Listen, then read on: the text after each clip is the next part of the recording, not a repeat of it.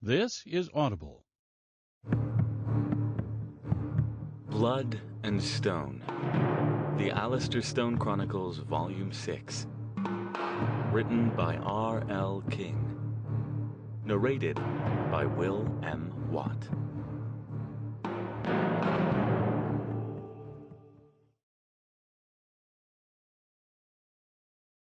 Chapter 1. I'm getting too damn old for this. The thought hit Jason Thayer's befuddled brain half a second before he doubled over and threw up into the gutter. It was somewhere on the far side of 2 a.m., and he was seriously regretting his decision to walk back to his motel room instead of accepting Ed's offer to call him a cab. "It's not far," he'd said. "The night air will do me good," he'd said. God, he was an idiot. The only thing worse than an idiot was a lost idiot. The party had been fantastic. Ed's parents had a big spread, complete with bar, swimming pool, tree-filled backyard, and big-screen TV on which to watch the impressive collection of pornographic movies the guys had procured, and they'd kindly agreed to clear out for the night in order to allow their son's friends to drink too much and get sick all over the deck. After all, Ed was only going to get married once, right? There weren't supposed to be strippers. Ed had put up a token protest, complaining that if his fiancée found out about them, he'd be spending his wedding night in the doghouse instead of the honeymoon suite. But they'd gotten a few shots into him, and before long, he was cheering along with the crowd as the two eerily limber women had done things to each other that didn't seem anatomically possible. Yeah, it didn't get much better than this. Or at least, it hadn't before things finally started to wind down. One by one, the guests tottered off, either to cabs called for them, or to crash on one of the many couches or beds scattered throughout the house. Things were still going on when Jason left, but he could see that the party maybe had another hour of life left, and even through his alcohol-soaked haze, he knew he wanted to get at least some sleep before tomorrow, preferably in his own bed, not surrounded by a bunch of snoring drunks. Throwing up at the bachelor party was one thing. Throwing up on the bride in the receiving line would be something else entirely. Now, weaving along a winding, rock-lined street that looked like all the other winding, rock-lined streets in this god-forsaken excuse for a neighborhood, Jason was beginning to reevaluate the whole cab thing. Ojai, a few miles north of his native Ventura, was a small town, and nothing was very far from anything else. But even the couple of miles he had to cover seemed like an interminable hike when his head was pounding, his stomach was doing the cha-cha, and his shirt reeked of sweat, nachos, cheap beer, and the not-so-subtle hint of whatever perfume the blonde stripper had been wearing way too much of. She'd been one fine-looking lady, though. Tall, tanned all over, and he meant all over, and built like a brick shithouse. Whatever the hell that was supposed to even mean.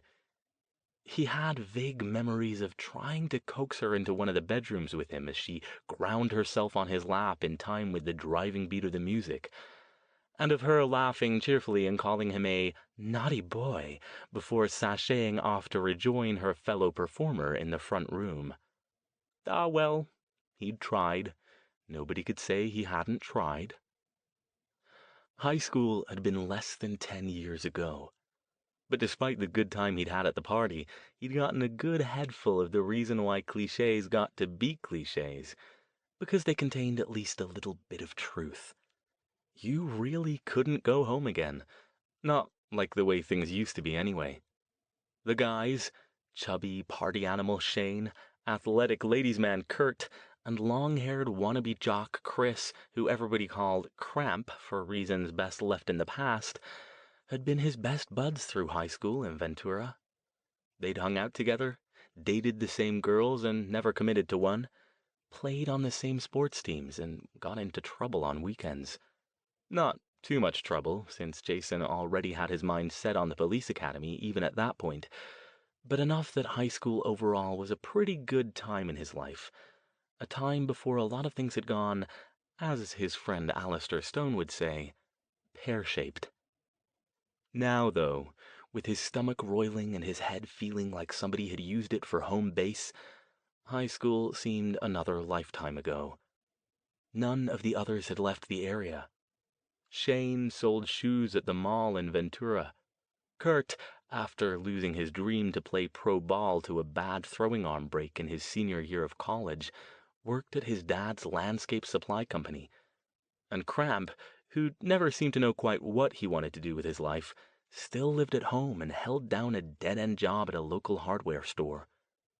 When the four of them had gotten together for dinner in Ojai prior to tonight's party, Jason had a hard time joining in with their conversations.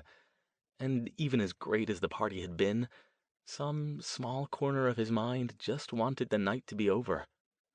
Even though he'd only lived in the Bay Area a year, the apartment he shared with his sister in Mountain View already felt more like home than this did. Swaying back and forth, he grabbed onto a street sign for balance and glanced up at white letters that swam across it. Foothill. He was on Foothill Road. Assuming he was facing the right direction, he should be able to keep going for another quarter-mile or so, and he'd be close to Ojai Avenue, the town's main drag.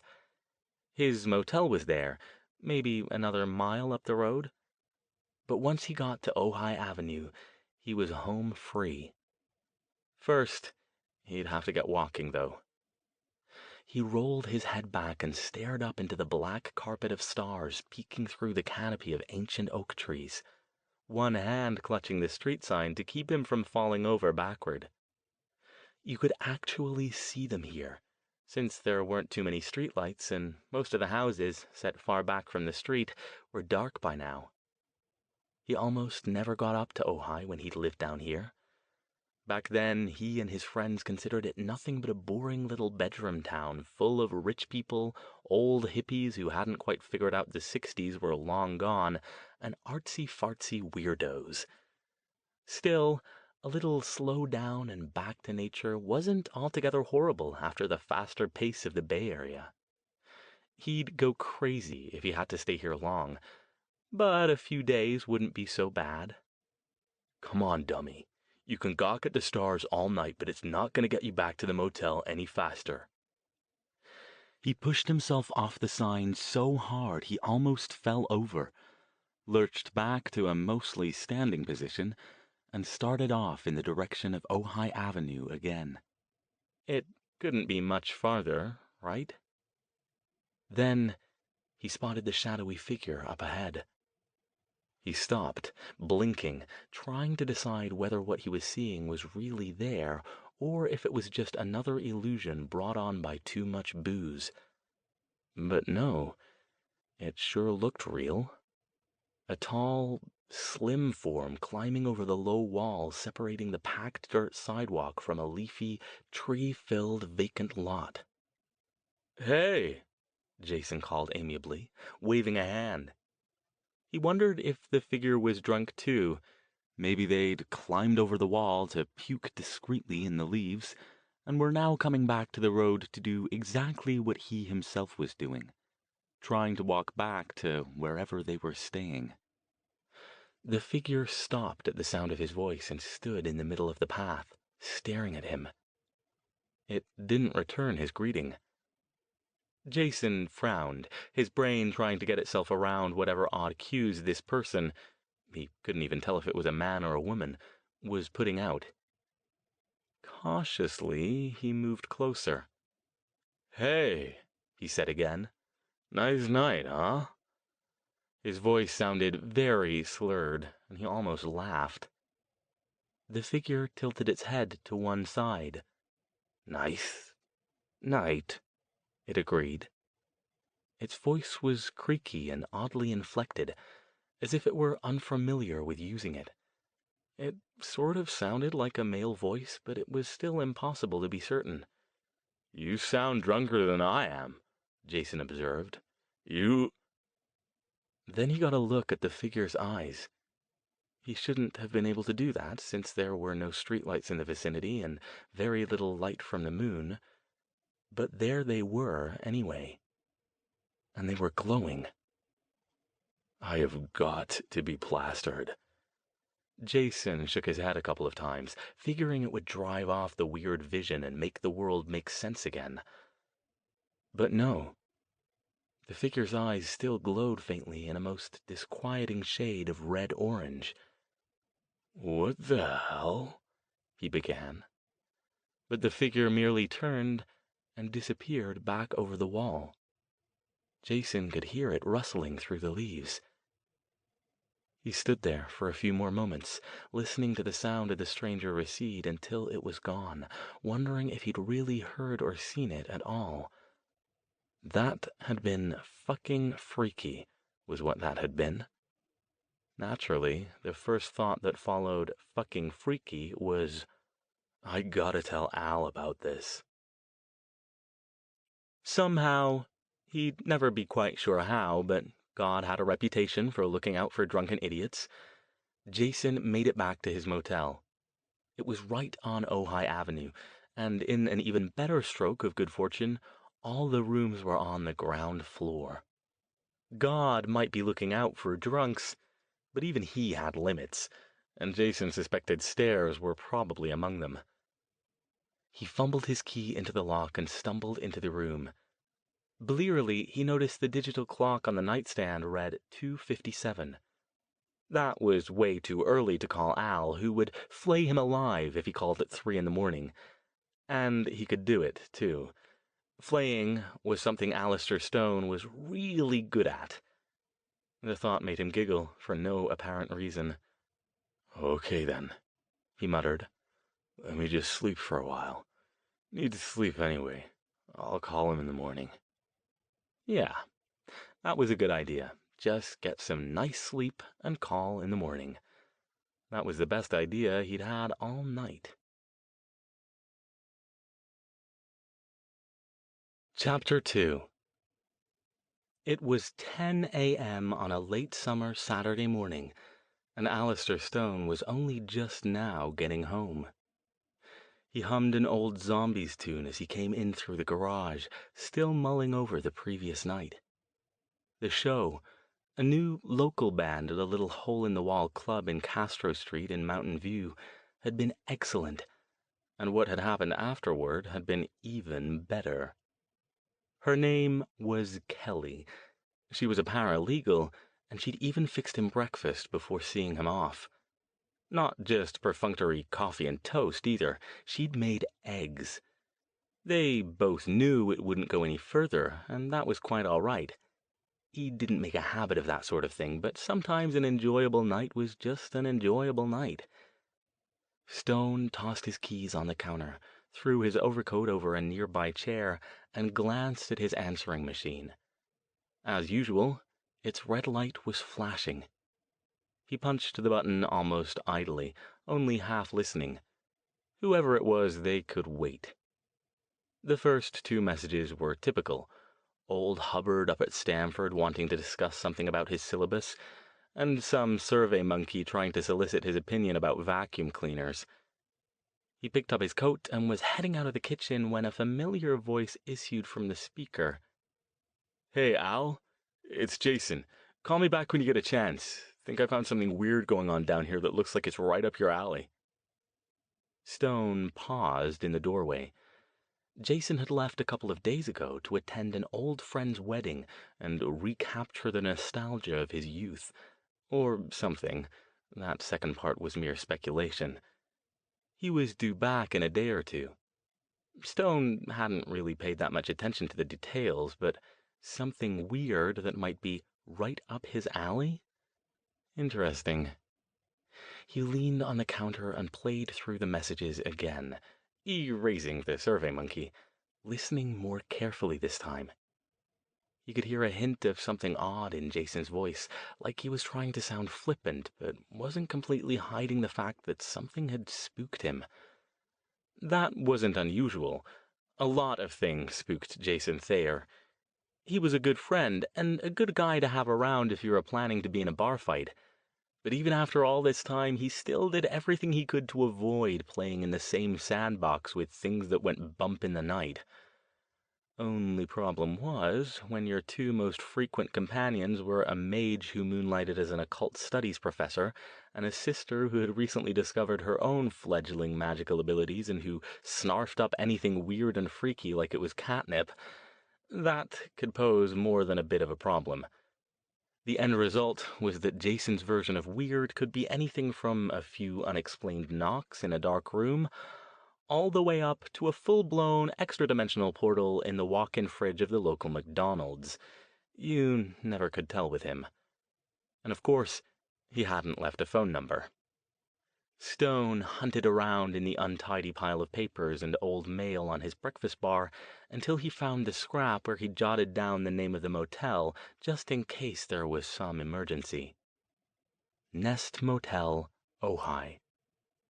Ojai. He vaguely remembered hearing something about that. The artsy little tourist town somewhere near Ventura, which was where Jason and his sister Verity were originally from.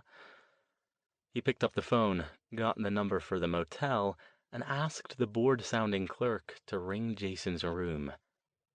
There was no response.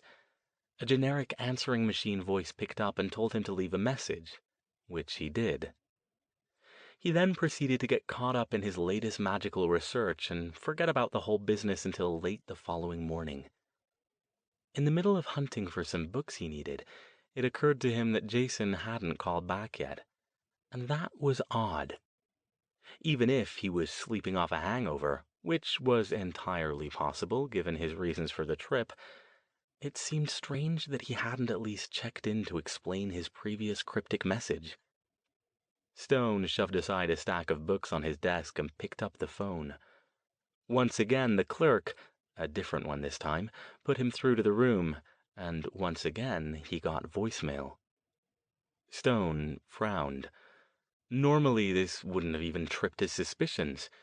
Jason had gone down to Ojai to hang out with a bunch of old high school friends and attend a wedding, which meant he'd probably just had too much to drink and decided to sleep it off at a friend's house instead of driving back to his motel.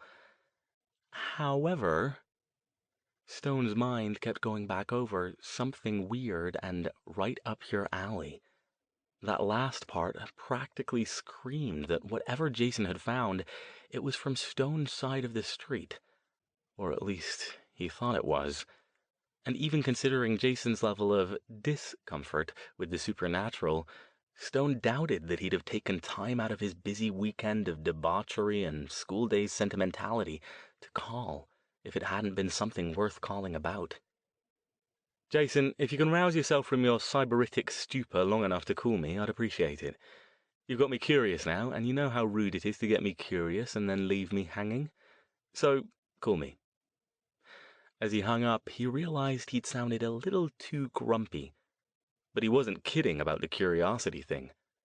When it had any connection to the supernatural, Stone half expected cats to start coming up to him on the street any day now to say, "Dude, dial it back a bit." He sighed. It was probably nothing, just Jason overreacting again, and probably embarrassed to admit it. Stone would have a good time teasing him about it when he came back home. The phone remained stubbornly silent for the rest of the day, which made Stone even more annoyed because the anticipation was making it impossible to devote his full concentration to his spell research. This stuff wasn't the sort of thing you wanted to be distracted while you worked on. Slip a variable or transpose two symbols in a spell formula, and all kinds of nasty consequences could occur. Some of them were merely amusing, while others, admittedly requiring a major error in the formula, could take out entire city blocks. The only certain thing was that whatever happened wouldn't be pleasant. Finally, Stone ran a frustrated hand through his hair and tossed his notebook aside. Maybe it was time to go out and find something to eat. He couldn't remember if he'd bothered to stop working to grab something for lunch.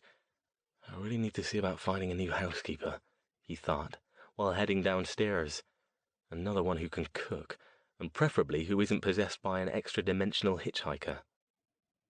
He wished Verity were around, but she'd left town before Jason had to go on a camping retreat with friends back east. She was off in the middle of nowhere for a couple of weeks at least. He was heading out toward the garage when the phone rang. He strode across the kitchen and snatched it up. "Yes? Who is this, please?" A male voice. Not Jason. Stone narrowed his eyes. "What do you mean, who is this? You called me. Who are you?" "My name is Lieutenant Peter Kastner, sir. I'm with the Ventura County Sheriff's Department." Stone froze, momentarily speechless. "I'm calling you in connection with Mr. Jason Thayer. Do you know him?" "Of course I do. Is he all right?" There was a pause.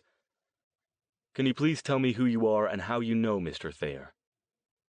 The chill grew stronger. He leaned forward, propping himself against the counter. "I'm Alastair Stone. I'm a friend of his. What's happened?" "He's missing, Mr. Stone. We found 2 messages from you on the voicemail at his motel room, and we were hoping you might be able to provide us with some information about where he might be." "If I knew where he was, I wouldn't have left 2 messages on his voicemail," Stone said. He gathered his thoughts. "How do you know he's disappeared? He was supposed to be down there to visit some friends and attend a wedding. Perhaps he just decided to stay with them instead of coming back to his room." "We've spoken to his friends, sir. None of them saw him since the night before last." There was the sound of papers shuffling. "On one of your messages, you said he'd made you curious about something. Can you tell me what that is?" Stone considered. He couldn't exactly tell the cop that Jason had found something supernatural afoot in sleepy Ojai. That was a one-way ticket to a tasteful room with bouncy walls. Or at the very least to being regarded from this point forward as a crackpot in the official police records. Or was it? "I don't know precisely. That's why I was trying to contact him. I teach occult studies up here at Stanford, so likely he found some interesting local legend or ghost story he wanted to pass along. Nothing like the truth, or at least some part of it, to save himself from being entangled in a big mess of lies later on. Not to mention getting that academic credential from a top-level university out there on the table. At least if he was going to be a crackpot, he'd be a respectable crackpot." "Is there anything else you can tell us about where he might be, Mr. Stone?" "Dr. Stone, actually." "Yeah, okay, pretentious as hell, but if he had to go down there and investigate, which was looking increasingly likely, he'd need all the front-loaded I'm not a raving nutter cred he could muster to offset some of the questions he'd probably have to ask once he got there." "Sorry, but no. He didn't tell me anything more than the name of his motel." He frowned. "So you're saying he just didn't turn up where he was supposed to be? He didn't attend the wedding?" "I'm not at liberty to give details about the case, sir. Do you mind if I leave my phone number with you, and if you hear from him or hear anything about his possible whereabouts, could you let us know?" "Of course." Stone's voice trailed off, his mind already spinning. He jotted down Kastner's number on a nearby notepad. "Lieutenant?" "Yes, sir?" "There's more to this than you're telling me, isn't there?" "I can't say, sir. I'm sorry, but please let us know if you hear from him." An hour later, Stone was on the road heading south. He could have performed a tracking ritual from his home, but finding someone that far away could get tricky, not to mention inaccurate. Even if he was able to pinpoint Jason's location, what could he do with the information? Call up the local authorities and pass it along to them? You could see that working well.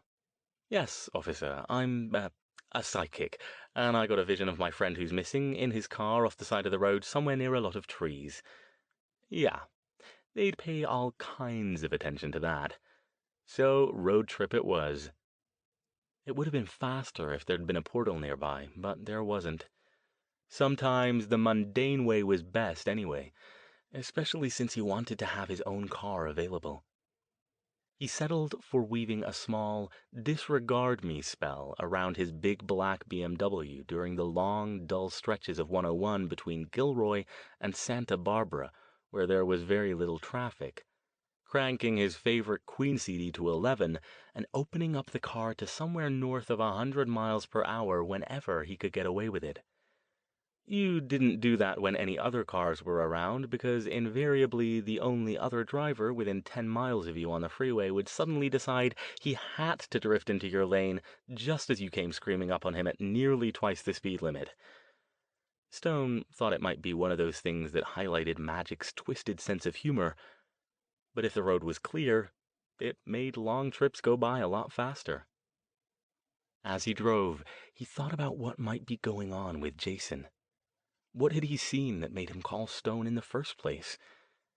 Teasing about his skittishness around the supernatural notwithstanding, Jason had a pretty strong constitution when it came to dealing with the stranger end of the spectrum, once he'd allowed himself to admit it existed. He was also, thanks to the magical heritage he'd gotten from his mother, quite a bit tougher in the face of threats from the magical world than your garden variety mundane. Magical powers got passed from same-sex parent to child, so Jason's sister Verity ended up with the mojo. But Stone was becoming increasingly more convinced, especially given Jason's odd ability to serve as a magical power battery, that the opposite-sex children weren't quite as left out of the party as was commonly believed. That was part of what his current research was examining, and Jason had been serving as his favorite, and so far only, guinea pig. He went over what he knew about the situation. Jason had driven down to Ojai a few days ago and checked into the Nest Motel. His friends had seen him 2 nights ago, after which he disappeared. Had he returned to his room at all? Had something happened to him on the way back to the motel? Had he perhaps met a woman and gone off with her? No, that's speculation. Stick to the facts. There was no point in indulging in flights of fancy, at least not until he had more data. The only other thing he could be sure of was that there was more going on here than a simple disappearance. Lieutenant Kasner had clearly been trying to keep his voice even and give nothing away, but Stone was good enough at picking up conversational nuances that it had come through like a beacon that the cop was holding something back. What could it be? The answer was, it could be anything. When you were dealing with the magical world, you weren't limited by the normal restrictions of mundane life. Things like drunken auto accidents, bar fights, and seduction by women rendered smoking hot by beer goggles. If only it were that easy, Stone wouldn't be so apprehensive about what he was going to find. When you brought the spooky stuff into the equation, you could be dealing with anything from poltergeists to extra-dimensional abduction, and everything in between. Slow down. Stone admonished himself, temporarily dropping the BMW's camouflage magic as he blew past an ancient VW Beetle chugging along in the slow lane. It's probably something perfectly mundane. In fact, you'll probably get down there only to find he's already shown up at his motel room, wanting to know what all the fuss was about.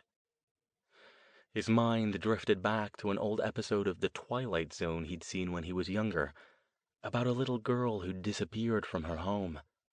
Her father's friend, some sort of scientist, had immediately started poking around in search of portals to other dimensions, instead of simply looking under the bed or in the closet. Of course you thought it was perfectly normal to look for her in other dimensions. None of this was doing him any good. He swapped out the Queen CD for Pink Floyd and settled back to cover the rest of the distance. He wouldn't get any more information until he arrived in Ojai, and no amount of speculation was going to change that.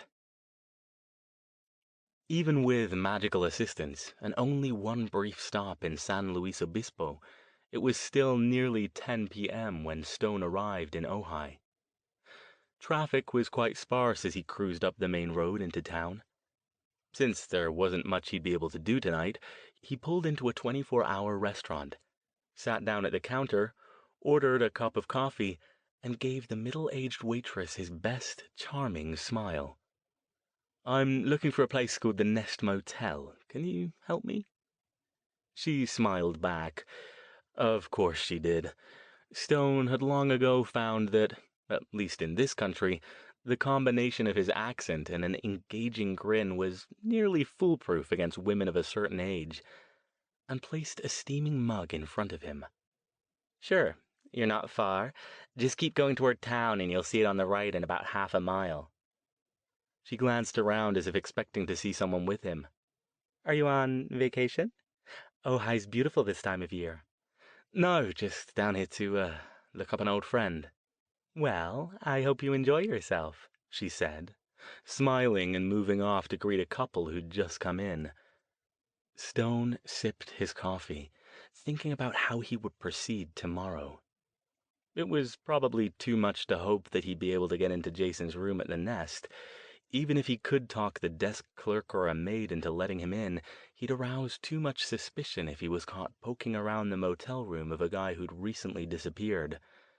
He supposed the best place to start was to talk to Jason's friends, assuming he could find them.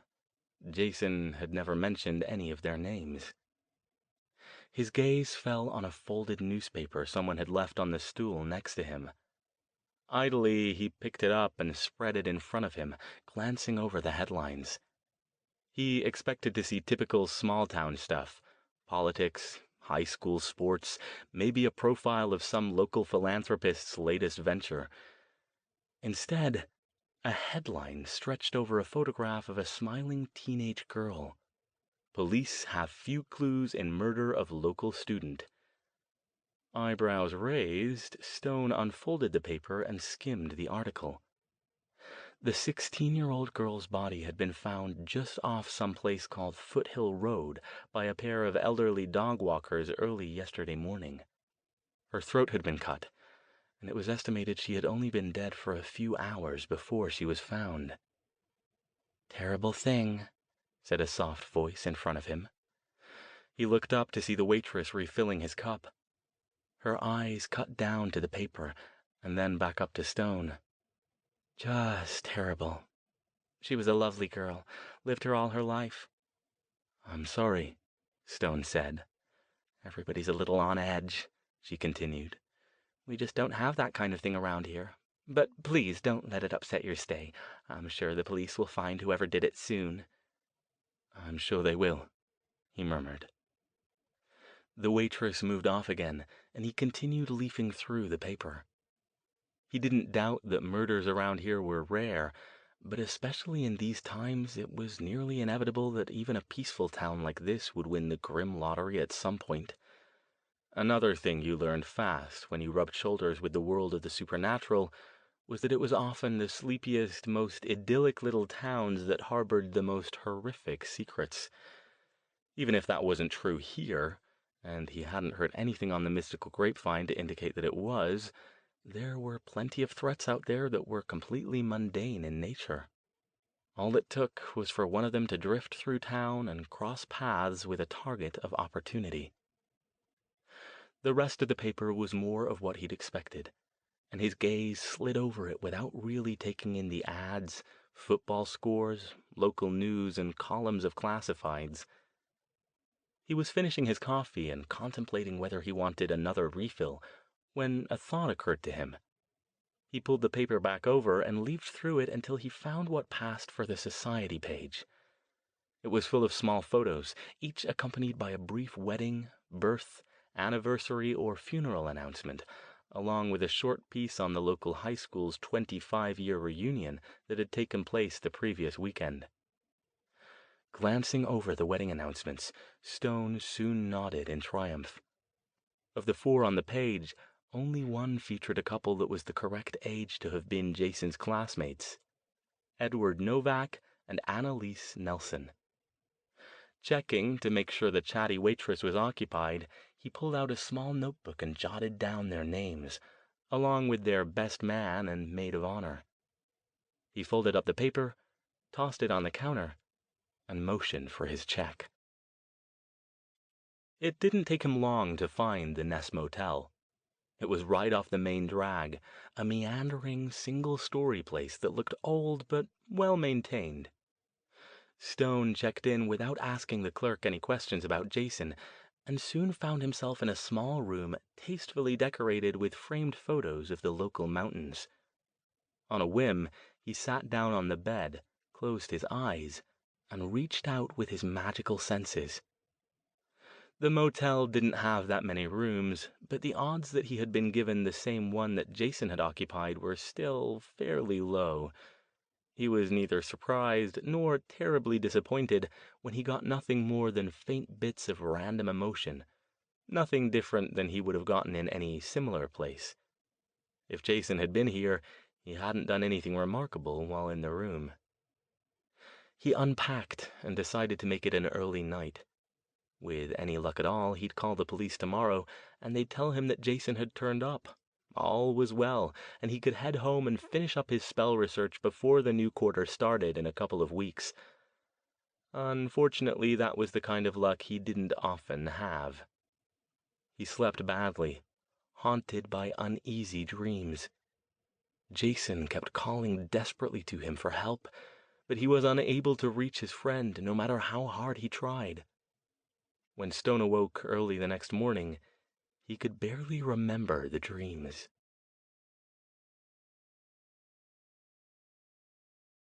Chapter 3. A phone call to the local police department confirmed what Stone had all but known to be true. Jason was still missing. He didn't tell them he was in town. They'd find out soon enough, but he didn't want to get called in to answer a bunch of questions, at least not until after he'd had a chance to chat with one or more of Jason's friends. He got a copy of the local phone book and located the names he'd found in the paper. As he suspected, neither Edward Novak nor the former Annalise Nelson answered their phones. They were probably off enjoying the sights, or more likely each other, on some balmy Hawaiian beach. He had better luck with the best man, a guy named Chris Merrill. The woman who answered the phone told Stone that he worked at one of the local hardware stores and should be there now. Merrill turned out to be a skinny young man of medium height, with longish brown hair and the tanned complexion of someone who spent a lot of time in the sun. Stone waited patiently while he helped an old woman pick out a bag of nails, then moved up. "Excuse me, Chris Merrill?" Merrill turned. "Yeah, that's me. What can I do for you?" "I'd like to chat with you for a few minutes, if you can spare them." "About what?" Brief suspicion drifted over the young man's face. "About your friend Jason Thayer." The suspicion deepened. "Are you a policeman, Mr. Stone? Alastair Stone?" "No, I'm a friend of Jason's from up north. I understand he's gone missing." "Yeah." He tilted his head, looking troubled. "You're from up north? You mean up in the Bay Area?" "Yes." "And you came all the way down here? He's only been missing for a couple of days." He seemed to be trying to work that out. Stone had to admit that the whole thing probably did look pretty odd from Merrill's perspective. Here was some strange British dude, at least 10 years older than Jason, claiming to be a good enough friend that he'd drive all the way down from the Bay Area to look for him. His reasons were none of Merrill's business, though. "Yes," he said. Sometimes the minimalist answer was the best. "So, do you have a few minutes to chat with me?" Sure. Hold on. Let me tell the boss I need a break and we can go outside." He emerged a couple of minutes later and joined Stone, who was leaning against a column outside the store, watching the traffic go by. "So, what do you want to know?" "Jason came down here to attend a wedding, right?" "Yeah." "Can you tell me what he was doing the night he disappeared? Were you with him then?" "We all were," Merrill said. "Well, all the guys, anyway. We were all at Eddie's bachelor party." "Was that here in town?" "Yeah. Annalise, she's the bride, would have killed us if we got strippers, so we just had a party. You know, barbecue, pornos, music, lots of booze, and a couple of strippers," he added, with a sly chuckle. "But don't tell Annalise that. One of the guys' parents has a nice spread up in the Arbolado with a pool, and they cleared out and let us have it for the night." He grinned, remembering, but it was fleeting and quickly faded. "The Arbolada." Stone raised an eyebrow, noting Merrill's change of mood. Merrill waved vaguely. Yeah, it's a part of town. Lots of nice houses there. How long was Jason there? I dunno, he said, shrugging. I was a little out of it by that time, you know. I suppose Jason was as well. Everybody was. The booze was flowing free. When he left, did he take his car? Nah, the cops came to get it yesterday morning, Eddie said. That's the guy whose parents own the house. So he left without his car? Well, that seems odd. Not really. Eddie's parents insisted everybody hand over their keys before we got started. Said they didn't want to be responsible for anybody getting hurt. A lot of guys slept it off at the house and left in the morning. Plus, Jason's always been kind of a straight arrow about stuff like that. I see. Stone pondered for a moment. Did anyone see him leave? Did you talk with the others at all about this, after it was determined he was missing? Yeah, we even went out a little bit yesterday and checked a few places we thought he might be, but he wasn't there. We thought maybe he might have gone off with one of the strippers or something. But he didn't. No, Kurt called them and they both said they left around 2 a.m. and went home. The cops came the next day to talk to all of us, but nobody could remember seeing Jace leave. This wasn't helping at all. If nobody had seen him leave, that meant he hadn't talked with anybody. And if he'd been as drunk as Merrill had implied, it was quite possible that whatever weird thing he'd seen had been entirely in his head. People called friends with all sorts of strange declarations when they were smashed off their asses. Except... Stone's mind went back to the message on his machine. Jason had sounded odd, but he hadn't sounded drunk. A little freaked out, maybe? Nervous? But not drunk. All right, Mr. Merrill. Thank you for your time. Yeah, no problem. He looked like he was about to say something else, but instead stared at the ground. I'd better get back to work. Stone started back toward his car, wondering where he was going to look next for answers. Maybe he'd have to bribe the desk clerk at the Nest to let him into Jason's old room to see if he could get any readings from... Mr. Stone? Merrill's voice was strange, tentative. He stopped, turning back. Yes?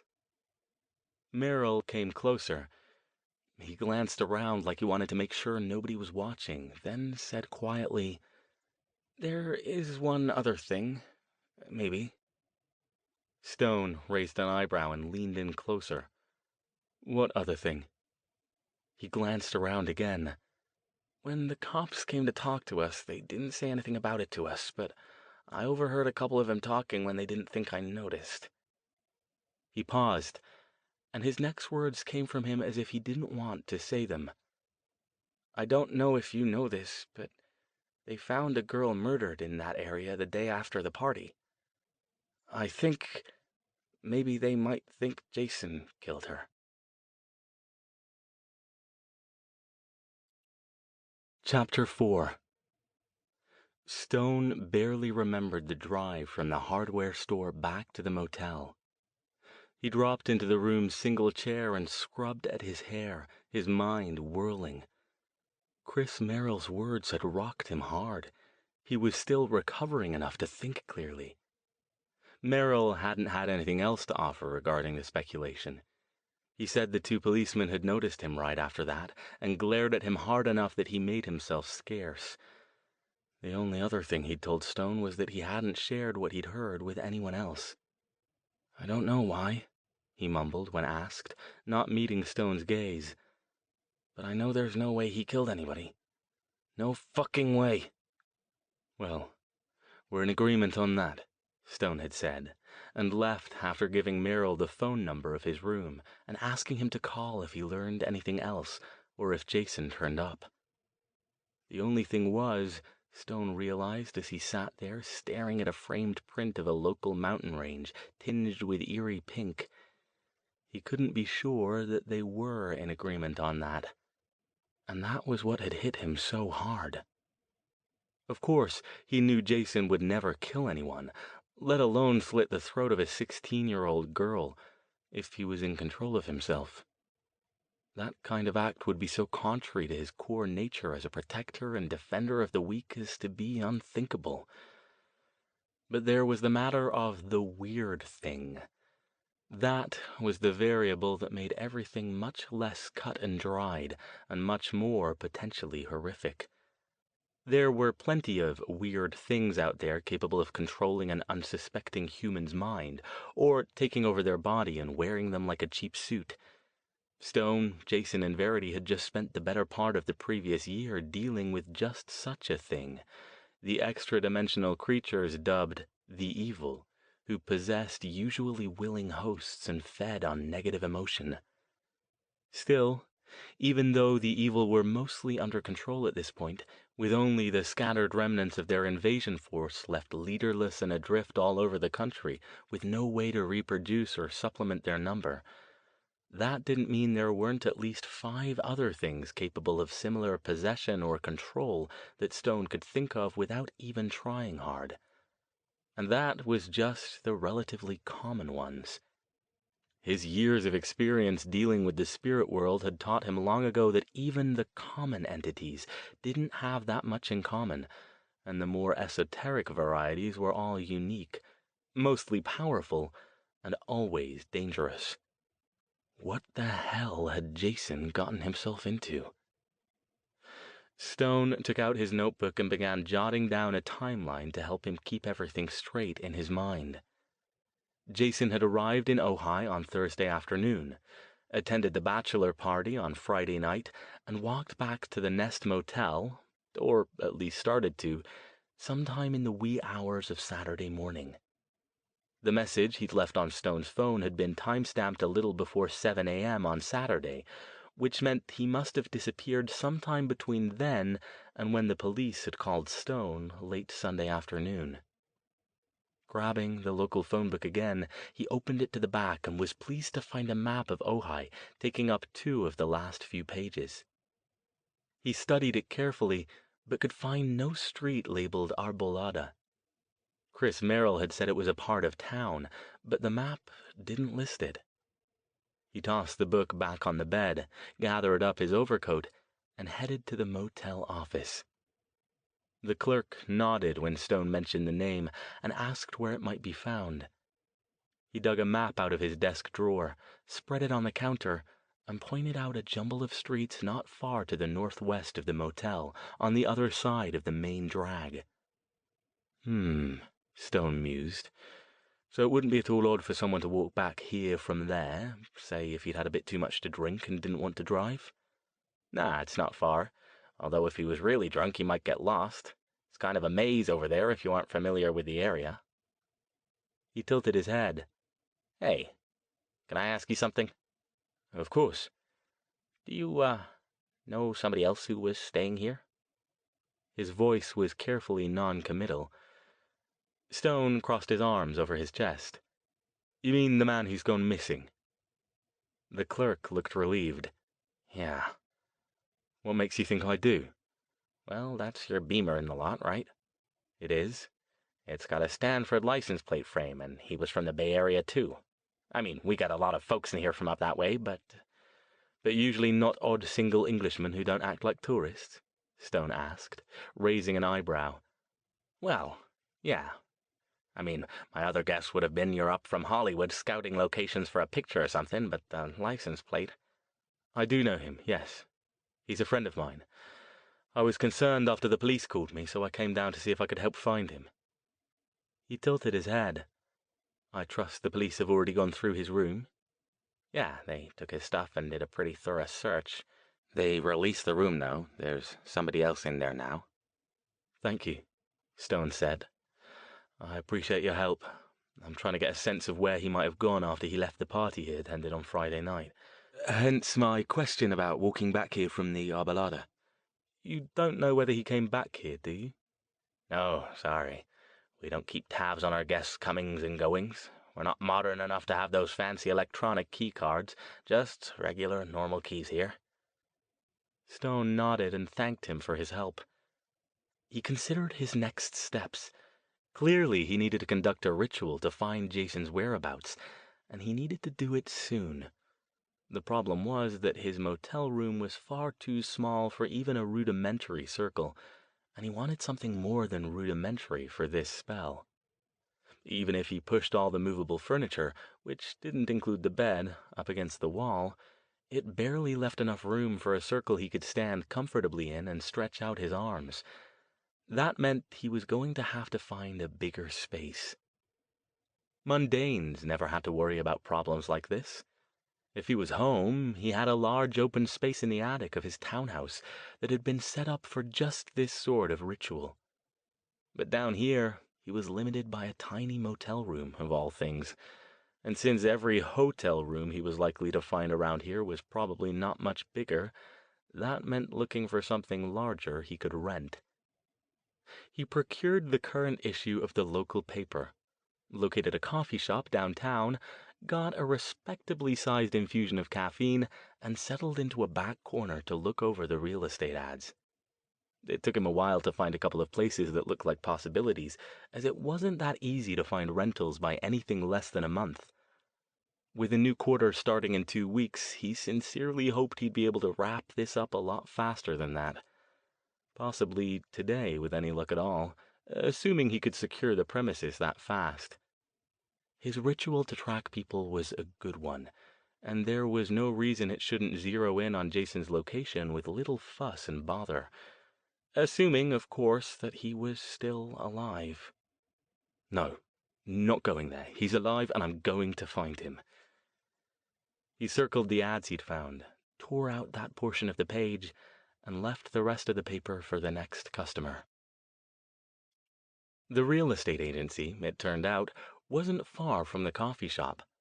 Stone was beginning to suspect that nothing in this town was very far from anything else, so he left the car where it was and walked over. He found the place amid a collection of artsy little shops that comprised most of Ojai's picturesque downtown area. The woman behind one of the 2 desks looked up as he came in. She smiled, rising to come to the counter. "Good morning. May I help you?" She was a little younger than he was, her trim frame clad in a suit that somehow managed to simultaneously pull off businesslike and bohemian. He returned her smile. "I hope so. I'm looking for a short-term rental, and this one seems to fit the bill nicely." He slid the ad across the counter and indicated his preference. She glanced at it and frowned. "Oh, I'm sorry," she said, and sounded like she actually meant it. "That one was just rented yesterday. If you tell me what you're looking for, though, I might be able to help you. We have a few new listings in today." "I'm not terribly picky. I just need something for a few days while I'm here. I'm not fond of motel rooms." Her eyes twinkled. "I don't blame you," she said. "There are some nice places here in town, but they're not cheap." She offered him her hand, grinning. "I'm Lindsay Cole, by the way, and you're not from around here." "What was your first clue?" he asked, chuckling as he shook her hand. Her grip was firm and warm. "Alastair Stone." "Nice to meet you, Alastair Stone, and my first clue was that if I'd seen you around here before, I'd remember it." She met his gaze with cheerful forthrightness. Her eyes were a warm brown. "Now let's find you a rental, shall we?" Turning, she grabbed a sheaf of papers from her desk and riffled through them, then pulled out 2 and brought them back. "These should fit your needs. They're both detached houses, a 1-bedroom cottage and a small 2-bedroom home. Do you have a preference, or would you like to take a look at both of them?" Stone considered. He wanted to get started with the ritual as quickly as possible, but it wouldn't do him any good if he picked one at random and it didn't have the space he needed. He couldn't exactly tell her he needed something appropriate for setting up a magical circle. Better if he saw it for himself. "Suppose I take a look at both, just to be sure." "You got it," she said, and looked pleased about it. "Come on, do you have a little time? Business is slow this time of day, so I can take you out there now if you want." Uh, sure." He was surprised, figuring she'd just give him the address and turn him loose on his own. "Let's go, then." She jotted a note for the door, picked up her purse, and motioned for him to follow her.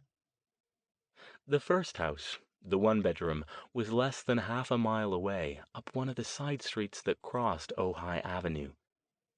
It was a guest cottage behind a larger home, and Stone knew immediately it wasn't going to be big enough. "I'm terribly sorry," he said, shaking his head as soon as they entered. "This won't do for what I need. It's got to be a bit larger." "That's all right," she said briskly. "The other one's bigger. Farther out, though. It's almost out to the East End. Is that okay?" "Since I've next to no familiarity with this area, I haven't the faintest idea. Let's find out." They headed back to her car, and soon they were cruising back up Ojai Avenue. "So, what brings you to Ojai, Mr. Stone?" Lindsay Cole asked. "On vacation?" "Not exactly. I'm meeting up with a friend down here." That wasn't technically a lie. Maybe if he played this right, he could get a little free information along with a rental recommendation. "I noticed in the paper that you've had a bit of unpleasantness here recently." She glanced over. "Oh, you mean the murder?" she asked. "Terrible thing. We haven't had a murder around here in as long as I can remember. I just hope the police catch whoever did it soon. Everybody's a little on edge. You don't have to worry, though," she added quickly. "It really is quite safe here." "Oh, I'm not worried," he assured her. "Besides, I'm sure it didn't occur anywhere near the house we're looking at, right?" "No, nowhere close. They found her just off Foothill in the Arbolada. The police haven't released any information yet, but everybody knows.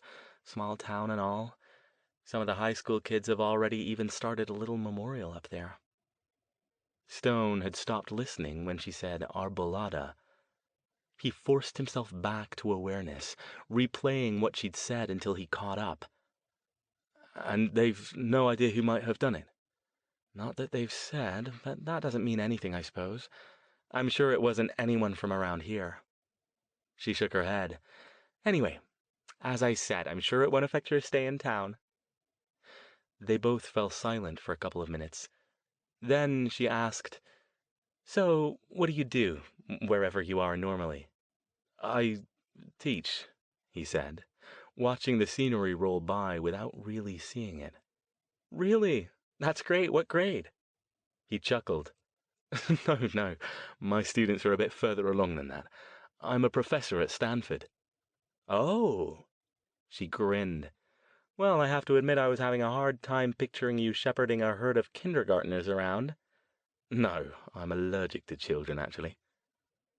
That got her to look over in surprise, and then she laughed. She took a left and drove about a half mile up another road, then turned into a short driveway and parked in front of a small, neat house with a "For Rent" sign staked into the yard. "Well, here we are," she said, getting out. This time he knew he'd found a place he could work with. The house was fairly generic, as befitted its rental status. A small, tan, stucco-sided affair with a shake roof and windows covered with the same standard-issue blinds that graced every cheap rental property in the Western world. It wouldn't win any prizes for aesthetics, but it was furnished with more taste than Stone expected, and it featured a large wooden-floored living room that would be easily big enough for his ritual needs. He took a cursory look around to verify that the rest of the place was acceptable, then nodded. "This will do nicely." "It's not too far out of town for you?" He raised an eyebrow. "I've come from the Bay Area. We routinely drive half an hour for takeaway. No, this isn't too far." Moving toward the door, he added, "I'd like to get settled in as soon as possible, if that's all right. Shall we go back and finish up whatever paperwork is necessary?" She seemed surprised that he was in such a hurry, but nodded. "Of course." Once they got back to the office, it took only a few minutes for Stone to sign the required papers and hand over the requisite funds. He collected the keys, thanked Lindsay Cole, and started to leave, already plotting out the circle he'd need to build for the ritual to ensure that it went off without any unexpected surprises. "Mr. Stone?" Her voice sounded a little different. "Yes?" She smiled. "Since you're new in town, there's a wonderful Mexican restaurant downtown here that just opened. Would you be interested in having dinner with me tonight?" His eyebrow crept up again. "Miss Cole, are you asking me out?" She grinned impishly. "I know it's forward, but all you can say is no, right? I'm a realtor. We get told no all the time. I'm used to it, and the yeses make it worth all the rejections." He thought about it. Finding Jason was without doubt his #1 priority, but the ritual would only take an hour or so, after which, if all went well, he should be able to pinpoint his friend's location and track him down, and if not... "I'd like that," he said, "on 2 conditions." "Yes?" "I might need to cancel at the last minute, depending on what my friend has planned, so you'll have to promise you'll not take that personally." "Fair enough. And the other one?"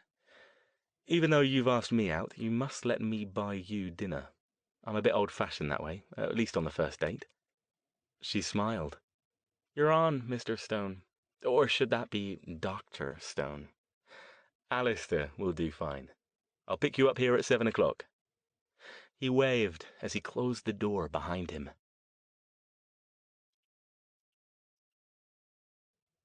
Chapter 5. Stone hadn't even unpacked properly at the Nest Motel, so in less than half an hour he'd gathered his gear, checked out, and driven back up to the new house. As he drove, he thought about Lindsay Cole and wondered what possessed him to accept her invitation. Sure, she was attractive, intelligent, and had a good sense of humor, all things he prized highly in women, but he didn't have time for this right now. Whatever had happened to Jason, it was almost certain it was connected with the weird thing he'd left the message about, which meant things were probably going to take a sharp turn into deep strange any time now. Taking uninitiated hitchhikers along into that particular territory could only end in ways he'd rather not think about. Ah, well, ritual first, then whatever came after second. If he ended up having to cancel dinner, then so be it. After shoving all the furniture in the living room up against the walls and making sure the blinds were all drawn tight, he took his time setting up the circle, using materials from the black leather duffel bag he hadn't even bothered to take out of the trunk at the motel. When he had everything the way he thought it should be, he paused to check it against one of his books, despite the fact that he'd done this particular ritual dozens of times and could no doubt write his own book about it at this point. He'd been called arrogant more times than he could count, and sometimes it was even deserved, but he wasn't arrogant enough to take chances with a friend's life.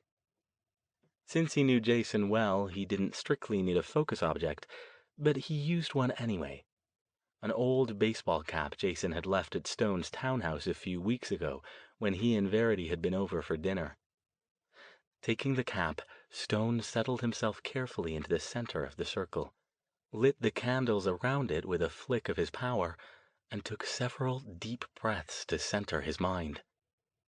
He closed his eyes and willed magical energy into the circle, focusing on the cap and the thread connecting it to its owner. To this he added his own connection to Jason, the friendship they had developed over the last couple years, the shared adventures, and their mutual association with Verity.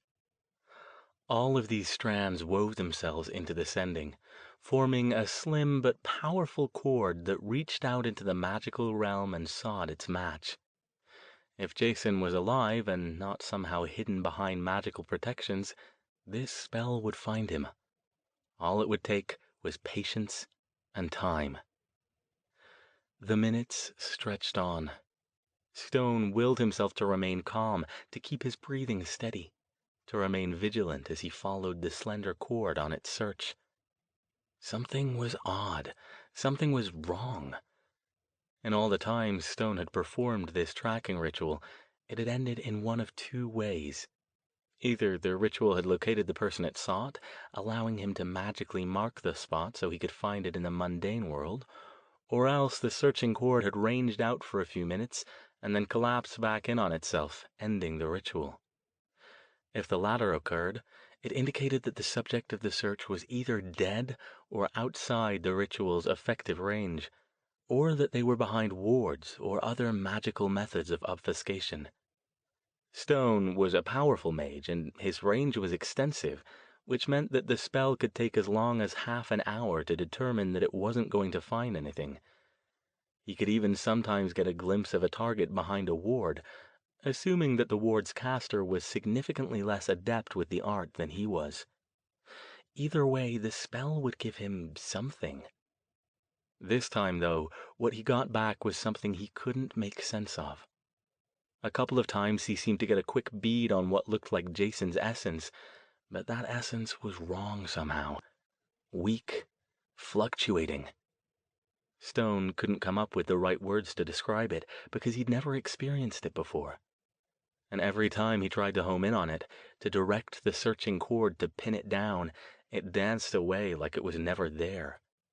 It was like trying to grab a handful of smoke.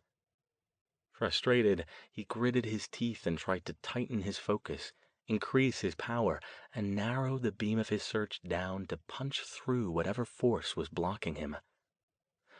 The next time he picked up a quick impression of Jason, he was ready.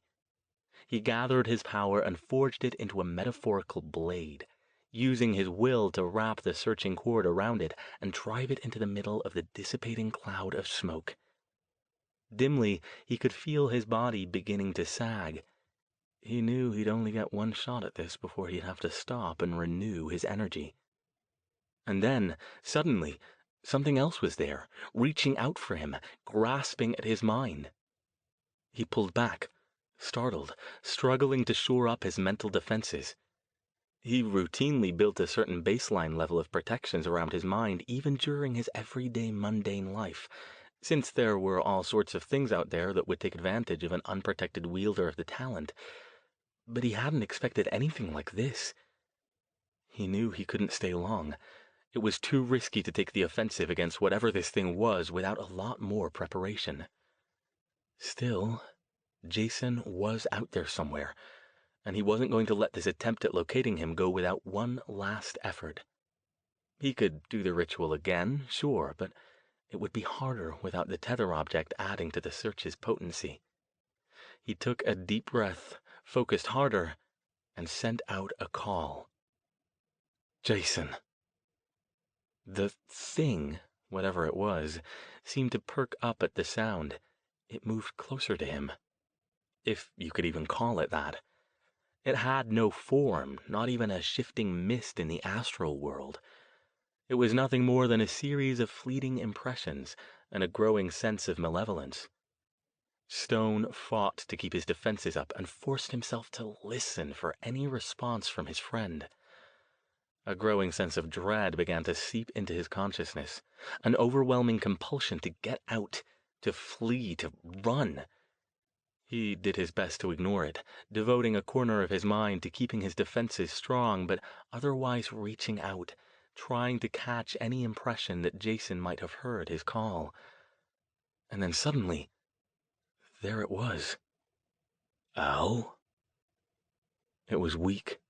So weak. He wasn't even sure he'd actually heard it, or whether it was simply the wishful thinking of a tired brain. He stiffened, trying to pinpoint which direction, as much as that concept meant anything in the shifting geography of the astral world, the voice had come from. It was not repeated. Meanwhile, the formless thing flowed around him, testing his mental shields, its impression radiating unwholesome curiosity along with the dread. It wants to know what I am. Despite all his efforts, Stone couldn't maintain the link any longer. He felt his ethereal presence beginning to fade as the slender cord of his spell tugged itself, and him along with it, back toward his body. Since there was nothing he could do to stop this, he instead chose to hasten it. Severing the connection instantly rather than letting it fade in a more natural manner would be harder on him and would probably give him a hell of a headache, but it also meant that whatever was so interested in him wouldn't have a direct line back to his body. It didn't mean it still couldn't find him, just that it would have a harder job of it, and maybe that would buy him enough time to track Jason down before it came calling. With a flick of his mind, he cut the cord. Immediately it shimmered and disappeared. His mind slammed back into his body, and he felt himself reeling backward, his head lighting up like he'd just been beamed by a fastball. He hit the floor in a crash of flailing limbs, knocking over one of the candles that fortunately had already gone out when the ritual died. For several long moments he lay on his back, staring up at the room's ugly wrought iron light fixture, and letting his heartbeat and breathing return to something close to normal. His head throbbed, and cold sweat soaked his shirt and his hair. That was not the way he liked to end rituals. He sat up, probably before he was ready, setting off new blossoms of pain inside his skull. It didn't matter, though. He didn't have time to coddle himself. If he hadn't gotten anything else out of the ritual, he'd gotten the most important thing. Jason was alive. And if he was alive, that meant two other things.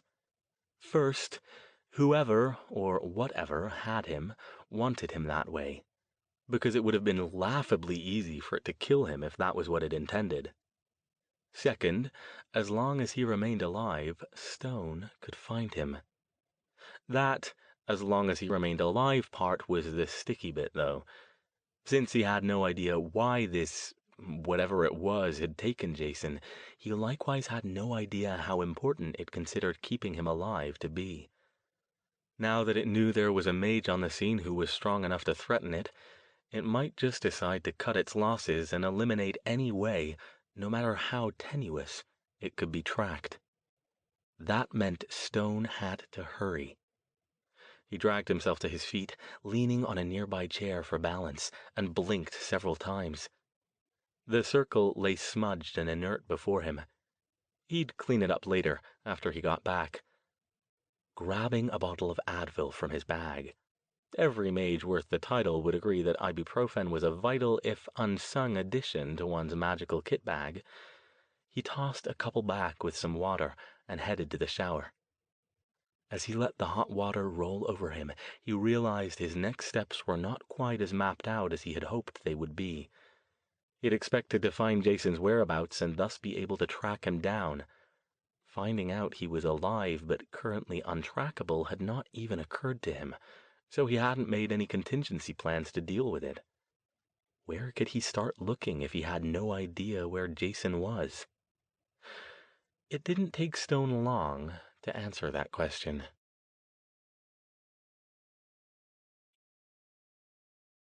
Chapter 6.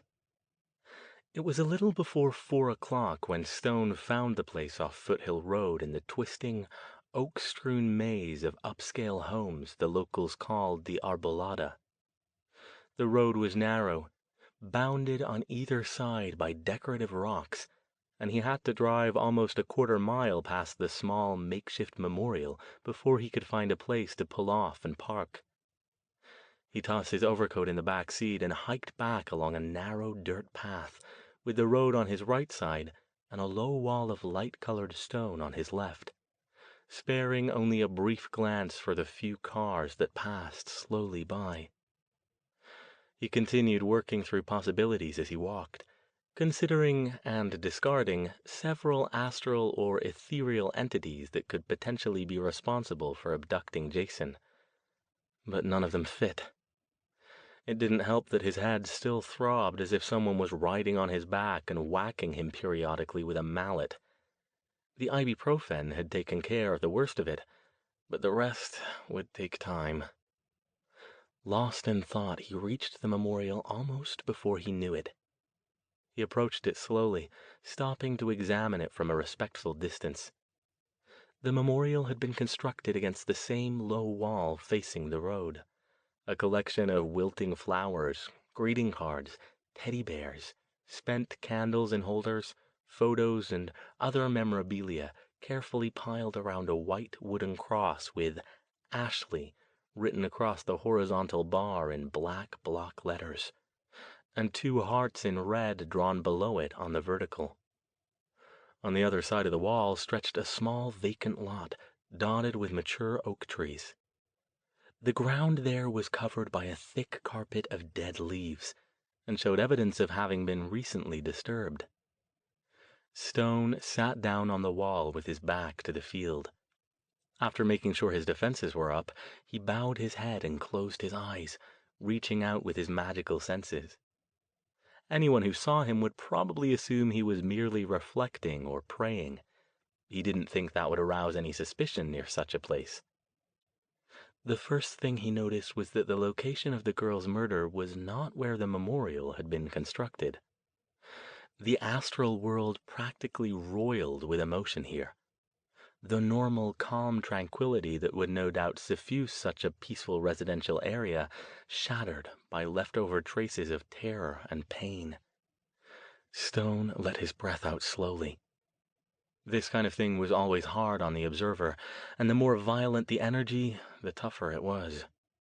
Ashley had not died slowly or easily. All this emotional pain was not doing the vestiges of his headache any good at all, but it had to be done.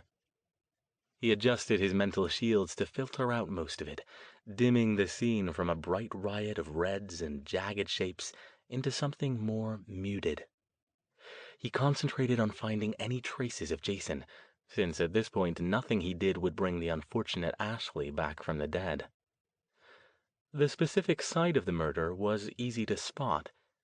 It was a flaring knot of ugly reds beneath a large oak tree about halfway back on the right side of the vacant lot. Without letting his focus slip, Stone carefully rose, climbed over the wall, and headed toward the spot. Whatever investigations the police had conducted in the field appeared to be completed, as he saw no sign of crime scene tape or anything else that indicated he shouldn't be here. Approaching slowly, he stopped several feet from the site, appearing to be interested in something in a completely different direction. If there were any police lurking around here waiting for the murderer to return to the scene of the crime, it wouldn't do for them to find him carefully examining a spot that they probably hadn't even publicized. Closer now, he reached out again. And there it was. Jason had been here. Stone shut his eyes tighter, trying to more precisely locate where his friend had been and what kinds of emotion he'd been experiencing while he was here. Had he come upon the scene of the murder and tried to help? That seemed very much like him. Even stumbling drunk, there was no way he'd ignore the desperate pleas of a terrified teenage girl from somewhere off in the darkness. But if whatever had killed her had been supernatural in origin... But no. Without consciously realizing what he was doing, Stone retraced his route back to the wall, hopping over it and back to the narrow path that passed for a sidewalk here. The sense of Jason was stronger here than it had been close to the scene of the murder, and it seemed unaffected. Stone frowned. It had already been long enough since Jason had been here that the emotional residue was beginning to fade, especially when it had to compete with the relative excess radiating from the murder site. But what little Stone was able to get puzzled him. Jason had been here and had been unfocused, a little frustrated, but mostly just, well, for a lack of a better word, normal. The way he would have been if he'd done exactly what his friend Chris Merrill had said he'd done, walked back to his motel from a party after having too much to drink. Could it be that he had walked past here but not encountered anything to do with the murder? Perhaps the girl had already been dead by the time he came by, or hadn't been killed yet. There was nothing in the traces that indicated to Stone that Jason had been disturbed, angry, or in any way affected by the experience of a teenage girl having her throat cut in close proximity to him. Wait. He moved a bit up the street, following Jason's likely footsteps until he was 50 feet or so past the memorial. He walked slowly, careful not to trip, as most of his awareness was not currently in the real world. As he continued to trace Jason's path, the unfocused, unremarkable quality of Jason's essence began to change. He stopped, relaxing, letting the impressions wash over him, taking them in. There it was. Still not fright exactly, certainly not terror, but a definite sense of wrongness, as if something had happened that was out of the ordinary. It still couldn't have been the murder, not unless Jason or his unseen abductor had taken special pains to obscure the indignation, protectiveness, and outright rage that Stone knew would be pouring off his friend in waves if he were confronted with such a scene. But something about it was definitely not right. The weird thing that Jason had called about? Maybe he'd found it right here. Not that that gave Stone any idea what the hell it was, and nor, for that matter, did it give him any idea where Jason was now. He paused, sitting back down on the wall, and closed his eyes. His headache protested against this level of concentration, but mages didn't get very far into their training if they gave up at the first hint of pain. This time, instead of looking at the spot where Jason had experienced the incongruous emotions, he looked back the way he'd come, back toward the murder site. This time, from this angle, it was clearer. A tendril of reddish energy, originating somewhere near the scene of the murder, twisting and undulating against the peaceful backdrop of oak trees and meandering lane, hovered in the air. Stone turned slowly, following it outward with his magical senses. It reached the spot where Jason had stopped and then changed directions, moving in a generally southerly direction. He couldn't see an end to it. He paused, considering. He'd seen this sort of thing before. Usually when there was a tendril like this, it meant there was some connection between its point of origin and wherever it reached. Already it was fading. He doubted it would last the remainder of the day. He didn't have much time. Whether it ended at wherever Jason was being held or where the murderer was hiding, it didn't matter. Either way, he would find answers. He hurried back to the BMW, taking the risk that the tiny tendril wouldn't collapse on itself during the time it took him to get to the car and return here. As it was, he'd have to do something he didn't like doing. Drive while his magical senses were active. Wherever the tendril reached, he was fairly sure it wasn't within walking distance, and he didn't have time to take the chance that it was close enough to reach before it faded. The tendril was still there when he slowed down next to the spot where he'd last seen it. He shifted his vision over and drove as slowly as he dared, hoping it didn't leave the road and force him to exit the car and set out over land. With a corner of his mind, he activated one of the focus objects he wore, a ring with a blocky purple stone, and fed some of its stored power into keeping a lock on the tiny red thread. It was somewhat like trying to follow a glowing laser beam at twilight, with only the faintest of clouds to delineate its path. It took him back out of the Arbolada and toward Ojai Avenue, surprisingly keeping mostly to the road. That suggested to Stone that he was following a person rather than a supernatural entity. Things like spirits and other summoned beings rarely followed roads. In fact, most of them didn't even acknowledge their existence.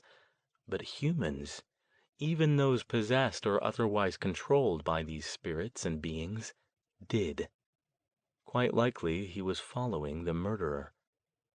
He couldn't get a sense of Jason anymore. That required too much concentration, and there would be no way he could keep enough of his mind on the road to avoid running into parked cars or being pulled over for erratic driving. So he continued on, taking a right and continuing to the southwest. There was a fair bit of traffic on Ojai Avenue, since by now it was getting to the beginning of what laughably passed for an evening commute around here. He eased the car onto the main drag, keeping the tendril in his peripheral vision while he readjusted most of his attention to the mundane world. It meandered out and then moved southwest again in a short time, so he took the first left to continue down a road called Country Club Drive. He couldn't look too closely because he had to reestablish the tendril's position, but the road looked about like he'd have expected something called Country Club Drive to look. The BMW cruised past pricey homes, open fields, and the entrance to what was apparently a major local resort.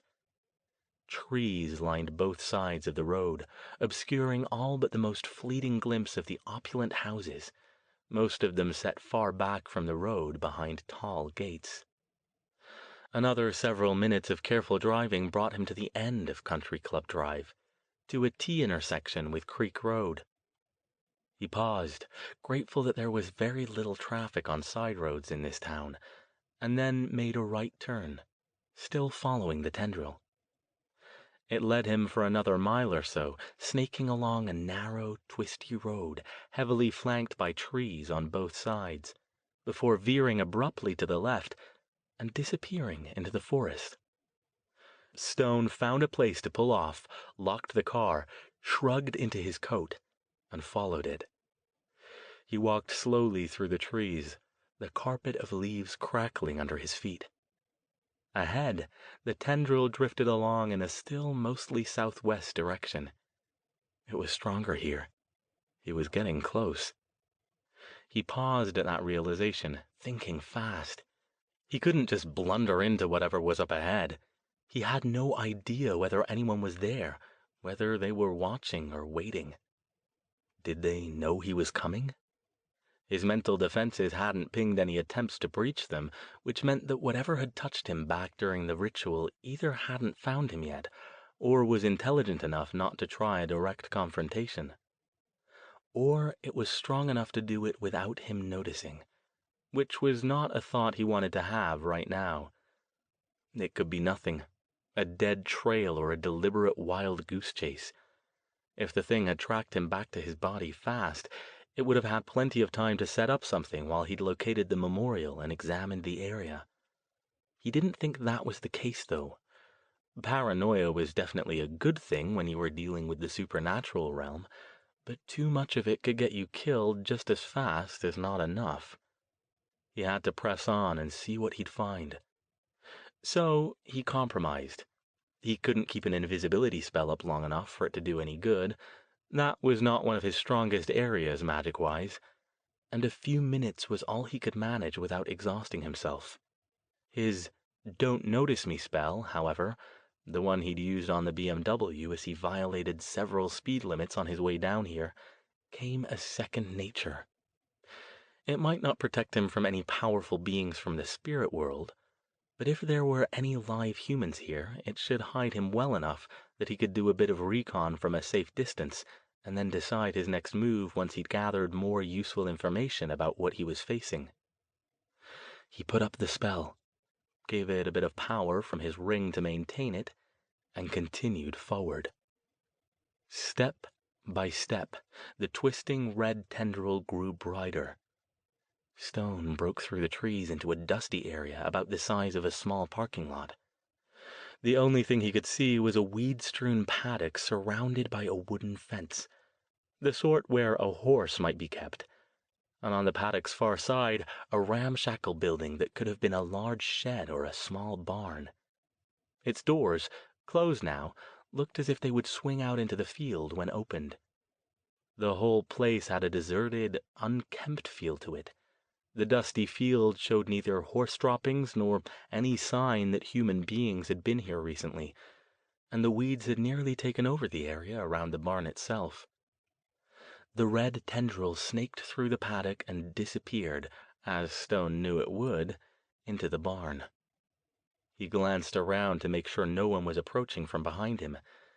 This could be a big mistake, but he didn't have a choice. If Jason was in there, then he had to find him. He faded back behind a tree and spent a moment not only reinforcing his concealing spell, but also adding more power to his mental and physical shield spells. At the very least, it was unlikely that something would catch him completely unaware and get a full-strength shot off against him. He wished he'd brought more focus items with him. All he had right now was a pair of rings, and he was holding one of them in reserve in case of emergency. As prepared as he was going to get, he stepped back out into the light.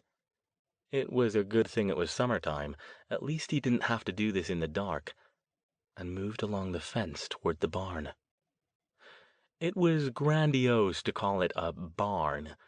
A single-story structure, it was about the size of a two-car garage. Its wooden sides faded and cracked under what might at one time, probably before Stone was born, have been a coat of vibrant red paint. The double doors in the front were fastened with a hasp through which a rusty lock dangled, its shaft hanging open. The sense of isolation was strong. Stone was sure, even without his magical senses, that there were no living beings inside that barn, human or otherwise. If that were true, then either Jason wasn't here, or... But no, that kind of thinking wouldn't do him any good. He didn't have time for it. He stepped forward. The smell hit him with almost palpable force before he made it all the way to the barn. Fetid, rotten, with a barely discernible coppery tang overlaying it. The odor rolled out of the many openings between the slats of the building. It wasn't a physical cloud, but it might as well have been. Stone paused, taking a slow, deep breath. This was not good. This was not good at all. Still, as bad as the physical smell was, the sheer psychic taint bathing the area was worse. Stone took a step back, pausing to adjust his mental barriers to block most of it out. But even his formidable defenses couldn't turn all of it aside. Something horrific had occurred inside this humble building. Something or someone had suffered torment behind those weathered doors. For a few seconds, he thought about just leaving now, going back to town and alerting the police that he'd found something they needed to see. But two things made that impossible for him. First, that whatever was dead in there could be nothing but a horse, cow, or other large animal. The smell was too strong to be a small one, but this place was a barn. Maybe someone had left an animal in there to die, or killed it for whatever reason and left the carcass. It would be pretty embarrassing if the big city Englishman brought a squad of cops up here only to show them the last mortal remains of Bessie the cow. Sure, it wasn't likely. That kind of crushing psychic residue would require a level of conscious suffering he didn't think an animal had the capacity to experience. But it was possible. That wasn't the main reason he didn't leave, though. With the teenage Ashley's murder having happened so recently, he honestly didn't think the police would have a problem with citizens reporting potential repeat performances, even if they did turn out to be false alarms. Especially if they turned out to be false alarms. No. The main reason why he remained here, why he steeled his will, squared his shoulders, and moved to climb over the fence, slide the lock off the hasp, and push open the barn door, was that he had to know what was in there.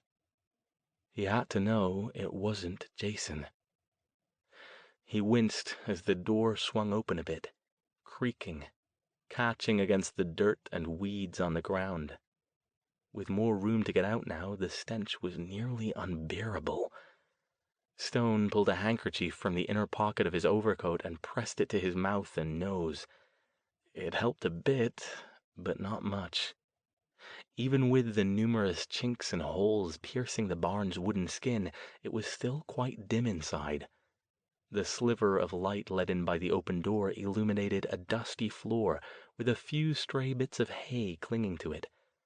But the rest of the interior space on either side and the rear was lost in dappled shadow.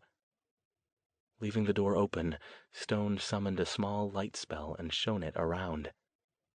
He stared, an electric ripple running up his spine and stiffening his body. Whoever had created the scene inside, they had taken no pains to conceal their handiwork. On the side farthest away from where Stone stood in shocked immobility, a dark form lay on the dirt floor, its limbs splayed out as if it had been deliberately arranged that way. He had to move in closer to see the details. When he did, reluctantly, the form resolved itself into a human body. He closed his eyes for a moment, taking a deep breath, and then forced himself to hold his light spell higher and examine the scene more closely. It wasn't Jason. Nothing else was immediately obvious except that it had been, at one time, probably male. All that remained now was a collection of blood-soaked limbs, matted hair, filmy, staring eyes, and a messy clump of internal organs spilling from the body's abdominal cavity. It was more obvious at close range that the corpse's arms and legs had been purposely arranged, spread-eagled, and arms extended like it was trying to create some kind of macabre snow angel. Insects, both flying and crawling, hovered and writhed in and around the body, and gobbets of dark blood stained the ground everywhere around the immediate vicinity. Stone glanced down to make sure he hadn't tracked through it on his way in, but it seemed to be confined to the area just around the body. In fact, he realized, confined was a very good word to describe what he was seeing. It was as if the body and the area around it had been somehow enshrouded with an invisible dome that limited the spread of blood to a carefully delineated area. His eyes widened as the implications of that sunk in. What he was seeing here was not just an area, but a crude yet carefully constructed circle. That was all he was able to take in before something slammed into him from behind. Chapter 7. Stone staggered forward, barely catching himself before he pitched headlong into the gory tableau on the ground. He flung himself sideways, recovering his balance against the barn's side wall, and wheeled, readying himself for another attack. There was nothing there. Breathing hard, he hurried to the door, but did not poke his head out yet. Whatever had hit him had put a lot of force behind it. Even through his shield, it felt like someone had whacked him between the shoulder blades with a large, pillow-covered hammer. What the hell? And then he felt it again, the same terrorized impulse that had gripped him during the ritual. The near overwhelming compulsion to flee, to run, to put as much distance between himself and this scene as he possibly could. "All right, you bastard," he growled under his breath. "Big mistake trying to play that game with me." He stepped out into the paddock, and once again something slammed into him, from the front this time. The force drove him backward into the wall of the barn, but his shield, still at full strength, took up the brunt of the impact. Something shimmered in front of him, dancing away. Without conscious thought, he gathered energy and flung a blast of pure arcane power in the direction of the shimmering thing, and was rewarded by a flare of red in the air several feet in front of him. Something else hit him from the side, throwing him into the fence. He rolled, panting. There's more than one of them? This was not good. He could already feel his shield losing a bit of potency. It would hold for a while yet, but if he had to take too many more of those hits, he was going to be in trouble. Not to mention the fact that he wouldn't be able to fling those blasts of energy many more times either. Diverting more power from his ring to supplement the shield, he dragged himself back to his feet. "Who the hell are you?" he yelled. "What do you want?" He didn't think he would get an answer, but it couldn't hurt to take a shot. The terror was trying to worm its way into his head again. Sweat beaded on his forehead, and his heart raced. But he clamped down his mental defenses and forced himself to ignore it. His gaze darted around, trying to pick the shimmering figures, at least two of them, out of the dusty afternoon sunlight. Another one hit him from behind again. He pitched forward and went down on his face. 3? Maybe getting the hell out of here wasn't a bad idea, actually. He had no idea what he was up against, and trying to fight 3 or more of them, whatever they were, on his own might be a very bad plan. He scrambled up to a sitting position, paused to reinforce the shield again. It didn't work quite as well this time. He could feel its energy fading even more with each successive impact, and raised both hands, this time sending out a crackling wall of force that, with any luck, would hit at least one of them. It wouldn't hurt much, but it might drive anything it hit back far enough that Stone could put some distance between himself and them. His trick worked. 2 more red spots flared about 6 feet off the ground, shoved backward by Stone's magical bulldozer.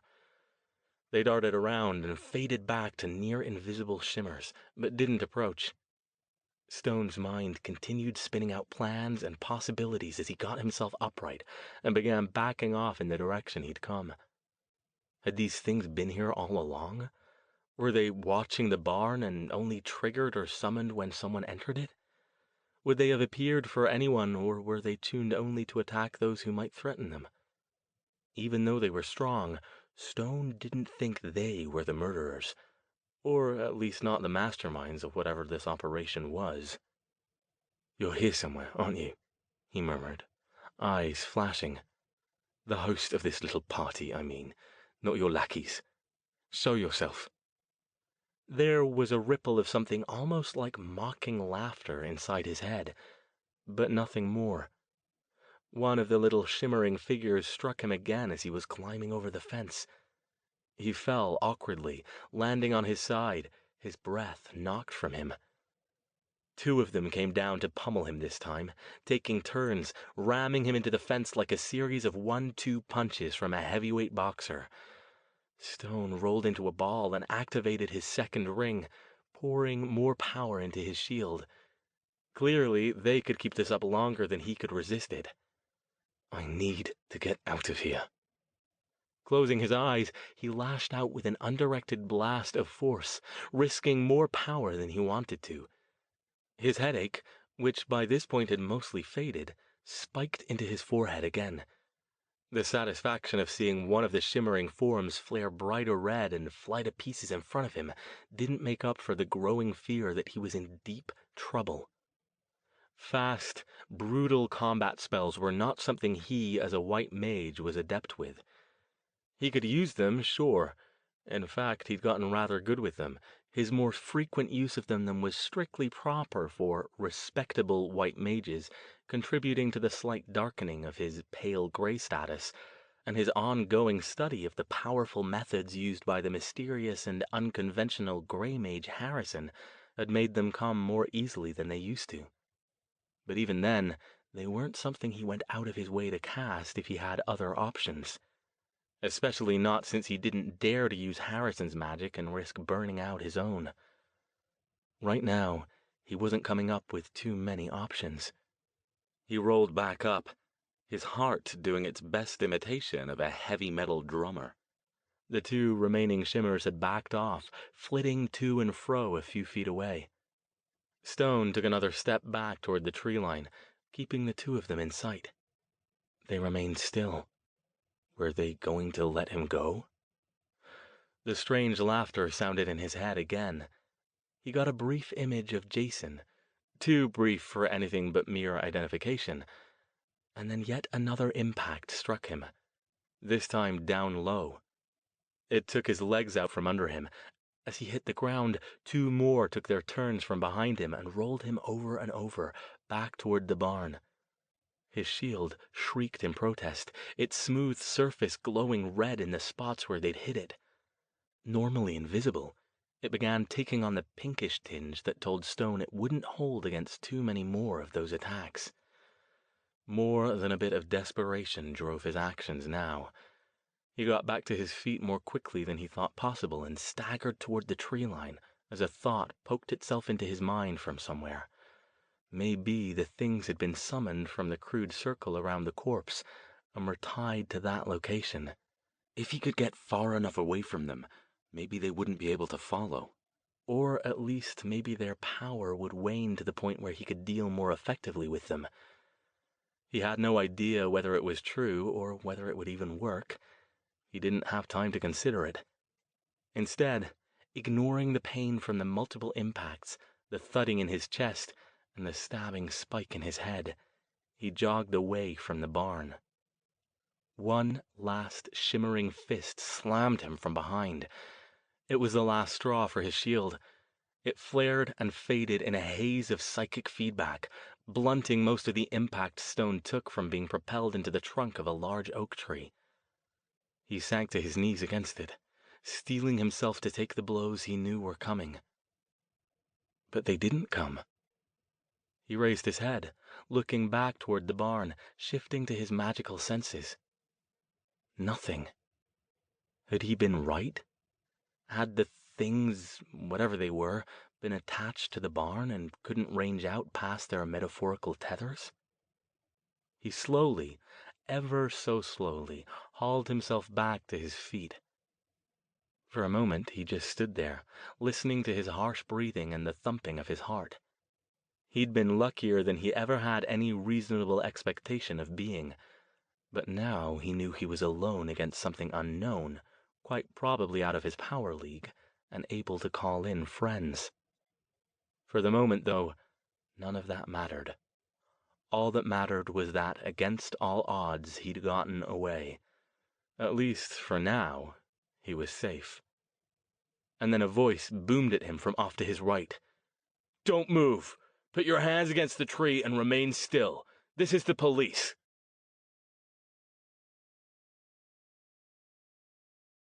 Chapter 8. Stone spun. His adrenaline from the fight with the shimmering things still cranked up to the point where reacting to additional threats was instinctual. 2 guns were pointing at him from 2 different directions. "I said put your hands on that tree now," a sharp male voice barked. "This is your last warning." For about a half-second, Stone thought about making a break for it, but the thought died before it even took full form. Getting shot by the police would not be a pleasant end to an already unpleasant day. Instead, he did as directed, turning slowly with his hands up and pressing them against the tree. 2 cops, one large and imposing-looking, the other smaller and younger, hurried up to him, guns still drawn. The younger one stood back and kept his weapon trained on Stone, while the larger one patted him down. "He's clean." "It's not me you want to be dealing with," Stone said, fighting to keep his voice even and calm. "It's what's in that barn over there." The large cop grabbed his arm and pulled him back from the tree. "Take off the coat," he ordered. "Slowly, and hand it over here." Stone kept his gaze on the cop as, with careful deliberateness, he slid out of his overcoat and held it out. The cop, whose name tag above his badge identified him as Aguirre, took it and draped it over a nearby tree branch. "Okay, hands behind you, please." This was getting ridiculous. "Officer, Behind you," Aguirre repeated, clamping a meaty hand on one of his wrists and twisting it around behind him. Not hard, just inexorably. He removed a set of handcuffs from his belt and snapped them around Stone's wrists. "Am I under arrest, then?" he asked. "Not yet. If that changes, you'll be the first to know." He hooked a thumb toward the barn. "What were you saying about what's over there?" Stone took a deep breath. This was not going to look good, no matter how he spun it. "I think I found another victim of your murderer," he said quietly. "Have a care. It's not pretty in there." The 2 cops exchanged glances. Some unspoken communication passed between them. The younger one backed off, gun still pointed at Stone's general direction, and began speaking into the mic clipped to his uniform shoulder.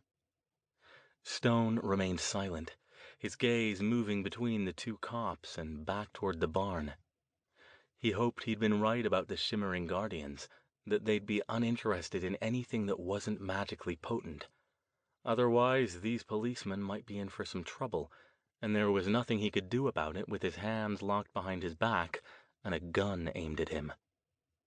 The 2 cops, obviously waiting for backup before they investigated the barn, remained near Stone. "Let's have you just sit down there against the tree while we wait," the younger one, whose name tag read Farrell, said. He and Aguirre took hold of Stone's arms and lowered him to a seated position. Stone gritted his teeth. He didn't think he'd taken any serious injury from being battered by the shimmering forms, but his body felt like he'd just done 5 rounds with Ali, and this wasn't helping at all. "Do you have any identification?" Aguirre asked. Stone knew the whole "anything you say can and will be used against you" bit, and that he should probably keep his mouth shut. But he had nothing to hide. "My wallet is in my coat," he said, nodding toward the tree where they'd put it. Farrell retrieved it and glanced inside. "Says your name's Alastair Stone, resident of Palo Alto." "That's right." "What are you doing down here in Ojai, Mr. Stone?" Aguirre asked. "Looking for a friend." Stone shifted his arms behind him. The position they'd put him in was not at all comfortable. "Out here?" "He's gone missing," Stone said. "I had reason to believe he might be here." They were spared further conversation by the sound of someone crunching through the carpet of dead leaves. In a moment, two more cops emerged, a man and a woman. They both had their guns drawn as well, though they were currently pointed at the ground. "What's the situation?" the male half of the pair demanded. "Picked this guy up out here after some kid reported hearing something weird in the woods, sir," Aguirre said, pointing at Stone. "He says there's another murder victim in the barn up there." "Does he?" This cop was older than Aguirre, with a square, open face and thinning hair. "All right, let's check it out. You two keep an eye on him. Come on, Wu." Stone sat silently against the tree, focusing his magical senses toward the barn and the two new cops disappearing behind some trees.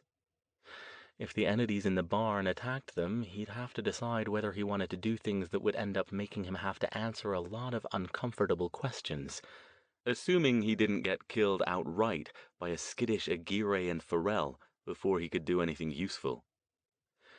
It was only 5 minutes before the other cops returned. Wu's face was ashen, and even the older cop looked like he was trying hard not to throw up. "Dear God," he murmured. Aguirre looked alarmed. "He was right? You found something?" He glanced at Stone and then back at the cop. The older cop nodded, eyes haunted. "Yeah, and it's bad. Get on the radio and call it in. Get the crime scene guys up here and tell them not to make any plans to go home tonight." Wu hurried off, clearly relieved to get away from the scene, and the male cop turned back to face Stone, his face growing hard. "You," he said. "What do you know about this?" "I told you I was searching for a friend and came upon it. I was about to head back to call you gentlemen when—" he indicated them all with a head movement. "I found I didn't have to." The cop's eyes narrowed. "Really? You just happened upon this abandoned barn in the middle of nowhere that just happened to have a messy murder victim inside?" Stone sighed. "Officer, please. Surely you don't think I killed him? I've no experience with forensics, but even the brief look I got before I left told me that whoever your victim is, he's been dead for several days at least. I only just arrived in town yesterday."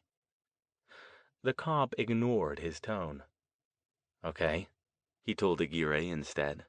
"You and Farrell take him back to the station for questioning. We're going to be here a while."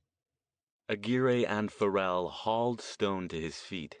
Again, they weren't rough with him, but didn't seem particularly fazed by his wince of pain.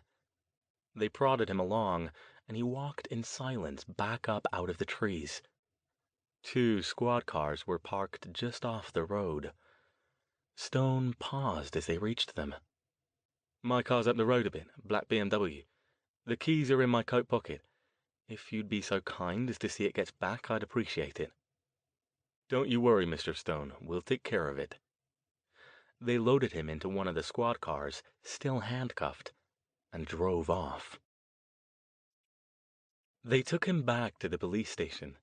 A small, neat building not far from downtown ushered him into a featureless room with a table and 2 chairs, and left him there, telling him someone would be along to talk to him in just a few minutes.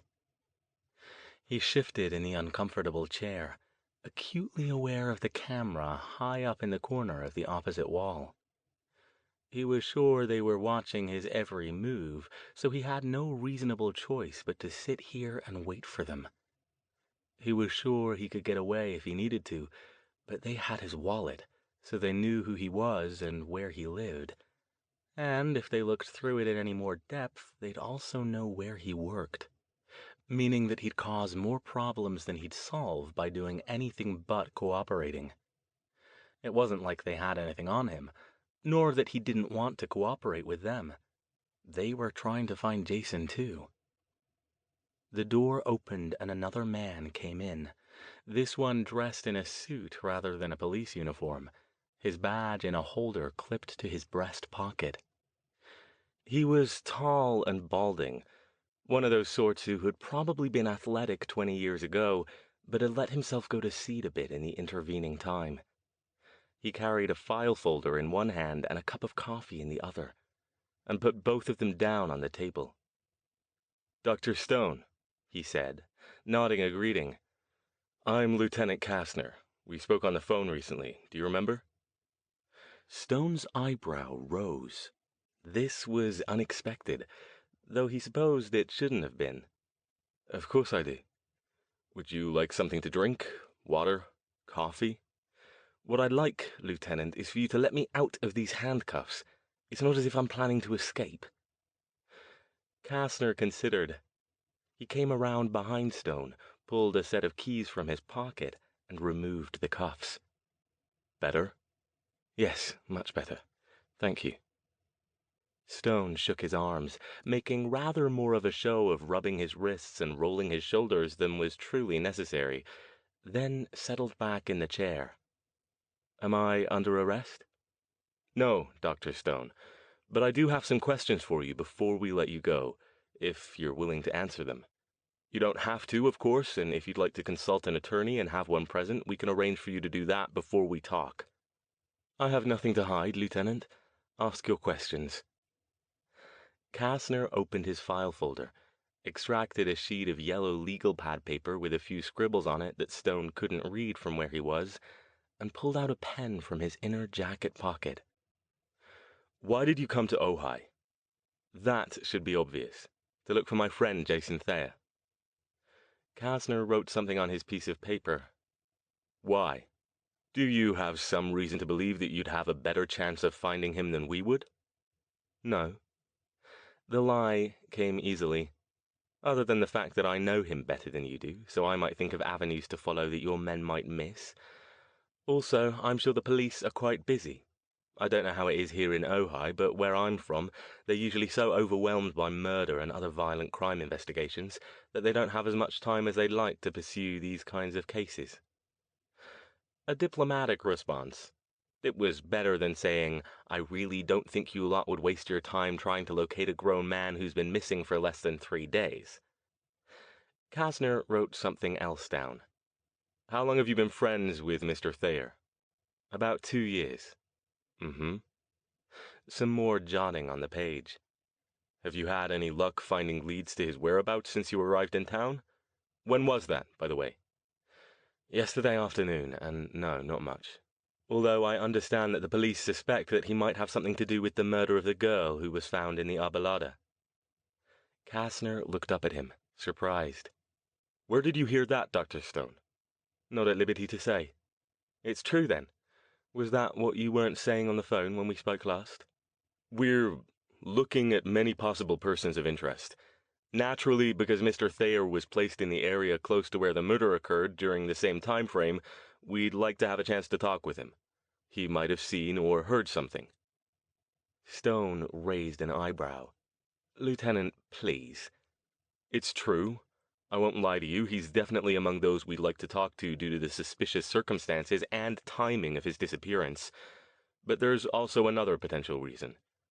He might have stumbled onto the crime scene, and the murderer took him to keep him from talking. Not likely, though. If the murderer was capable of slitting the throat of a 16-year-old girl, then surely he'd have no compunctions about killing another person to preserve his secret." "Those are all excellent questions, Dr. Stone. But please, may I continue?" At Stone's nod, he tapped his paper with his pen. "Let's talk about what you were doing at an abandoned barn off Creek Road this afternoon. That seems like a very odd place for you to have even located, given that you're not familiar with the town and have been here such a short time." This was where things could start to get sticky if Stone didn't tread carefully. He didn't have any mundane reason why he'd know about the location of the second murder. He couldn't exactly say, "I examined the scene of the first murder using my magical senses and followed an astral cord connecting the two sites." Even if he were foolhardy enough to make such a statement, He knew Kastner's response would be either to accuse him of being a smartass or to assume he wasn't firing on all mental cylinders, neither of which would help his chances of getting out of here and back to his search for Jason any time soon. He decided to go with a variation of the truth. He'd still look a bit unhinged, but that couldn't be helped. At least he could back it up with his credentials.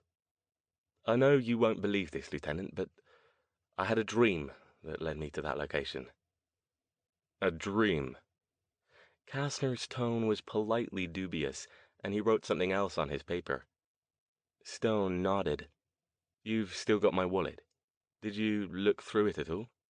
No. We just looked at your identification. Your personal items will be returned to you when you leave. Well, if you had, you'd see that my place of employment is Stanford University.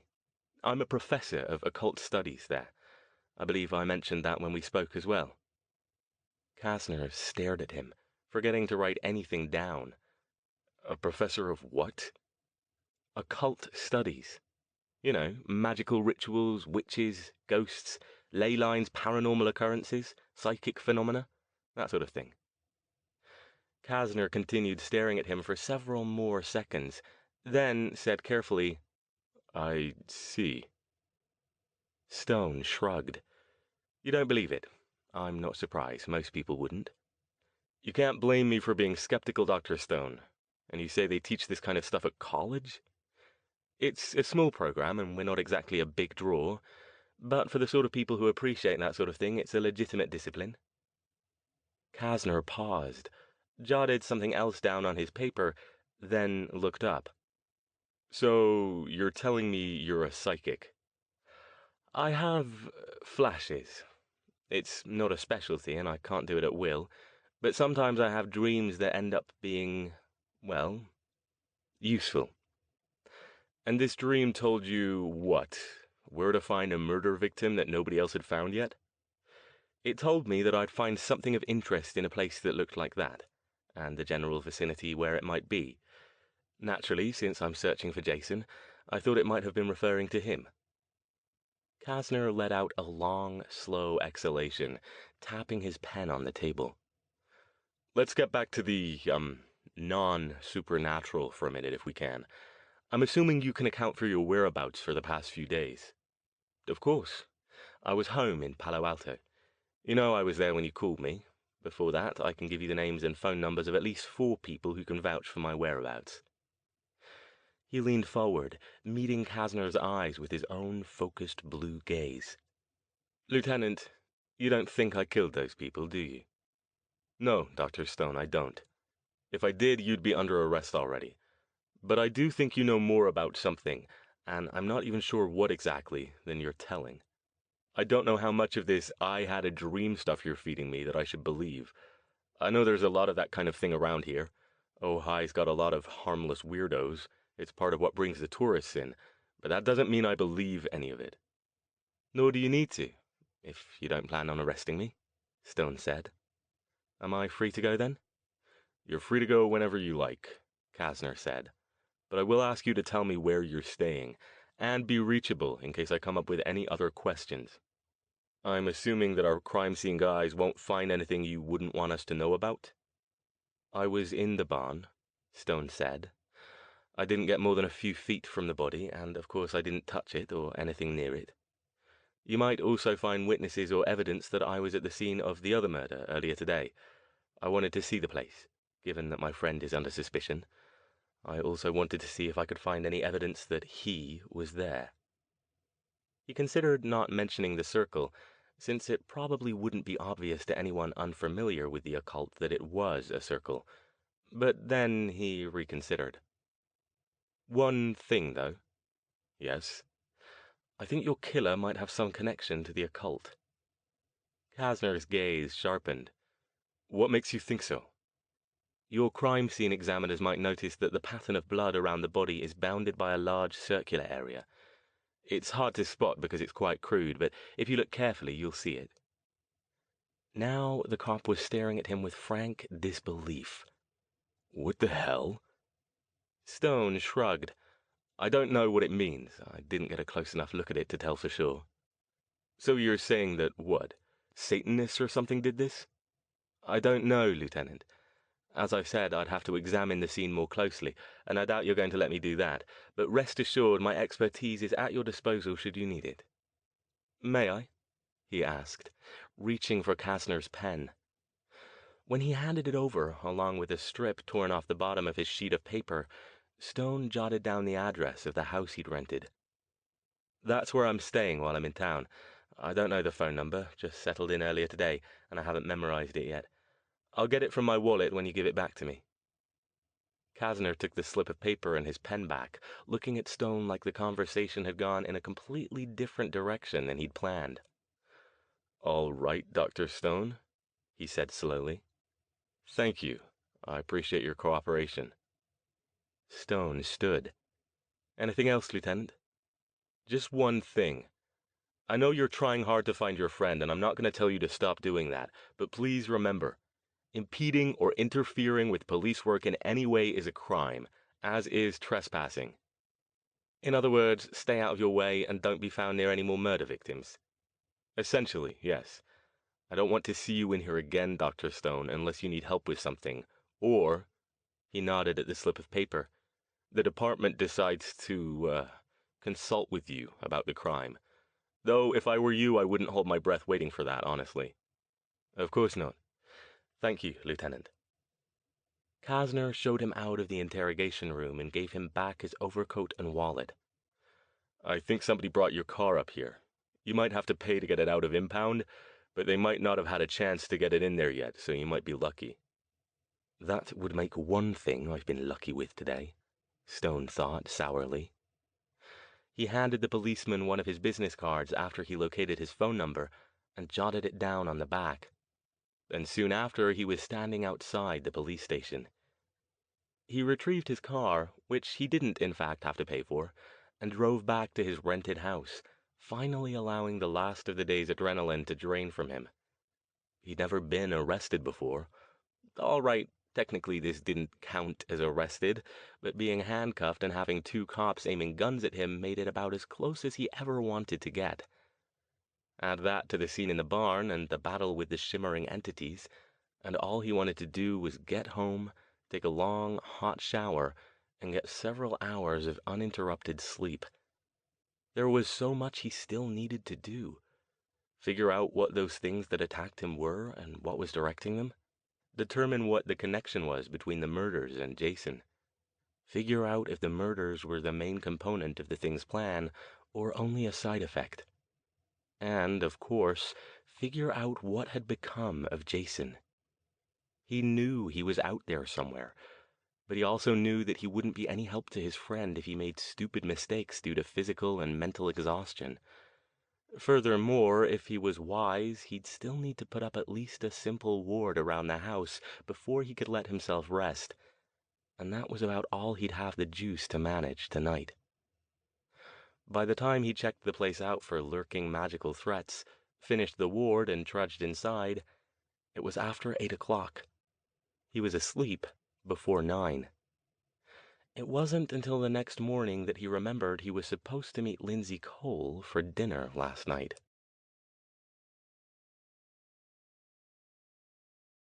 Chapter 9. Stone took a deep breath and opened the door to the tiny real estate office. Lindsay Cole looked up from her desk. When she spotted him, her expression grew cool. Good morning, Dr. Stone. Her voice was inflectionless, dead steady. I hope everything is all right with your rental property. Across from her, the older woman at the other desk looked between the two of them with quizzical confusion. Stone stood at the counter. Can you spare a moment? He asked. I haven't had coffee yet this morning. Perhaps you might join me. He, too, kept his voice neutral. She considered. I don't know. I've got things I need to... Please, he said softly. Just hear me out. Only a few minutes. She glanced over at the other woman, then nodded and picked up her purse. I'll be back soon, Florence, she said. Florence was eyeing Stone with an appraising and approving gleam.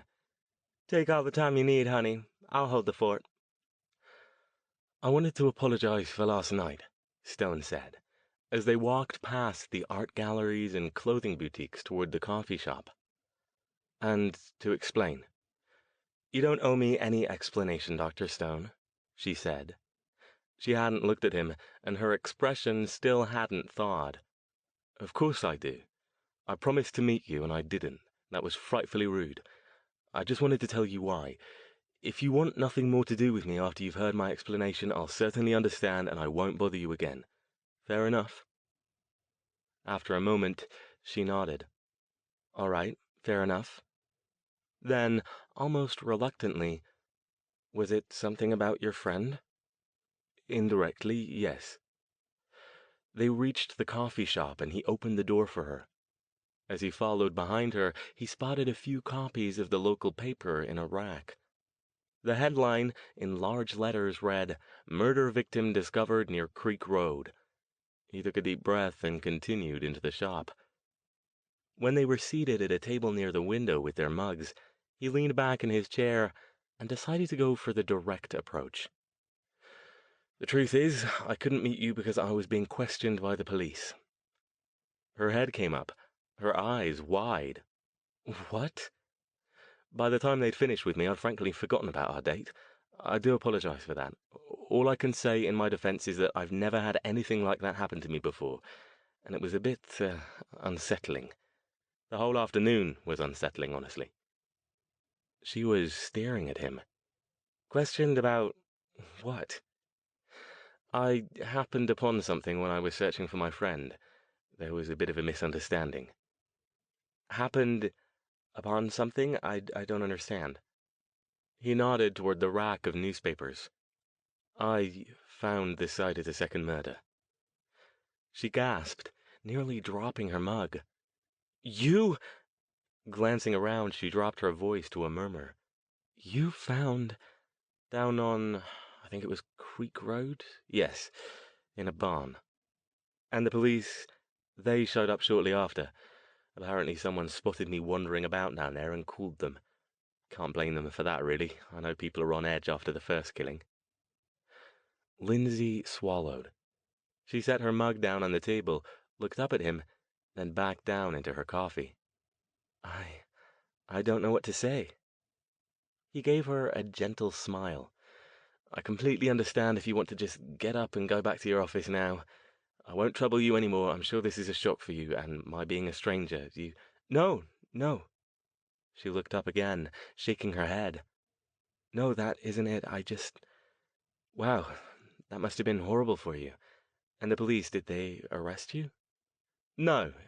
It quickly became apparent that I was just at the wrong place at the wrong time. I have people who can vouch for the fact that I was in Palo Alto up until 2 days ago, so I couldn't possibly have committed the murders. But I'm afraid, well, all of that rather drove the idea of a lovely Mexican dinner right out of my mind. I hope you'll forgive me. She paused, smiled faintly. Well, you did say you might have to cancel at the last minute if something came up with your... Wait. She frowned. You said you were searching for your friend. I thought you said you were meeting him. I didn't tell you quite the whole truth there. That's why I'm down here, actually.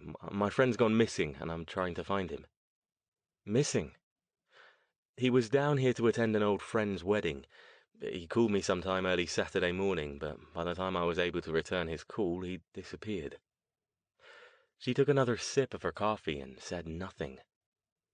Stone regarded her for a moment. When he spoke, his voice was soft. Ms. Cole, truly I understand. You thought you were going to have a pleasant evening over dinner with a newcomer to town, not get involved with someone who comes complete with a whole bag full of difficult issues. He started to rise. I'll walk you back to your office if you like, or... No, she said suddenly, as if coming to a decision. Please, Dr. Stone, Alastair, sit down. When he hesitated, she added, I might be able to help you if you'll let me. He shook his head. The last thing I want to do is get you involved. That was true. Getting anyone involved in this was something he wanted to avoid with extreme prejudice. People who got bound up in his particular brand of supernatural adventures tended to have unpleasant things happen to them, especially when they had no idea what they were getting themselves into. Why not? Do you think it's dangerous somehow? She smiled. I didn't say I'd go tramping around out on Creek Road with you or anything. I did just meet you after all. I might be an optimist, but I'm not an idiot.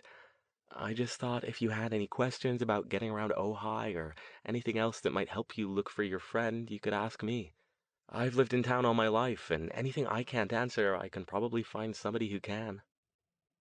Stone considered. It was an offer he hadn't expected, but it did make a certain amount of sense. He wasn't familiar with how to get around in Ojai, relying on maps and guesses. Asking Lindsay a few questions about specific aspects of the town wouldn't put her in danger, and having a local around could be a big help in his search. Are you sure you want to? He asked. Not that I don't appreciate the offer, but sure I want to, she said. On one condition. Yes. I'd still like to have that dinner with you, she said, smiling.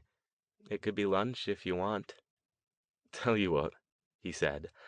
I think it's best we play things by ear now, since I've no idea where my search will take me or what I'll be needing to follow up on. If we don't manage to find a time to do it before I find what's become of my friend, I promise you we'll absolutely do it before I go back home. Deal? Deal, she said, with a brisk nod. She reached in her purse and handed him a business card. The first number is my office, the second one is my cellular phone. I always have it with me. Stone raised an eyebrow. Ah, you've got one of those things, do you? A couple of my colleagues have them, but I'm not sure I'd want to be constantly reachable. Seems like it could be rather inconvenient. They're a godsend for my line of work, she said. People have to be able to get hold of you if you want to get the sales. All right, then. He stowed the card in his coat and gave her one of his with the number at the house written on the back. I'd best be getting on with my search, but... He tilted his head. What? She was staring at his card. Department of Occult Studies? Looking him up and down, she said, That's unexpected. She smiled, adding, You don't bite heads off chickens or sacrifice goats or anything, do you? Certainly not, he assured her, indignant. Chickens taste dreadful raw. The only thing I bite the head off is the occasional chocolate rabbit. She laughed. Well, that's good to know.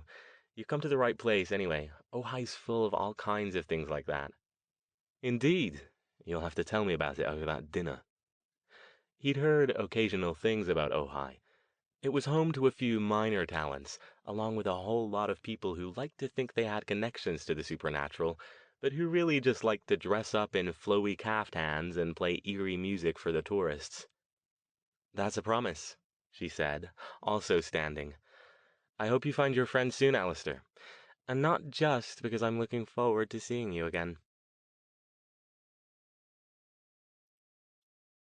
Chapter 10.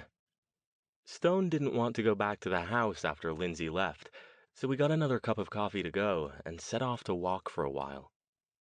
He was glad he'd been able to straighten things out with Lindsay. He had no illusions that his acquaintance with her would grow beyond maybe a nice evening or two before he headed back to the Bay Area, but he didn't like being rude to anyone who didn't deserve it. And, in a purely Machiavellian sense, having a knowledgeable local contact who was favorably disposed toward him wasn't something he was going to turn down. It wasn't his fault that so many women seemed to go for black overcoats and British accents. He had accepted many years ago that, despite the fact that he thought of himself as more than a bit skinny and geeky-looking, he seemed to have something that appealed to many women. When the women were smart and attractive and had a sense of humor, well, he went with it. If they wanted to be deluded, who was he to complain about it? It wouldn't be gentlemanly. What troubled him far more was that he was no closer to finding Jason. In fact, he might be farther away now than he'd been before. He had been so tired last night that he hadn't even had time to go over what had occurred that day, and this morning he'd been focused on meeting Lindsay. He sat down on a picnic table to idly watch a mother and her two children toss a ball between them across a wide expanse of grass. and let his mind wander. So now there were two murders, and the tendrils of residual arcane energy that connected them indicated strongly that they'd been committed by the same person, or thing, or astral entity, or combination of the three. There was a thought to keep him up at night. He wished he had his magical library here with him. He'd managed to replace much of what had been lost when his old house had been destroyed in an explosion a couple of years ago, but none of that would do him any good down here. He could go home, of course, but even if he drove like a maniac and took minimal rest breaks, that would still take up the better part of a day. Even longer, since he'd be forced to rest once he got back to Ojai. So, realistically, he was limited by his own knowledge and anything he could gather down here. He didn't think he'd have any luck finding magical tomes at the local library. He also wished his apprentice were here. Verity Thayer, Jason's younger sister, had been studying with him for almost as long as he'd known her and Jason, and had proven to be both a quick study and a talented mage in the making. If nothing else, since she grew up in the area, he could send her out searching for research materials, while he went on the offensive, looking for the things from the abandoned barn and their boss. Unfortunately, that wasn't possible. Verity was currently in Vermont, attending some sort of retreat with her friend and fellow mage, Shara, and a group of other women out in the middle of nowhere. When she'd presented the idea to Stone and asked if he minded if she took some time off from her studies to go, she'd told him it was being held at a remote camping area at least a day's drive from civilization, and it would last the better part of a week. She hadn't been crazy about the camping part, but she and Shara had settled into being good friends after a brief relationship a year ago, and she was happy for the chance to spend some time with her. Stone had sent her off through the portal in Sunnyvale, which she was pleased she could use now, as the evil were no longer plaguing the overworld, the same day Jason had left for Ojai. He couldn't even contact her, which he felt he should do, magic notwithstanding, because it was her brother who was missing, because he had no idea exactly where she'd gone. So I'm on my own. Stone got up from the table and continued his wandering path through the park. He smiled a bitter little smile. Up until he'd met Jason and Verity, he was usually on his own, and he'd preferred it that way. Aside from his periodic temporary relationships, which always ended when the women got the eventual and inevitable taste of the weirdness that suffused his life, he had a reputation for not being the easiest man in the world to get along with. It wasn't that he was unpleasant in some way, or undesirable company. It was simply that he could only take being around people for so long before his natural dry sarcasm and tendency toward moodiness took over, and started him looking for the nearest exit before he ended up saying something he would later regret. Verity was, oddly, the only person he'd met in a long time that he enjoyed being around for more than a few hours before he had to recharge. He chuckled at that. It was probably a good thing that Verity mostly preferred women and had shown no romantic interest in him, nor he in her, since otherwise Jason's protective brotherly instincts would have long ago taken over and caused problems with their working relationship. He left the park and headed down Ojai Avenue, walking under the arches of the Spanish pergola that ran along the opposite side of the street from the arcade and past the town's iconic post office tower. A banner strung across the street at the intersection advertised a concert at an outdoor amphitheater called Libby Bowl on the upcoming Sunday night. Ojai really was a beautiful little town, but his mind was so preoccupied that he barely saw any of it, his long strides taking him past a single-screen theater, several more boutique shops, and the library. With some amusement, he thought about going in, just to see if they did have a magical tome section. The only thing that stopped him was that he didn't feel like dealing with another of Ojai's relentlessly polite and cheerful service people. When he was feeling moody, polite and cheerful people tended to get on his nerves.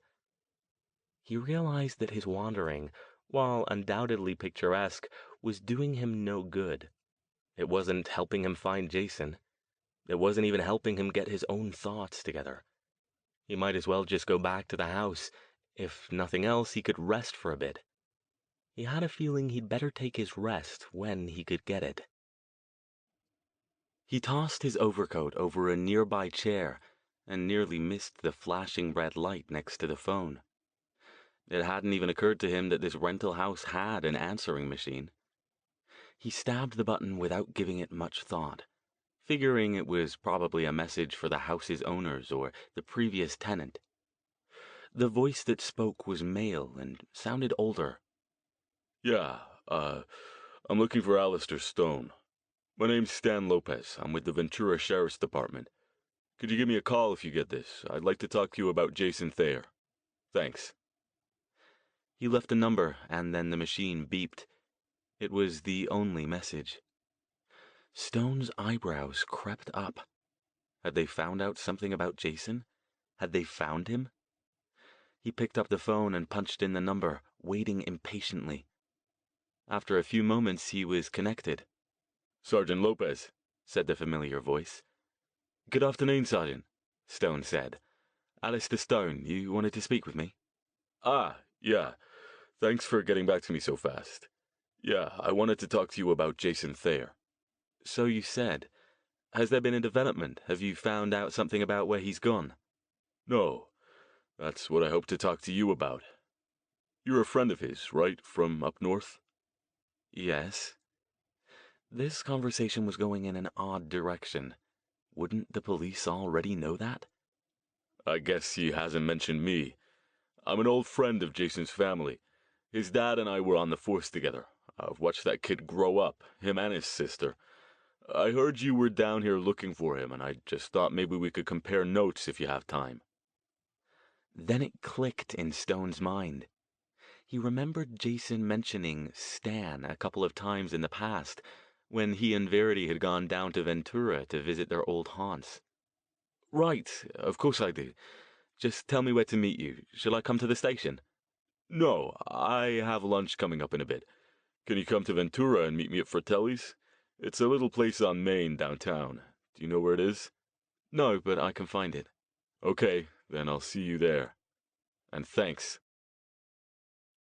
It took Stone about half an hour and a couple glances at the fold-out map on his passenger seat to find the little restaurant.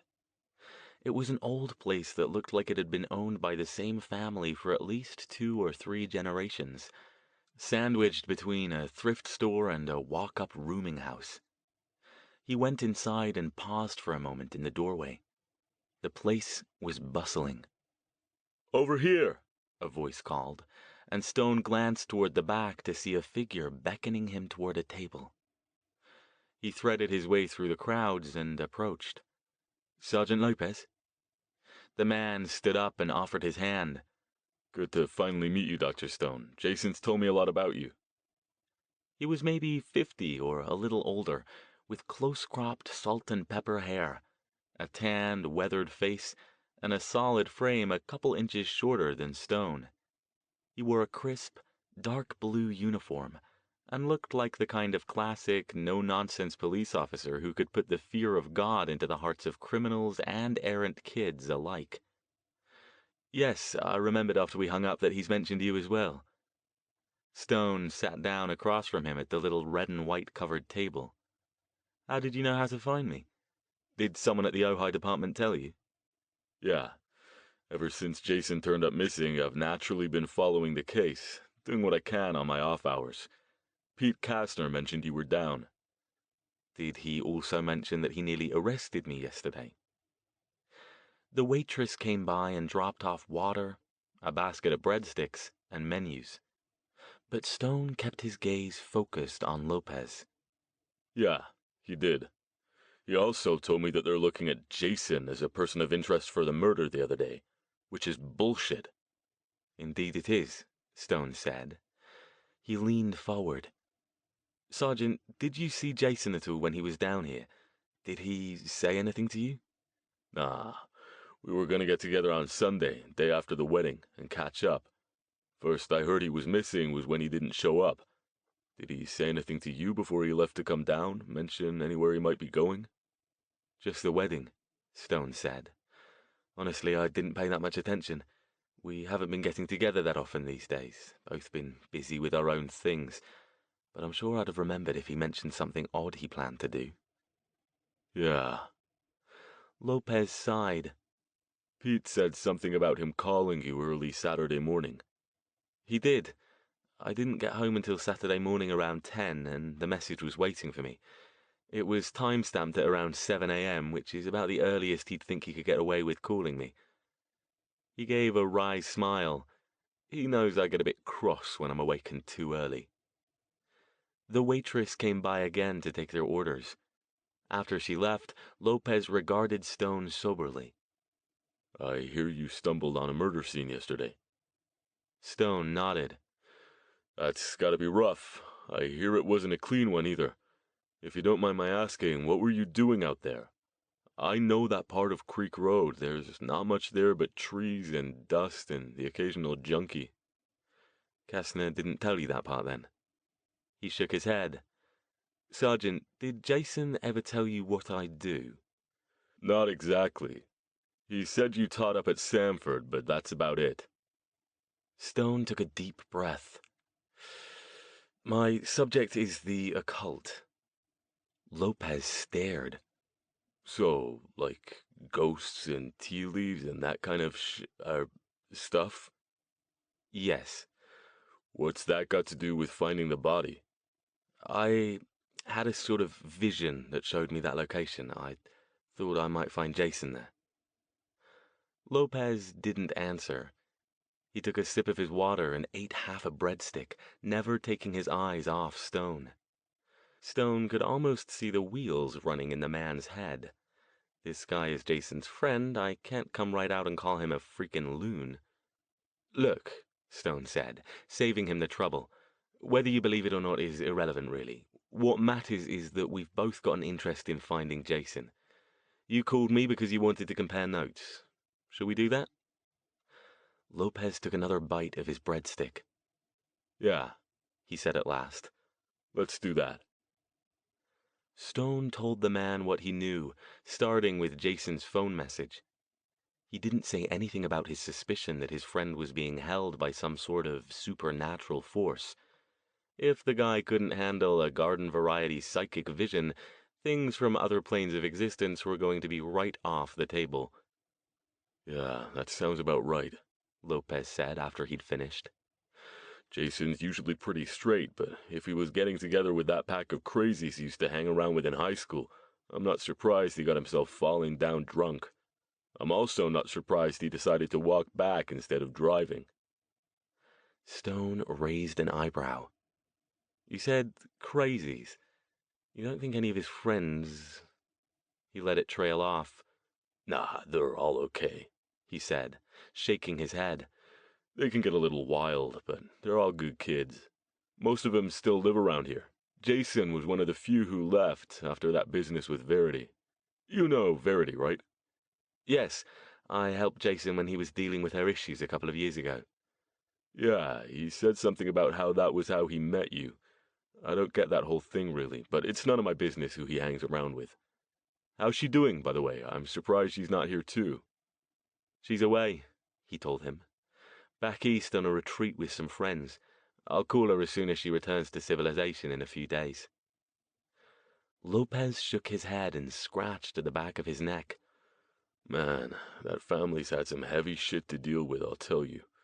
First, their mom getting sick, then Verity going off the deep end, then their dad getting killed in a stakeout, and now Jason turning up missing like this. You'd think God would leave them the hell alone for a while, you know? He sighed. Well, anyway, thanks for coming, Dr. Stone. I wanted to meet you and give you my number so you can give me a call if anything does come up. I'll drop whatever I'm doing and come up there if it'll help. I appreciate that, Sergeant. Call me Stan. Like I said, I'm not exactly acting in an official capacity here, but that doesn't mean I don't plan to do everything I can to find Jason. I'll keep an eye on the hospitals and that kind of thing, in case he turns up. I'm sure the Ojai guys are putting out bulletins too. We'll find him. We will, Stone said. wishing it were as simple as circulating some photographs and watching for unidentified injured or dead men, because wherever Jason was right now, he doubted any mundane means would have a prayer of locating him. This was one of those times when he really wished there were more mages in the world.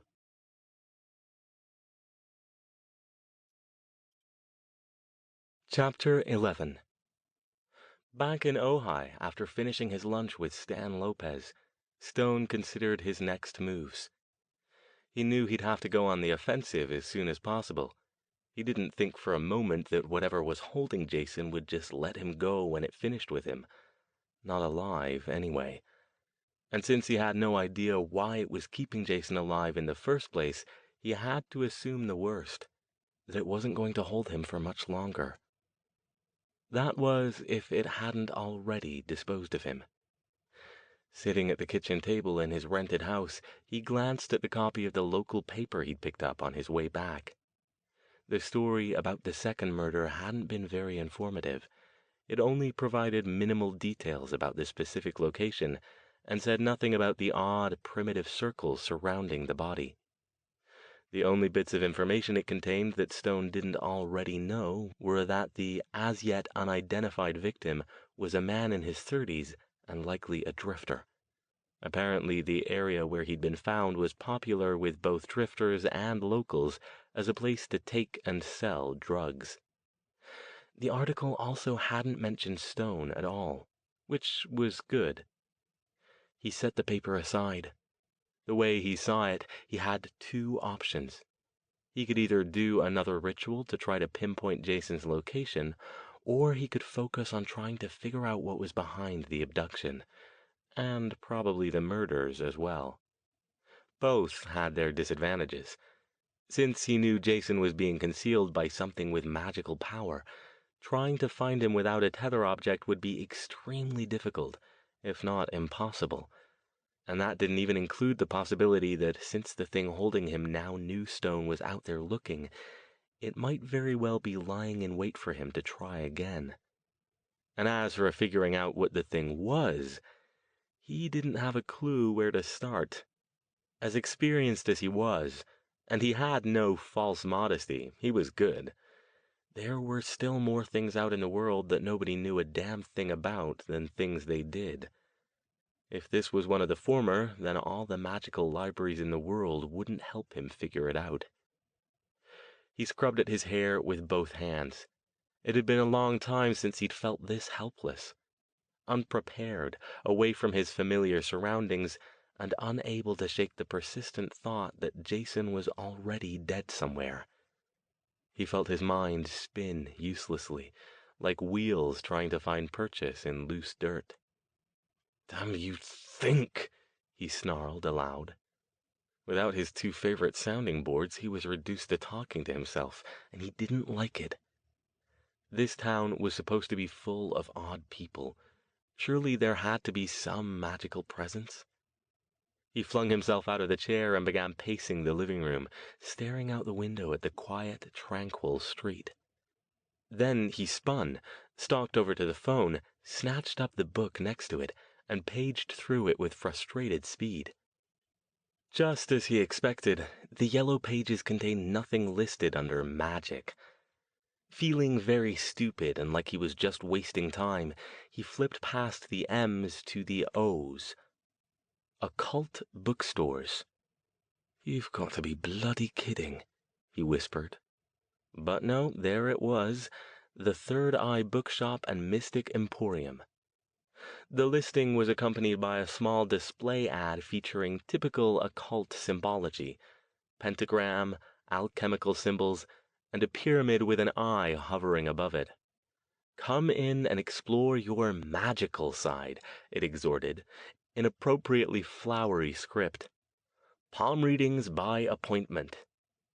It was right there on Ojai Avenue. He'd probably passed right by it on his wanderings without seeing it. Well, he wasn't getting far with any of his other avenues. If he couldn't find anything else to aid his investigations, he'd have to risk doing the ritual again. It couldn't hurt to check the place out on the off chance he might find something useful. He'd found useful things in stranger places. The reason it turned out that he hadn't spotted the Third Eye bookstore and Mystic Emporium was that it wasn't visible from the street. It was a little further up Ojai Avenue from where he'd been walking this morning, but he had to descend a flight of stairs into a hidden courtyard to get to it. The only thing that marked its existence from the street was a small sign, purple with gold lettering, on the side of the building near the stairs.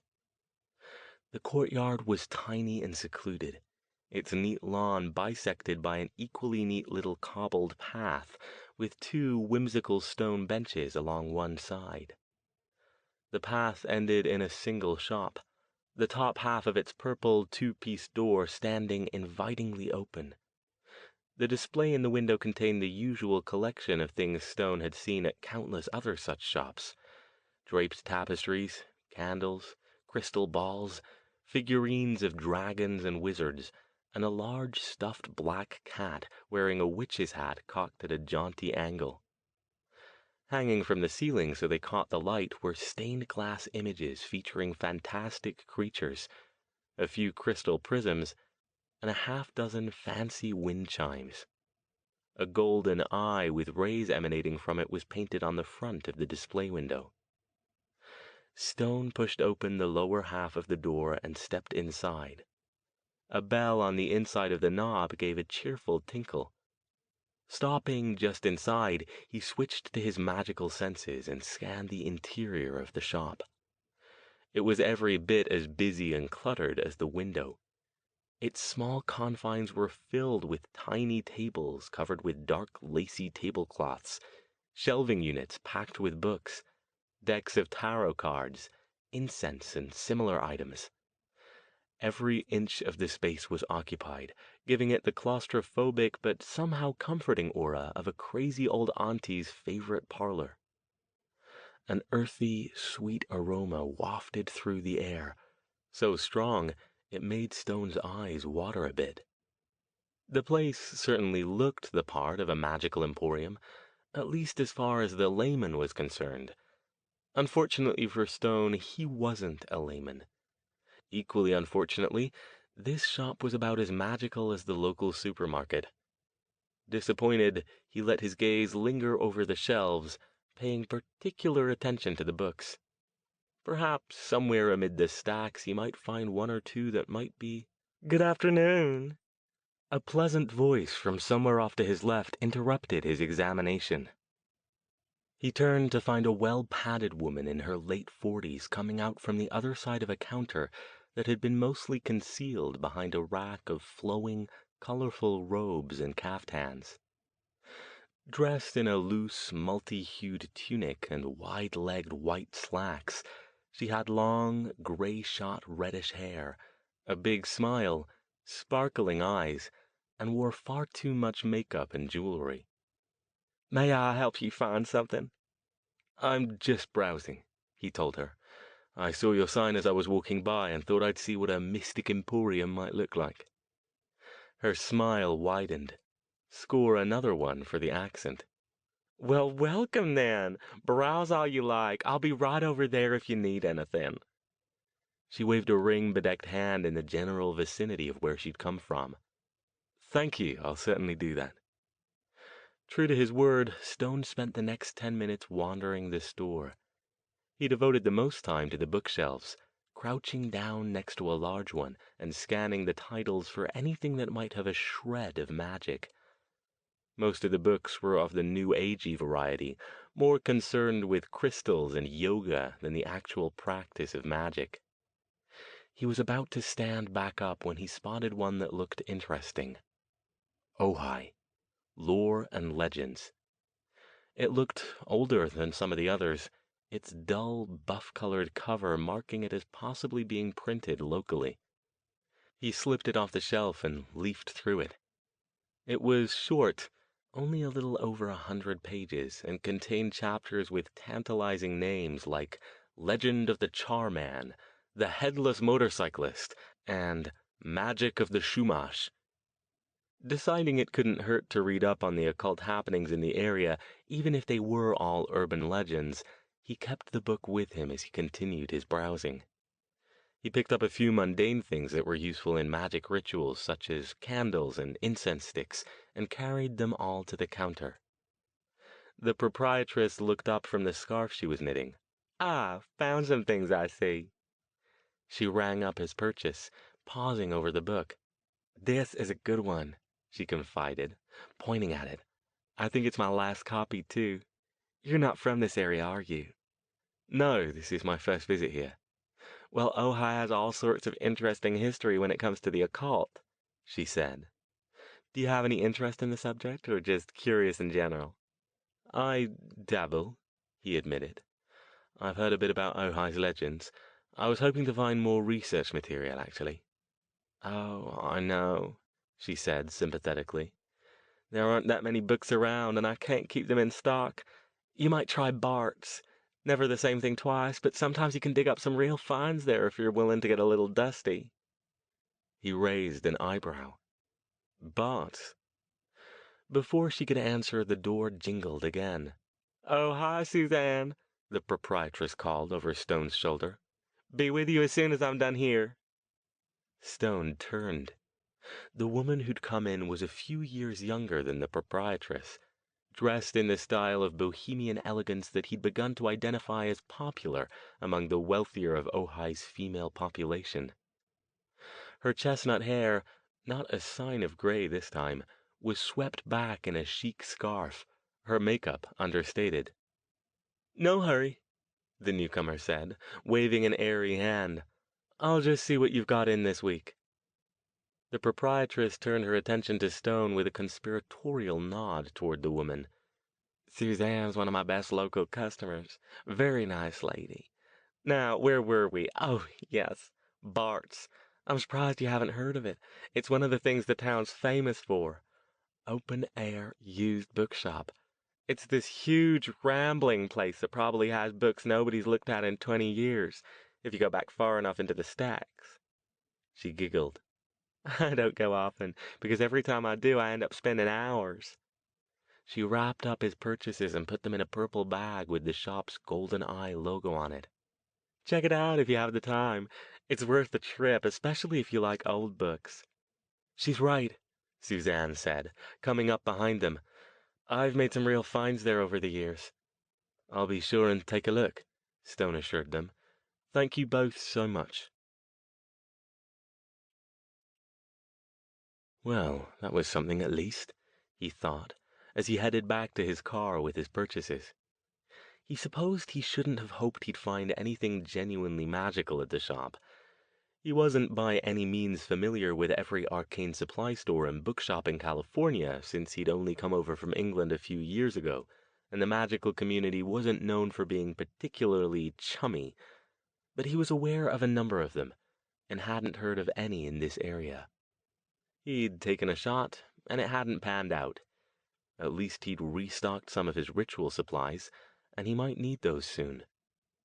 This Bart's place, though, sounded like it might have possibility. If it truly was as large and eclectic as the two ladies from the Emporium had implied, then it would be worth a look. One thing he had seen on numerous occasions were diamonds in the rough, found amid moldering stacks of used books in out-of-the-way shops. Especially when elderly mages living alone passed away. Their heirs would sell or donate their collections without having any idea what they had. More than a bit of Stone's recently replaced library had come from haunting obscure used bookstores in the San Francisco and Berkeley areas. He glanced at his watch. It was a little after 2. He could spare an hour or so to check it out, and then he couldn't wait any more. He was going to have to try the ritual to find Jason again. Bart's Books was only about 5 minutes away, on the corner of 2 residential streets a block off of Ojai Avenue. Stone wasn't sure what he expected to see, but this wasn't it. The place didn't look anything like any bookstore he'd ever visited.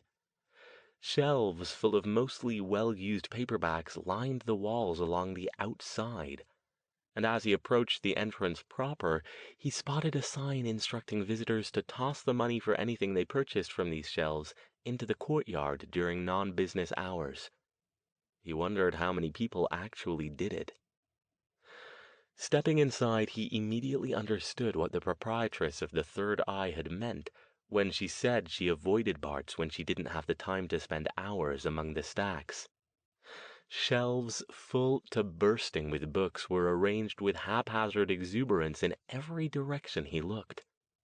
There were little nooks with sitting areas, large wall-sized shelves packed with hardbound tomes, small tables scattered around the courtyard for readers, and passageways leading off into dim areas that promised even more books. A few customers drifted from one shelf to the next, occasionally pulling something out to look at it. Across the courtyard was a table surrounded by more books. Seated behind it, a cheerful 30-ish man with long hair and round glasses waved a welcome at Stone as he approached. "Looking for anything in particular, or just browsing?" As much as he would have liked to spend the rest of the day moving among the stacks searching for treasures, Stone knew he'd have to forego that particular temptation for now. "Do you have an occult section?" he asked. "Sure. We have two, actually. The more valuable stuff is in there." He pointed toward the doorway to a room off to his left. "Inside, down the hall, and turn right into the first room you find." Then he pointed to his right. "The other stuff is down that hall all the way to the end. Make a right, and it's at the end of the row on the left. You can't miss it." "Thank you." Deciding to check the valuable books first, he headed into the room and followed the man's directions until he stood inside another room, this one much smaller, with all four of its walls lined with bookshelves. A couple of the shelf sections were enclosed as locked glass cabinets. The hand-inked "Occult and Magic" sign was tacked up the top of the intersection of one open shelf and one locked one. The only light filtered in through a skylight in the middle of the ceiling. Glancing behind him to make sure no one else was in the room, Stone first examined the titles of the books, starting at the top of the open shelf and working his way to the bottom, then repeating for the locked one. Already he could see that this visit was going to be more profitable than the Third Eye. He hadn't yet spotted anything that would help him in his search for Jason, but several of the books were titles that interested him, and a couple would serve as replacements for some of his destroyed library. He pulled 3 off the open shelf and noted the positions of the ones he wanted in the locked cabinet so he could point them out to the man out front when he was ready to leave. Next, he shifted his magical senses on and studied the books again. This time, he didn't need to scan the shelves. Indeed, he couldn't easily read any of the titles this way. He wasn't interested in the titles now, though. Immediately, 2 of the books lit up with glowing auras that marked them as more than mere mundane tomes. Both of them were on the open shelf, surprisingly. Stone shifted back to mundane sight and realized why. They were both very dull-looking volumes, less than 100 years old, their bindings unremarkable and unadorned. He slid them off the shelves and examined their front covers. The first one, titled Ancient Occult Symbology, had a faint yellowish aura. The second, The Power and the Will, glowed more brightly in a mottled brick red. Stone's hand tingled a bit as he held it. Whatever this book's title suggested, it was not a wholesome tome. Not entirely evil, but definitely deep into the territory trodden by mages at the dark gray end of the spectrum. Still, it was magical, and Stone was nothing if not curious, so he added both it and the other one to the pile, picked them all up, and headed back out to the front. As he passed by the table where the proprietor sat, he held them up. "I'll be taking these," he said. "May I leave them here while I check the other section?" "Sure, no problem." The man indicated a cleared space to his left. "I'll start an invoice for you." Past the desk was a series of passageways, each one lined from ceiling to near the ground with packed bookshelves. These were interspersed periodically with inset alcoves like tiny rooms that allowed for even more books. There were sections on everything from sports to history to psychology, each one marked by another hand-inked sign, and a quick look as he moved by showed Stone that the bookstore's owners were not at all picky about what they sold.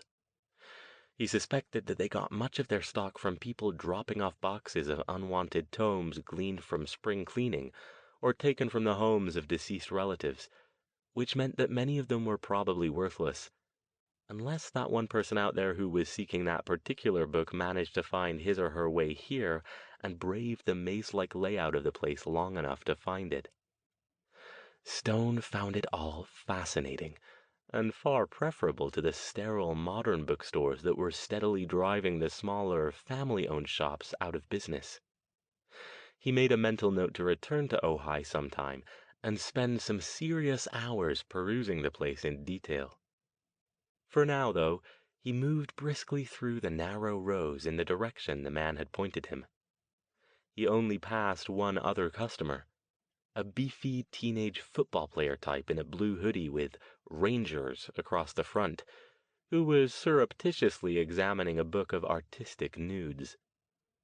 He ducked into a nearby nook to make room for Stone to slip past. The second occult section was larger than the first, tucked away in yet another niche, topped with a sign reading Occult, Magic, and Esoterica. Stone moved inside and once again began a slow examination of the books, starting at the left side of the alcove and working his way around it clockwise. It was harder this time because many of the books were piled haphazardly on little bench outcroppings in front of the shelves, and he had to sift through these as he went. When he found a book that interested him, he pulled it out and stacked it to the side. By the time he finished his mundane check, he had found 3 possibilities. His arcane senses immediately revealed that 2 of his 3 choices were indeed interesting in a magical sense. On the shelves, 3 others lit up, all of them in the center portion of the nook. He was pleased. This visit was proving quite fruitful. He looked forward to taking the books back to his house and mining them for anything he could use to help him find Jason. He never even saw the figure coming up behind him as he leaned in to take a closer look at one of the books. Something slipped around his neck and yanked him back, hard.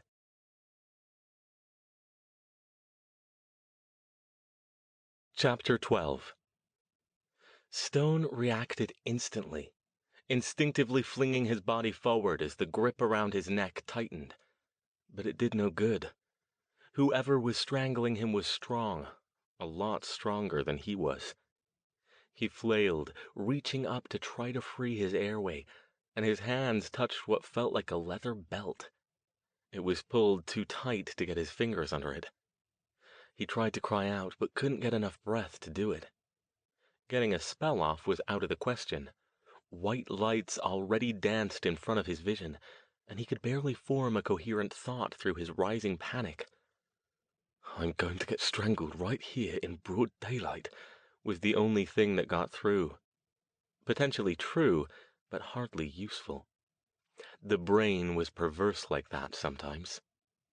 The pressure tightened, pulling him back into the figure. Stone got a glimpse of blue as he whipped his head to the side, and for the barest second his magical senses caught sight of some sort of strange, greenish aura hovering around the figure before he couldn't maintain them any longer. Desperately, he lifted one foot and tried to mule-kick his assailant, but his coordination was as shot as his mental processes, and the figure easily avoided the weak attack. Stone felt blackness begin to settle over him, and fought to drive it back. He couldn't pass out or he was dead for sure. He couldn't... "Hey!" A garbled voice pierced the muddled soup engulfing his brain. "What the hell are you—" Stone must have blacked out at that point, because when he opened his eyes, he was lying on the ground, staring up at the concerned, half-panicked face of the long-haired bookseller. "Oh, man," the guy breathed. "Oh, man, thank God. Just stay still. It's gonna be okay. The ambulance is coming." Stone blinked. Ambulance? Yeah, man, that guy tried to strangle you. If I hadn't..." Stone swallowed, taking stock. His neck hurt. His breath felt ragged in his aching throat, and his head was throbbing. Experimentally, he tried to sit up. "You sure you want to..." the man started. But when he saw it was doing no good, he took careful hold of Stone's shoulder and helped him to a sitting position. It's all right," Stone said faintly, doing his best imitation of a 3-pack-a-day smoker. "I don't need an ambulance. He tried to strangle you, man. They're already coming. Cops, too. That was a bad scene." Slowly, Stone realized he and the man had an audience. Several other people stood in the narrow walkway, trying to get a glimpse of what was happening and muttering among themselves. Then he realized that something was missing. Who tried to..." He gently probed at his neck again and winced. He was going to have bruises there, he could tell. "The kid who attacked you? He's over there." The guy looked angry and puzzled. "It was weird. As soon as I grabbed him and tried to pull him off you, he just stopped. Didn't fight me or even struggle at all. Just dropped his hands and stood there like he had no idea where he was. We're holding him for the cops." Stone raised his head a bit more. Just past the small knot of onlookers, he could see the blonde brush cut and blue hoodie of the teenager he'd passed in the aisle on his way to the occult section. He stared. Him? Yeah, fucking freaky, if you'll pardon my French. He's a local kid, can't be more than 16 or so. I've seen him in here before lots of times. It's like he just snapped or something. "Step back, folks, please." An authoritative voice cut through the crowd's muttering. They parted to let 2 uniformed police officers through. Stone recognized them as Aguirre and Farrell, 2 of the cops who'd picked him up at the scene of the second murder. They all regarded each other with varying degrees of surprise. Behind them came 2 uniformed EMTs who pushed past them and hurried over to Stone. "That's the guy you want," the bookseller said to the cops, pointing at the kid. "He's the one who tried to strangle this guy here. I saw it." Aguirre said something Stone couldn't hear to Farrell, and the younger cop headed off to deal with the young assailant. Aguirre came back over to Stone, who was now trying to wave the EMTs away. "Dr. Stone, you do seem to be in the middle of things around here." He sounded more concerned than annoyed, though. "Are you all right?" "Aside from some bruises, I think I'll be fine. Just a bit shaken up." He gave up, letting the EMTs check him out. He noticed Farrell had shooed off the rest of the crowd, so they had relative privacy. "Mind telling me what happened?" He pulled out a notebook. Stone began to describe the attack. The bookseller, who'd gone off with Farrell, came back with a bottle of water. He accepted it gratefully. It did hurt to talk. "So you're saying," Aguirre said after he finished, "that you walked right past the kid and he seemed fine then?" "Yes, he was just browsing the books, same as I was. I didn't get any sense of threat from him at all." "He didn't seem drugged or drunk?" Stone shook his head. "I doubt I'd have even noticed him if the walkways here weren't so narrow. He had to duck into an opening to make room for me to get past him." He glanced over in the direction they'd taken the kid, suddenly remembering something. "Would it be all right if I talked to him for a moment before you take him away?" "Why would you want to do that?" Aguirre looked suspicious. "No particular reason, but I'd like to, if I may." "I'm sorry, Dr. Stone, I can't let you do that. He's a minor, and we're not allowed to question him without his parents present." "Fine, then." He turned to the EMT who had raised his black t-shirt and was poking at his chest with a stethoscope, while the other one checked his blood pressure. "Really, I'm fine, just shaken up and a little sore, but nothing permanent. I need to be getting on my way. It would be better if you'd let us take you back to the hospital so a doctor can look you over, said the one with the stethoscope. I doubt that, Stone said. Please, I appreciate what you're doing and your quick response, but if you could just finish up and let me know if I'm in danger of imminent death. The other EMT pulled off the blood pressure cuff and stowed it in his gearbox. Your BP's high, but that's consistent with the scare you took. We can't make you go back with us, but... Well, good then, Stone said, pulling his shirt down and starting to rise. Aguirre offered him a hand, and he took it. Once on his feet, he swayed for a moment, making the two EMTs look at him in concern. But he held up a hand. I promise, if I feel worse later, I'll come in and get checked out. Fair enough. They conceded, reluctantly. After making him sign a series of forms stating that he refused treatment and wouldn't sue them if he took a turn for the worse later, they gathered their gear and departed. Stone waited a moment longer to make sure he wasn't going to fall on his face if he moved, then motioned toward the front of the courtyard and followed Aguirre out. By now, they'd ushered all the customers out onto the sidewalk in front of Bart's. The only people who remained inside were the two cops, the EMTs, the bookseller, Stone, and the teenage boy. Farrell had handcuffed him, and he sat on one of the small tables looking confused and miserable. As Stone and Aguirre approached, Farrell said, I called it in, and they called his parents. They'll meet us at the station. Please listen to me, the boy begged. He was a tall, muscular kid with clear blue eyes, a pug nose, and a strong jaw, and he looked like he was about to burst into tears. His eyes met Stone's, and he leaned forward, raising up a bit in his chair. Please, mister, I didn't mean to do it. I don't even remember doing it. I was just standing there looking at that book. You went past, and the next thing I knew... Stone looked at him, startled by his words. He shifted easily to magical senses, his eyes going blank for a moment as he looked at the boy with new perception. Whatever odd aura he'd seen around him before was nowhere in evidence. Either he hadn't seen it properly before, which was certainly possible, given that he had been in the process of blacking out at the time, or else it had been there before and was now gone. The boy looked at Farrell and then back at Stone. Please, you have to believe me.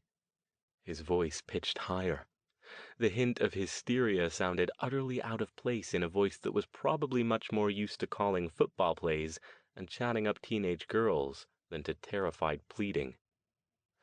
Despite his bruised neck and the residual numbing fear that came with nearly getting murdered, Stone felt nothing but sympathy for the boy.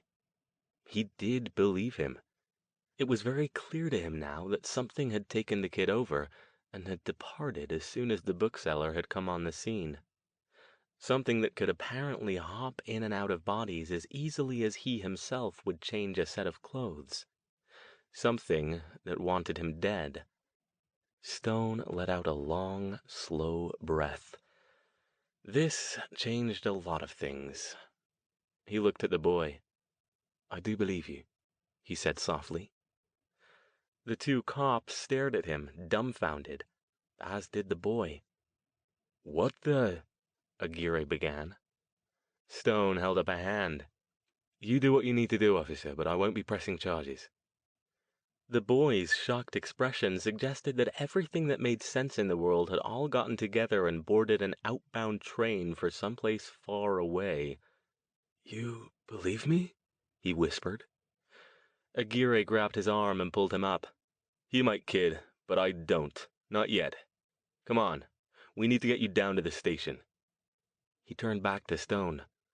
Dr. Stone, I know you probably don't feel up to it right now, but we'll need to talk to you more about this later.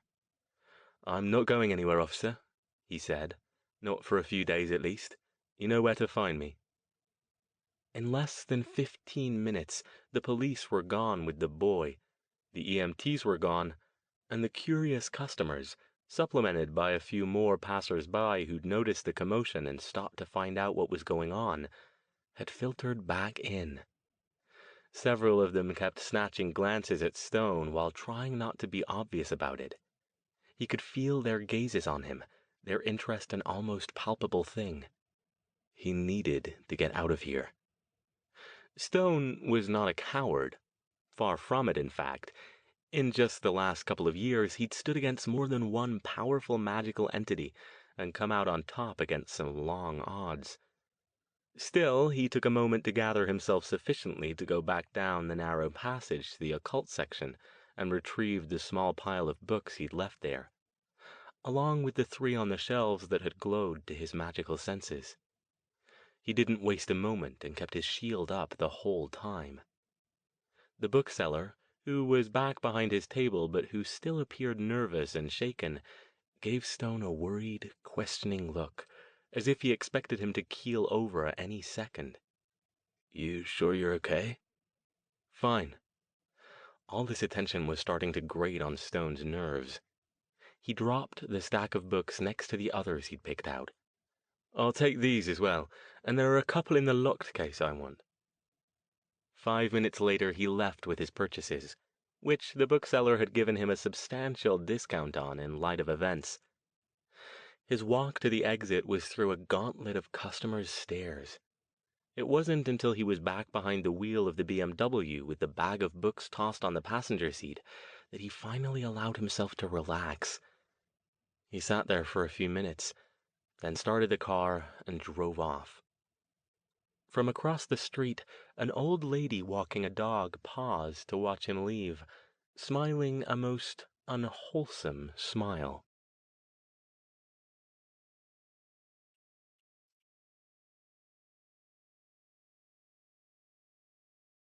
Chapter 13.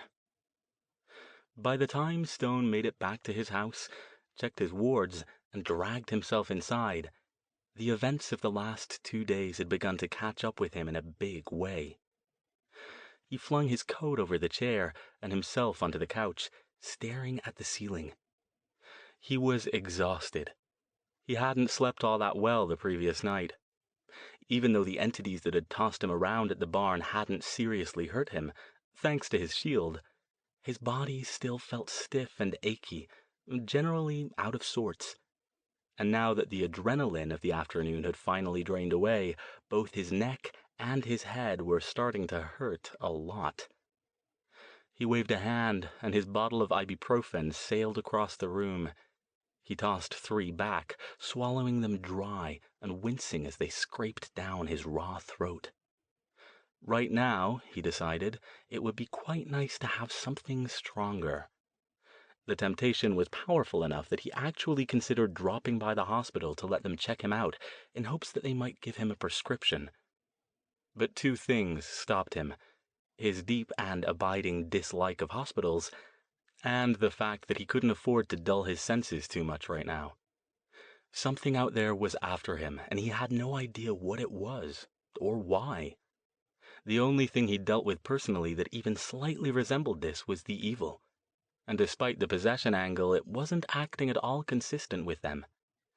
That left him fresh out of good guesses. Regardless of any of this, he knew there was no way he'd be doing any rituals tonight.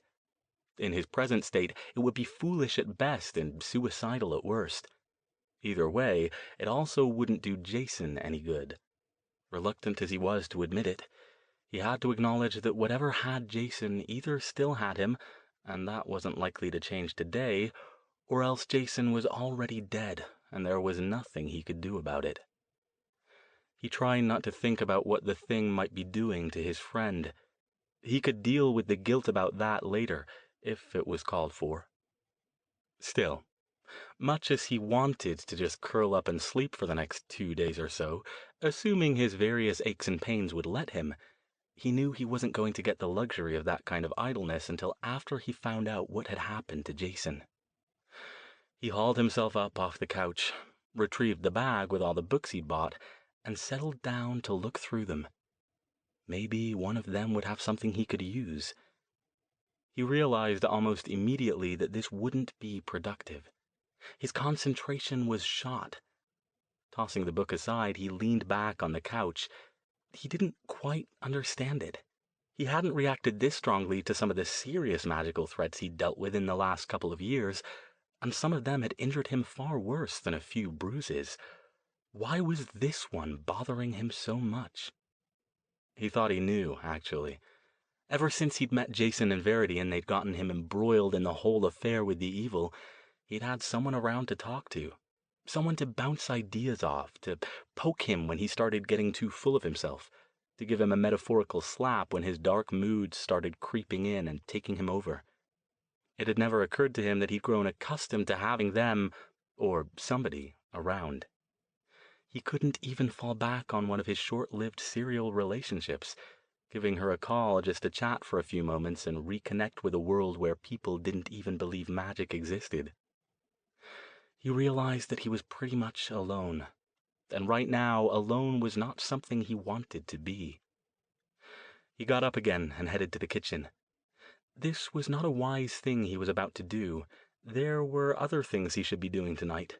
He couldn't afford to take the time, but right at that moment, he didn't give a damn.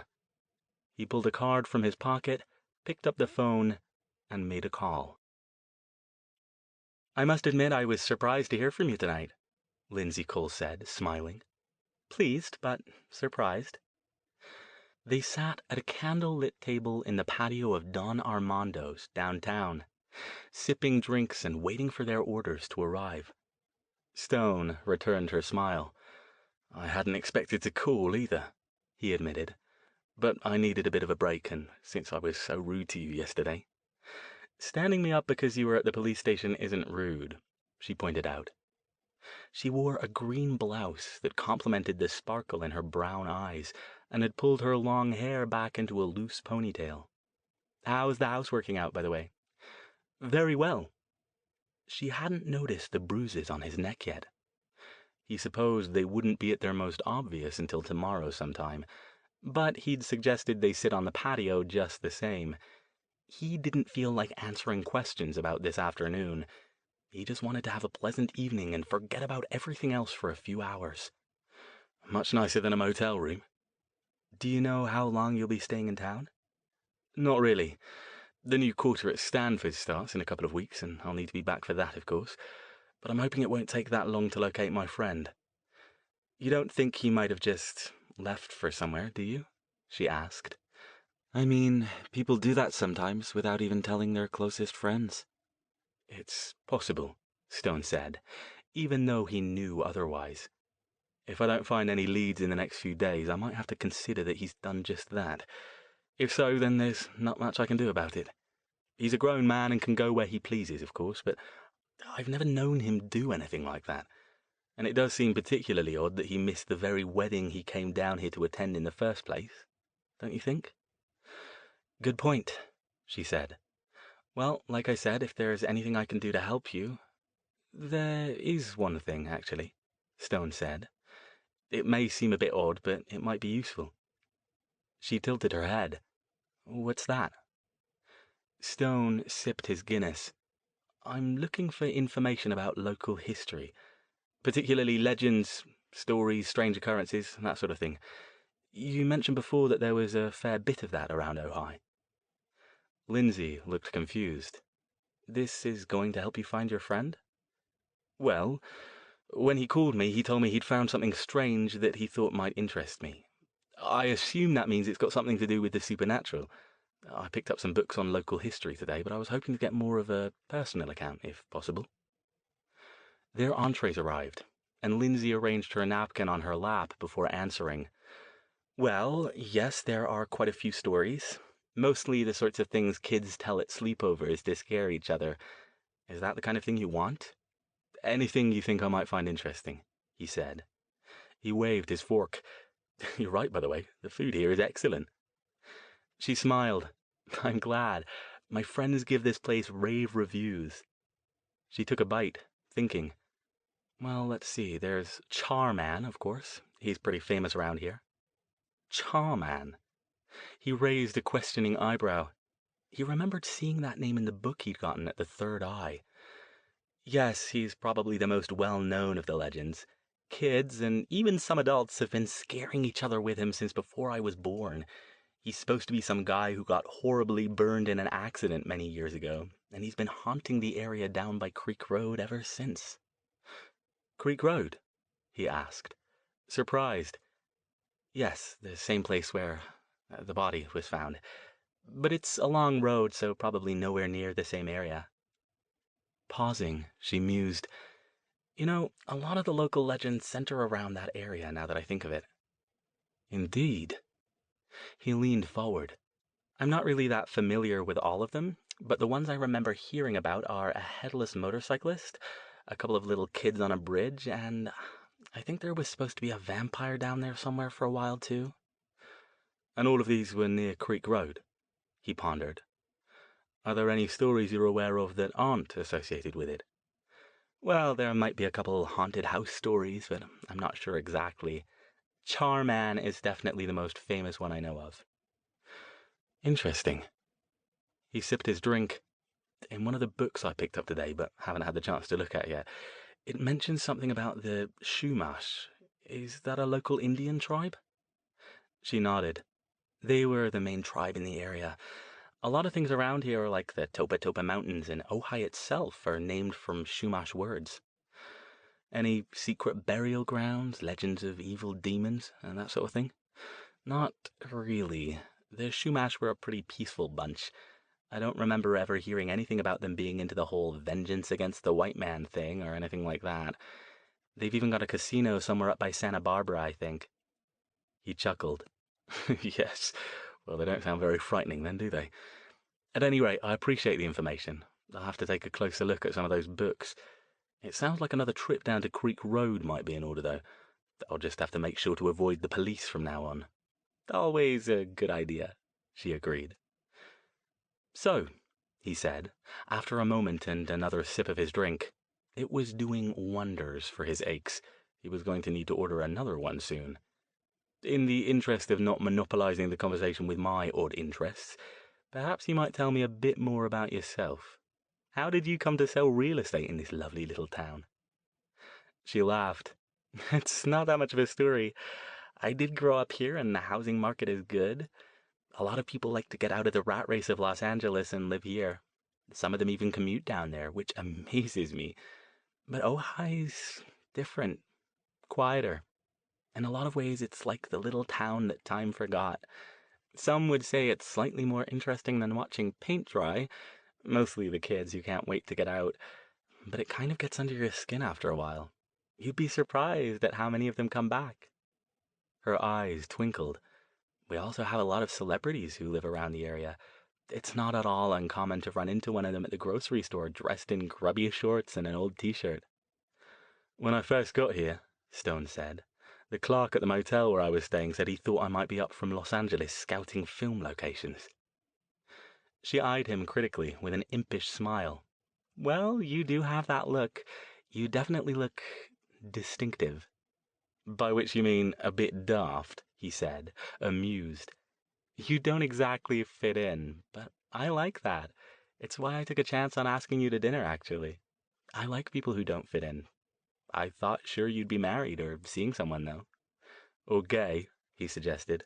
I get that occasionally, too. But no, none of the above. Honestly, I was surprised you were even interested. If you'll forgive my own forwardness, you hardly strike me as the type who would need to resort to asking odd strangers to dinner. Surely your social calendar is full to brimming. She smiled. You'd be surprised. I'm not exactly lacking for dates, but most of them come from going to clubs with some girlfriends in Ventura. A surprising number of the men around my age in town are already taken. As much as I love it here, it does skew a bit older. Don't even ask how many guys old enough to be my dad have asked me out. Most of them were very charming, but, well, I'm not really into that, you know? She gave him a slightly wistful look. And what about you? Nobody back home in the Bay Area? Not for quite some time, actually. I tend to get rather caught up in my work and go for months without remembering that I haven't had a date. It must be interesting, teaching about the occult. I didn't even know that was an actual subject that people studied. Are your students psychic or something? I suppose some of them might be, he said. Mostly, to be honest, they're horror writers and goths and Wiccans. The Wiccans are the only ones who take it seriously. The writers are looking for material, and the Goths are mostly looking for other Goths of their preferred gender. And band names, he added. She laughed at that. I must say, you seem a lot more, normal than I'd picture for a guy who teaches occult studies. Well, I did decide to leave my black robes and wooden staff at home. Sounds like I made the right choice. Probably, she agreed. Though I'd like to see you in your black robes. You probably look quite dashing. I suppose this isn't the proper time to tell you it's actually an old bathrobe, then. Depends on what kind of bathrobe, she said, with a twinkle in her eye. And what you wear underneath it. She smiled. You know, that reminds me of when I was a little kid. There was an older girl who used to babysit me, and she and her friends had some kind of secret witch club they belonged to. You know, all fairies and flowing gowns and magic wands and that kind of thing. And they got together and cast spells and made love potions and stuff. I used to look forward to her coming over because she let me try on her witchy robe. It was the prettiest shade of green. I wanted her to make me one, but she never did. She giggled. Her family was Japanese. I forget her name, but everybody called her Mickey. I used to call her Mickey Mouse. She paused for a sip of her drink. Wow, I hadn't thought of that in years. See, you're good for me. Well, I hope so, he murmured. They spent the next hour or so lingering over dinner and chatting about various subjects that had nothing to do with the supernatural, the murders, or Stone's search for Jason. He felt guilty when he realized that he'd enjoyed it more than he'd expected to. It might have been at least partly the couple of drinks taking the edge off the worst of his pain, but Lindsay was every bit as intelligent and charming as he thought she was, and he found himself regretting that she didn't live in the Bay Area. Maybe he might have been able to pursue something with her if she did. Ah, well, he thought.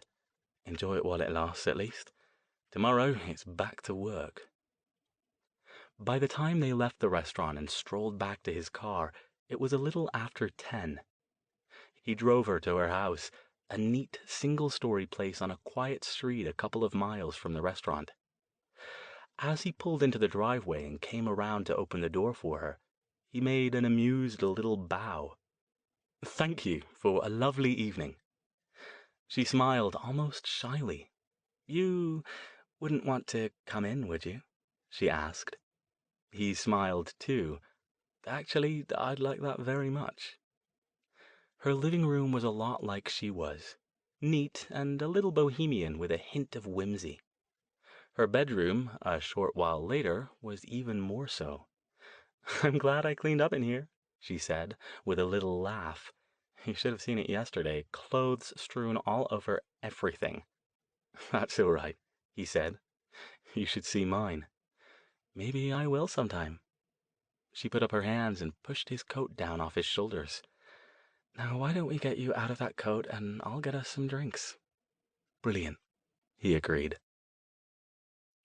An hour later, after she'd succeeded in getting him out of considerably more than his coat, and he'd returned the favor with pleasure, he lay next to her, looking out the window into her backyard with a lazy, satisfied smile. Her head was nestled in the crook of his shoulder, his hand gently stroking her hair.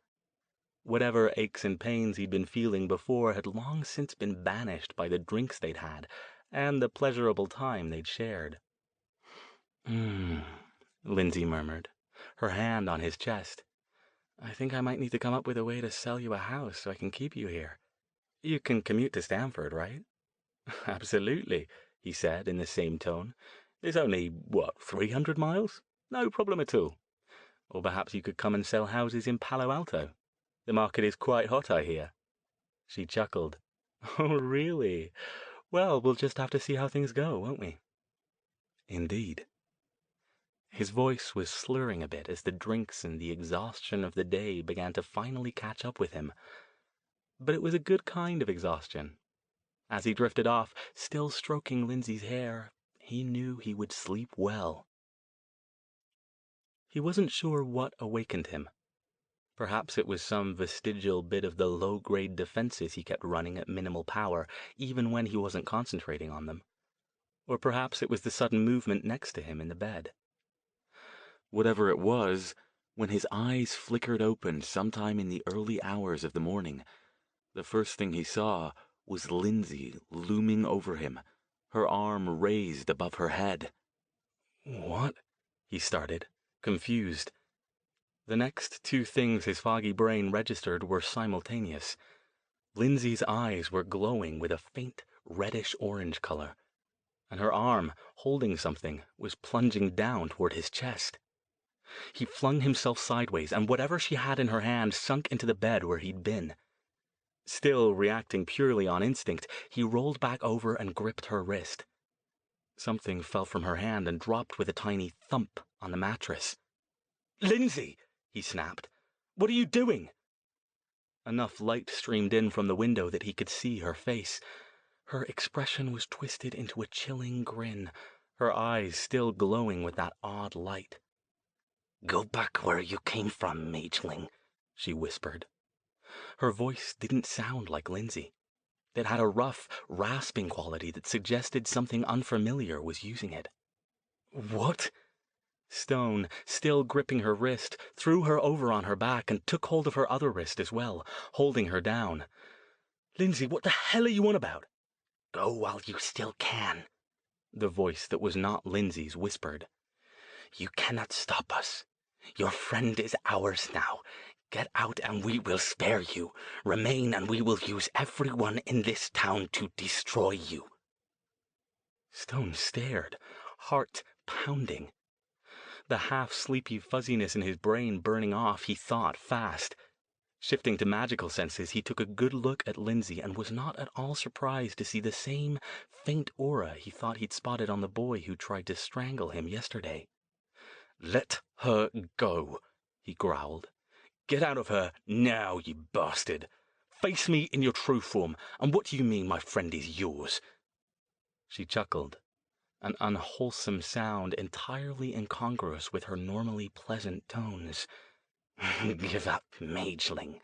You don't have the power to turn us away. Your friend is lost to you. Go now or bear the guilt of what will come." And then, as suddenly as it had come, the eerie expression left her face and the glow left her eyes. Lindsay looked up at Stone, bewildered. "Alastair?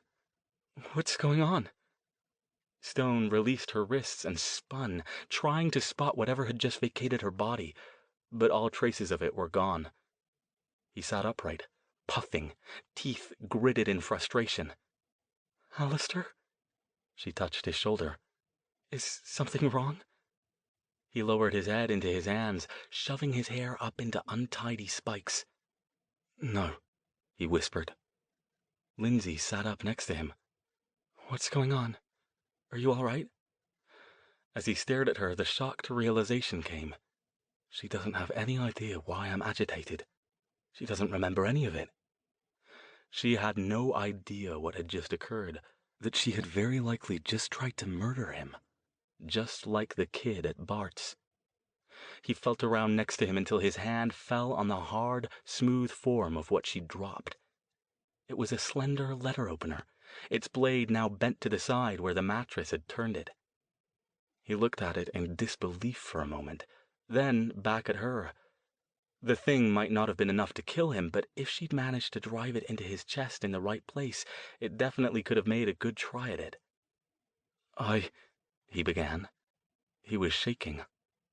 Already his mind was putting together the implications of what the thing that had taken over Lindsay had said. Bloody hell. "Alastair, you're scaring me."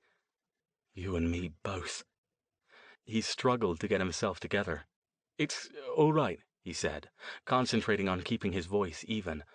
"I must have had a bad dream or something."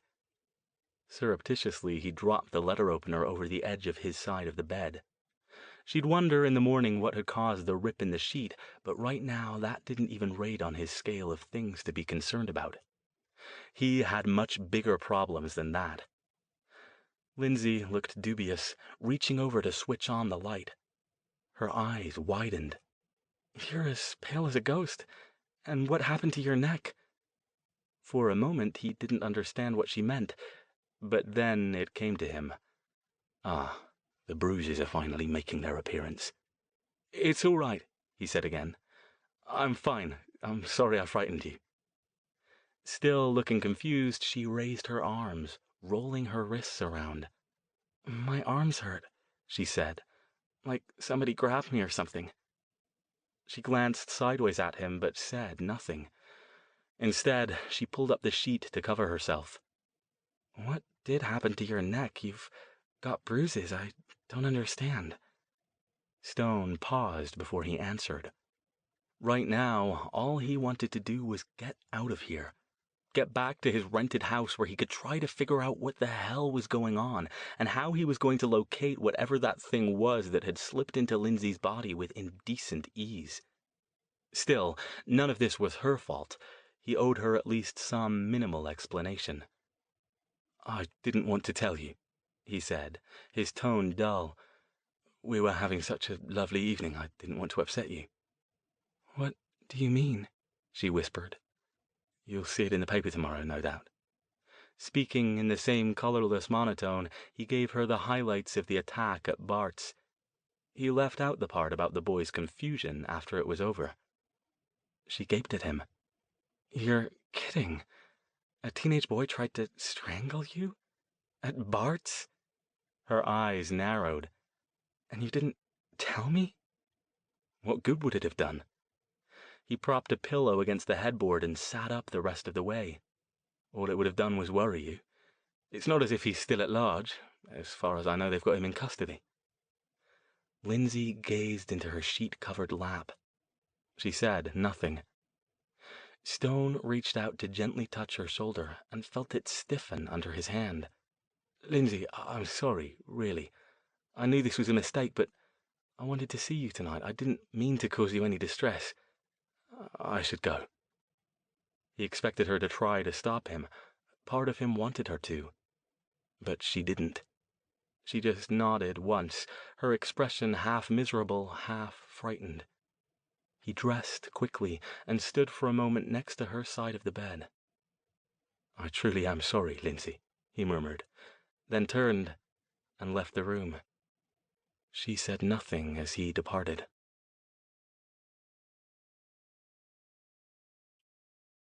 Chapter 14. Nobody pulled Stone over as he drove back to his house, which was something of a wonder, all things considered. He didn't feel the least bit tipsy anymore. The events of the last half hour had driven any remnants of that from his mind. But what he did feel was a bone-deep exhaustion that forced him to use every ounce of his strength and concentration to keep the big car on the road. Every one of his aches and pains from the past 2 days had returned, and from the way his body was protesting right now, they'd invited a few friends over to join the party. All he wanted to do was sleep, but that wasn't possible. He checked the wards again to make sure nothing had tried to get in, took a fast, cold shower, put some coffee on to keep himself awake, and gathered up the stack of books he'd bought, along with a notebook. All of this he carried to the kitchen table and then dropped wearily into a chair. The first thing he did was write down everything he could remember about the encounter with the thing that had taken over Lindsay. The glowing eyes, the raspy voice, the details of the aura, and everything he could remember about what it had said to him. Then, leaning on an elbow with one hand buried in his hair, he studied its words and wondered what Jason, and now he, had gotten themselves into. "Right then," he muttered, turning to a fresh page in the notebook. "Let's see what we know about you." He wrote down his thoughts as they came to him, each on its own line. More than one of them. We. One leader and minions, or multiple equally powerful? They know what I am and that I'm looking for my friend. They can apparently move in and out of mundanes at will. Mages unknown. Jason is lost. Imprisoned. Dead. Using him for something. A hostage. Guilt from what is to come. More murders? can attack when not possessing a person. See barn attack. Same creatures? How many? At least 3 from the barn. Can they hide aura? He wrote the word evil and circled it, then crossed it out. Whatever these things were, he was almost certain they weren't part of that group's scattered remaining force. For one thing, the evil weren't indiscriminate body hoppers, especially the weaker specimens that were, as far as he knew, the only ones remaining. Even the strong ones chose a body and possessed it with at least tacit permission, and couldn't vacate it except upon the death of the host. Although plenty of people existed out there whose goals aligned with the evil, and thus they had never lacked for hosts, being forced to leave a host body killed all but the strongest evil and diminished the others. These things, on the other hand, seemed quite comfortable jumping from body to body while suffering no ill effects. In a way, that made them more frightening, because they could be inside anyone. But both times Stone had encountered them, he'd seen the eerie greenish aura when he looked for it. If they couldn't hide the aura from those who could perceive such things, then at least from now on he could see them coming if he kept his guard up. Except that, at least from what he'd seen at the barn on Creek Road, they had some ability to attack even when they weren't possessing a body. Unless the things that had attacked him at the barn were different from the ones that possessed mundanes. How many different types of, quite probably related things was he dealing with here? Stone's other hand went to his hair, pressing on his forehead as he struggled to wrangle his tired thoughts into some semblance of order. Another thing that had been true of both the boy's possessor and Lindsay's was that the mundane seemed to remember nothing of the possession after being vacated. And aside from whatever the thing might force the body to do while occupying it, seemed to suffer no ill effects from being under the control of a new driver. That was something, at least. Not much, but something. Having to deal with a bunch of mundanes driven insane as their brains tried to process what had happened to them would make this effort even more difficult than it already was.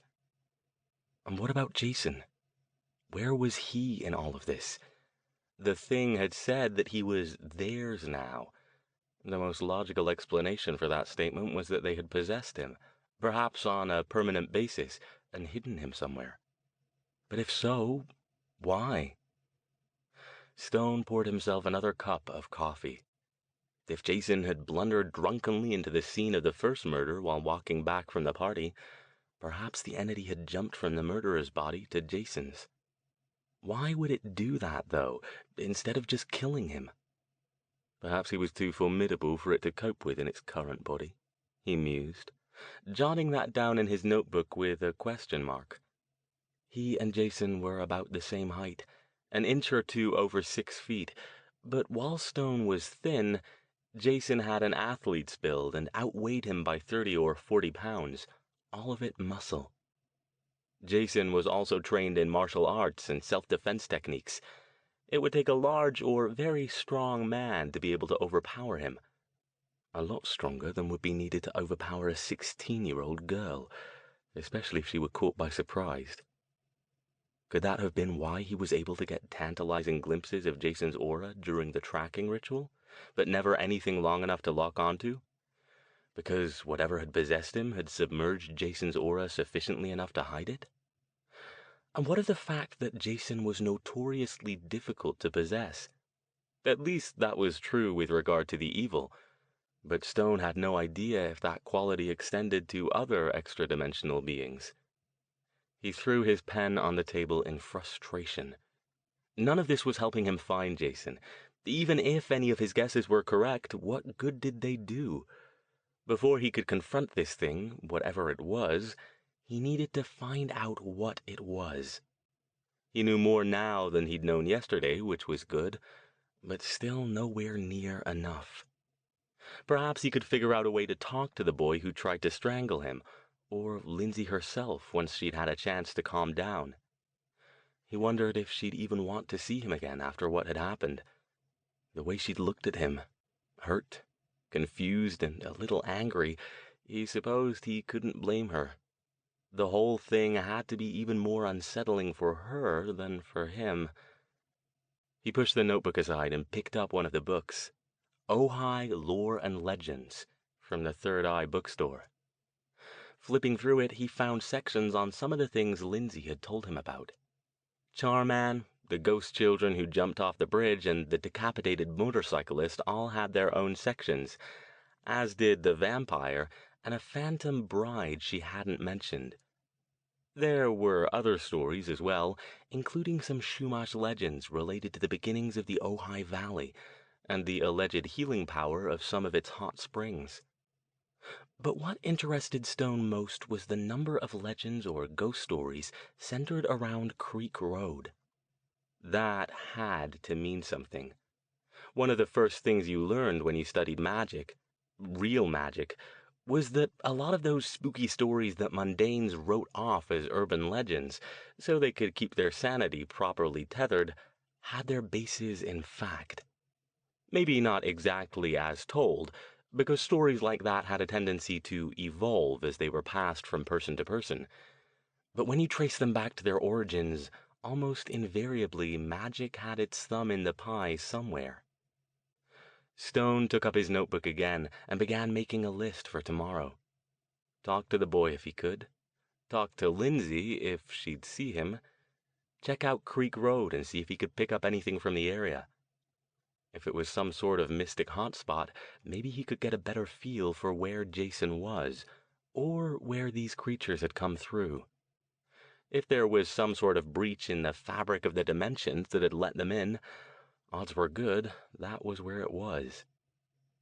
He wanted to look through some of the remaining books, but as he reached for the next one, he became conscious of a heaviness settling over his limbs, pressing down on his eyelids. He blinked and shook his head, trying to wake up, but it didn't help. Even the coffee wasn't helping. His body was telling him loud and clear, "I'm going to sleep now, you idiot. Do you have a problem with that?"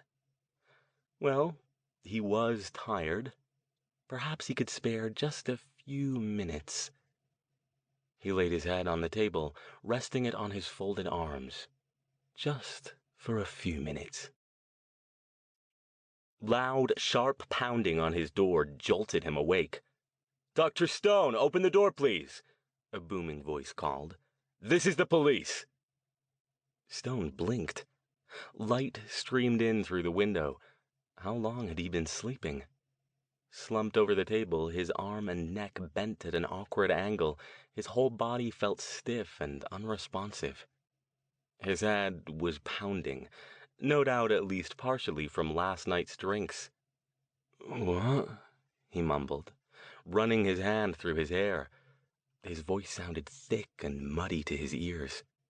"This is the police, Dr. Stone. Open the door or we'll break it down." That got him to his feet. He gazed around uncomprehendingly for a moment, trying to figure out what was going on and why the police were yelling at him. Just a minute," he said, though nowhere near loudly enough for them to hear him. "I'm coming." Instinctively, he used a levitation spell to pick up the notebook and settle it on top of one of the ceiling beams, where it was invisible to anyone at floor level. Then, conscious of the fact he must look like something dragged several miles behind a bus, he stumped over and flung open the door. "What is—" He stopped. It wasn't just one policeman, it was two. He didn't recognize either of them. As he appeared in the doorway, both of them tensed, their hands going to their still holstered guns. Stone blinked again. Maybe he was still dreaming. A bizarre sense of déjà vu wafted over him as he took in their hard, implacable faces. "What's this about?" he demanded. "Alastair Stone, you're under arrest," said the older cop. Already the younger one was pushing forward past him. Stone stood still, shocked as the cop cuffed his hands behind his back. The déjà vu was getting worse by the minute. "Wait a minute, for what?" "Murder." He stared. "Murder? But I thought we settled that." "The murder of Lindsay Cole," the cop said.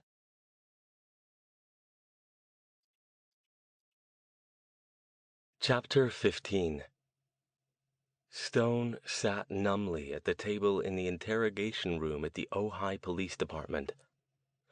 Across from him, Lieutenant Peter Kastner, his face a cold mask, leaned forward and clicked on a tape recorder. "Let's start again, Dr. Stone," he said. "Tell me what happened last night." Stone bowed his head. His brain felt pummeled, shocked, dead. He hadn't put up any protest when the policemen led him to the car. He let them direct him into the back seat of the cruiser with broken docility. Lindsay, a lovely, vital young woman, was dead, and it was his fault. What the hell did any of this even matter anymore? They'd taken him back to the police station in silence. Unlike last time, they'd walked him in, fingerprinted him, and had him hold a board with his name and numbers on it while they snapped mugshots. The whole thing would have been surreal if Stone hadn't been so mentally stunned by the proceedings that he could barely form a coherent thought. They took him into another room, gave him a set of orange scrubs, and told him to change into them and put his clothes in a bag. All of this they did with minimal conversation. The only words they said were directions on what to do. He followed them without question or argument. They wouldn't give him any other details about what had happened. He glanced up through haunted, bloodshot eyes at Kastner, his hair spiking everywhere at crazy angles, dark stubble shadowing his pale face. "I didn't kill her, Lieutenant," he said softly. He was alone. When they told him he had the right to call an attorney, he hadn't even responded. It was foolish, he knew. He didn't care. "Just tell me what happened," Kastner repeated. This was the second time he'd told the story, but he didn't object. He simply told it again, his voice a monotone devoid of any kind of life. He described how he'd picked Lindsay up at her home and taken her to the restaurant, how they'd had dinner and drinks there, and then he'd driven her home, how she'd invited him in and he'd accepted. "Did you sleep with her?" Kastner asked. Stone nodded, staring at the worn table again. "And then what happened?" "I left after." "You left her house?" "Yes." "Why?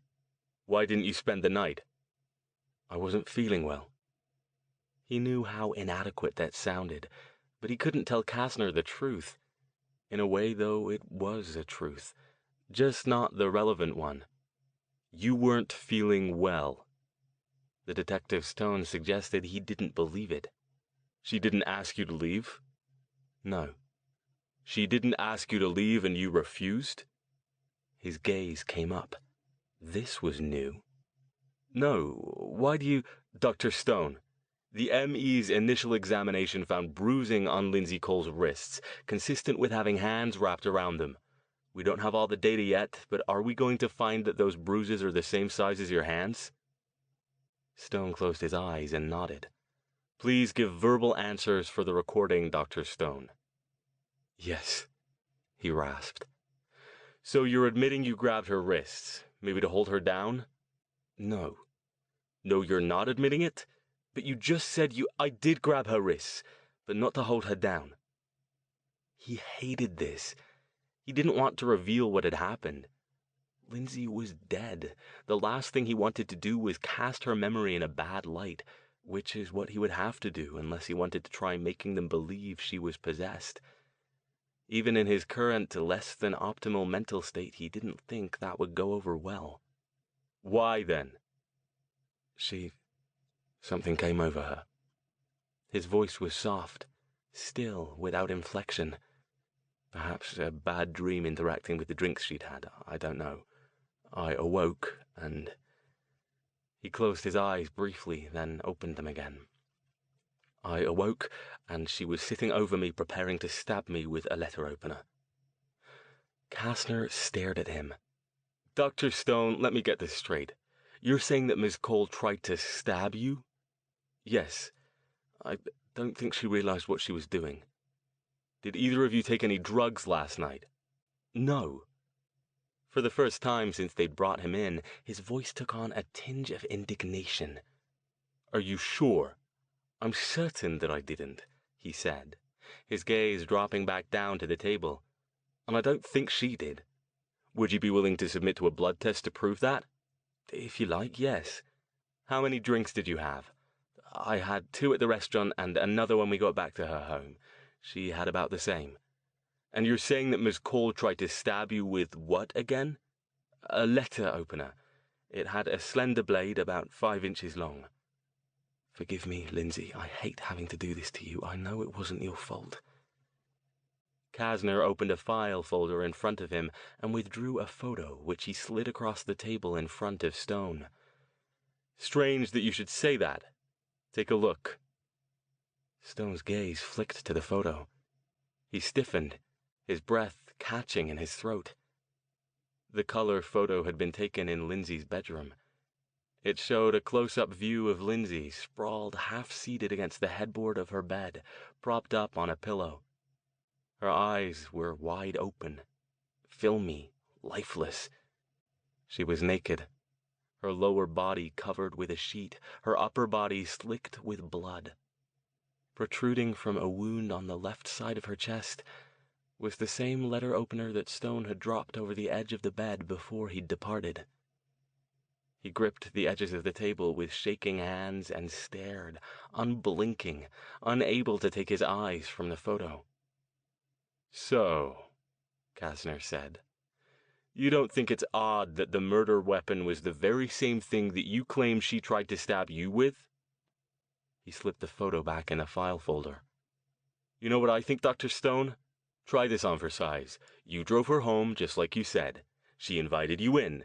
You had a few drinks, things got a little hot and heavy, you ended up in the bedroom, but somewhere in there maybe you tried something she didn't like, or she just decided that maybe she didn't want you around for whatever reason. She told you to leave, you refused, she tried to fend you off with the only weapon she had, and you took it away and stabbed her with it. Maybe it was an accident. That happens sometimes when people get emotional. Then you realized what you'd done, panicked, and took off." Stone started shaking his head halfway through Kasner's words. "No, no," he said. "Lieutenant, no." The image of Lindsay's staring, empty eyes had imprinted itself on his mind, and he couldn't drive it away. "I didn't kill her." "Are you saying she stabbed herself?" Stone bowed his head. If the thing had come back and taken residence in her body again after he left, he realized, it was entirely possible that was exactly what had happened. If these things were powerful enough to make a stolen body cut a teenage girl's throat, then they were strong enough to override a human's powerful natural self-preservation instincts to force her to plunge a sharp object into her own heart. But there was no way in hell that Kasner was going to believe that. He himself wouldn't have believed it if he hadn't seen the evidence with his own eyes. "Dr. Stone, answer the question, please." "I don't know," he whispered. "All I know is that I didn't do it." "Are we going to find your prints on that letter opener?" "Probably. I took it away from her and threw it on the floor." Through the fog in his brain, something bubbled up. His voice took on a bit more life again. "Lieutenant, did your investigators find a small puncture or a slash in the sheet and mattress on the side of the bed closest to the window?" Kasner frowned as he consulted his papers. "I don't have all the reports back yet. They're still working the scene." "Why?" "It won't prove my story, obviously, but it might lend some credence to it. When Miss Cole attempted to stab me, I rolled to the side and she hit the bed with the blade. That was when I grabbed her wrists, just long enough to make her drop it." Remembering something else, he added, "And have them take a look at the opener itself. See if it was bent and then re-straightened. It was bent when I took it from her, so whoever—" The image flashed in his mind's eye again. "Whoever killed her would either have to have straightened it or stabbed with it bent." "I'll let them know," Kasner said. "My guys are good, Dr. Stone. If there's anything to find, they'll find it." "I hope so, Lieutenant." He looked up. "What happens now?" "I assume you intend to charge me with Miss Cole's murder." "Not yet. but the law allows us to hold you for up to 72 hours before we have to charge you or let you go, and we're going to do that. What the investigators and the ME come up with will determine whether we pursue the case and charge you with murder." He frowned. "May I ask a question?" "Go ahead." "Why aren't you charging me? It sounds as if you're convinced that I'm guilty. Why risk allowing me to flee if you let me go?" Kastner sighed. "Because, Dr. Stone, this is a serious charge. You realize if you're found guilty on this, it could mean life in prison. If they determine it was premeditated, you could get the needle. That's not something I take lightly, especially because you're wrong. I'm not convinced you're guilty. Not yet." "Why?" Stone's voice was dead again. He slumped in his chair. "Call it my gut. There's been a hell of a lot of very strange stuff centering on you and this friend you're searching for ever since you arrived in Ojai. Before that, even, if the first murder is connected to the rest of this." He tapped his folder with his pen. "First, we find you at the scene of another murder you claim to have stumbled onto while following what you claim was a psychic vision. It looks suspicious, but you've got an alibi that places you nowhere near the victim when he died, and nowhere near the first victim, assuming they're connected. The very next day, a local kid you've never met before tries to strangle you in a public place, then claims he has no idea why and doesn't even remember doing it.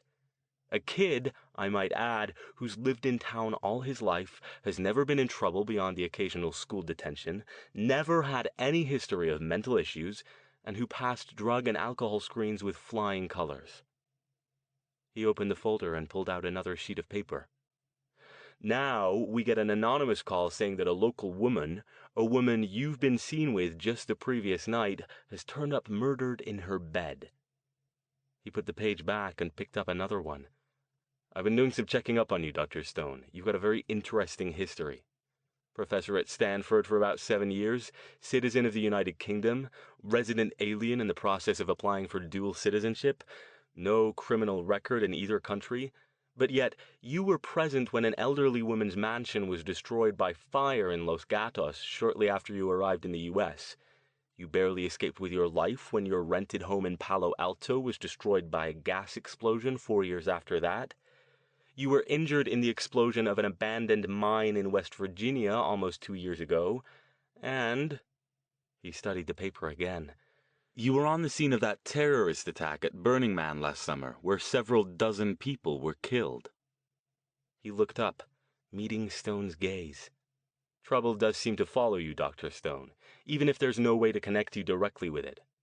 Either that, or you're somehow seeking it out."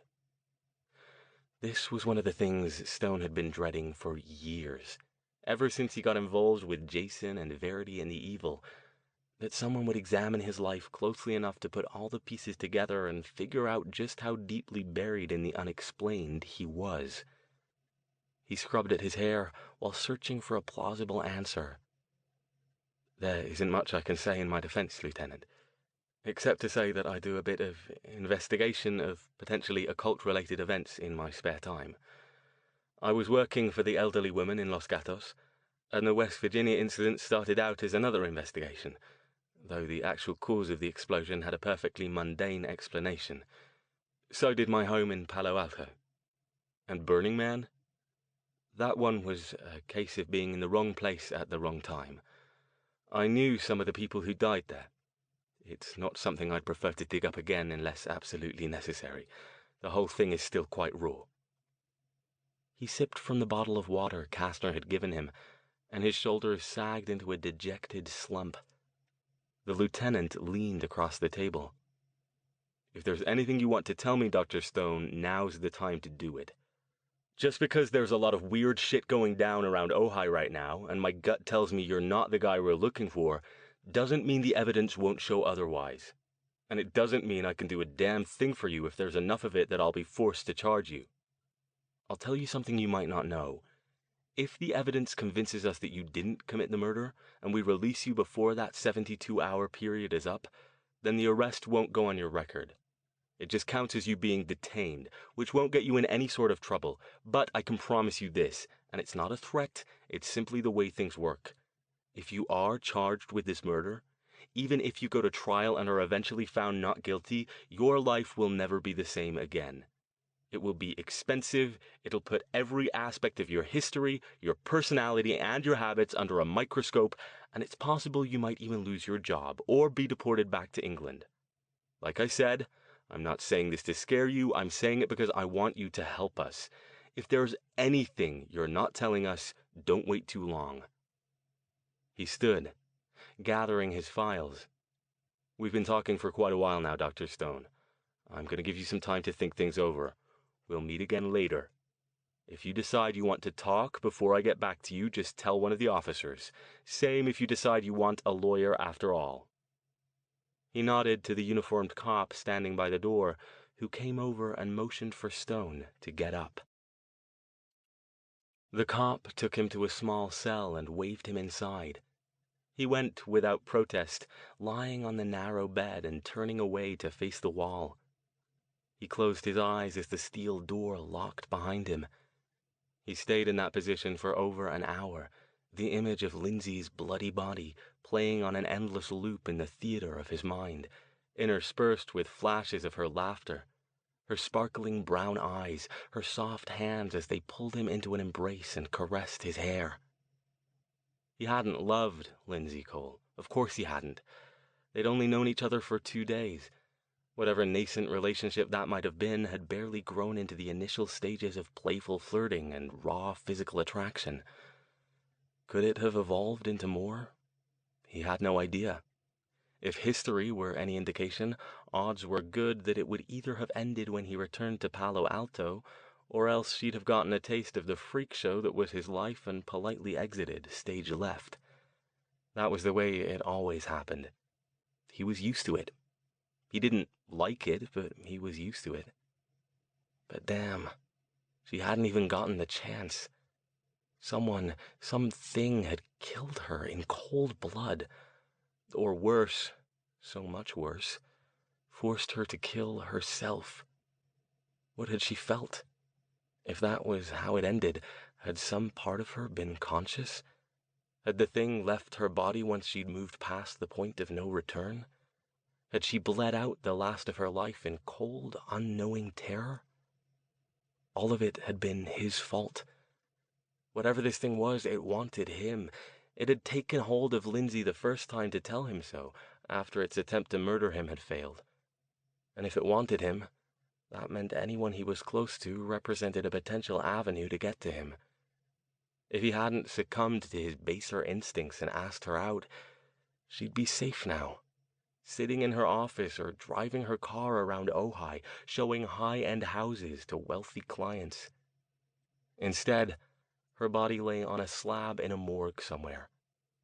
His mind's eye helpfully served up a full-color snapshot of what that might have looked like. Her face bone-white, her lips cold, a Y-shaped line of rough stitching running from her chest down her abdomen. Stop it. That isn't helping. He knew it wasn't helping, but when did that even matter? He couldn't stop it.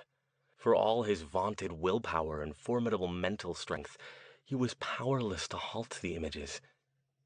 He drew his knees up to his chest and wrapped his arms around them, his whole body shaking. He didn't cry. He wished he could, but his body stubbornly refused to cooperate. Eventually, his exhaustion finally catching up to him, he dropped off to uneasy sleep. Dr. Stone? Stone stirred. A light knock on the bars. Dr. Stone, you awake? He rolled over, wincing as every muscle and bone in his body protested against the thin mattress and the uncomfortable position. What time was it? How long had he been asleep? Slowly, he sat up. Stan Lopez stood outside the cell. He wasn't wearing his police uniform.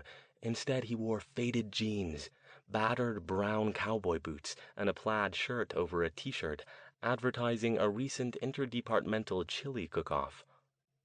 Stone blinked. Sergeant? Jason's old friend was the last person he expected to see. Lopez nodded. Yeah, They said I could come talk to you for a few minutes. Privileges of knowing people around here, you know? Only if you want to, though." For a moment, Stone didn't answer as he waited for his brain to emerge from its stupor. He sat on the edge of the bed, leaning over with his elbows braced on his knees. "You okay?" Lopez asked. Stone rolled his head back and forth.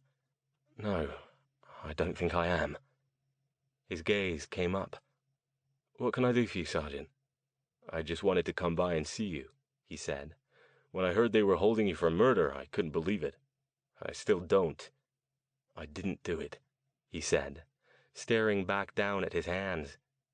He rubbed his eyes, trailing his hand along his stubbled jawline.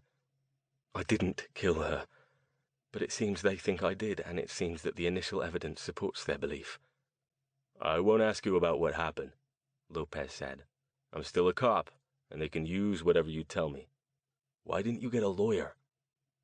Stone shrugged without looking up. "You really should, you know. This is a big deal, even if you didn't do it." Stone didn't answer. Lopez let out a sigh. "Okay, you do what you want, but like I said, I wanted to see you. Jason talks about you a lot. Says you're a good guy and a good friend. I wanted to see if there was anything I could do to help you out. Anything you need, that kind of thing." "Thank you, Sergeant. I appreciate your kindness." Still, Stone didn't look up, and his voice was flat. Lopez regarded him for a few moments. "Oh, listen. I know this is hard on you, but let me give you some advice, if I can." Stone raised one hand in a "go on" gesture. "Fight," he said firmly. "If you didn't do it, fight it.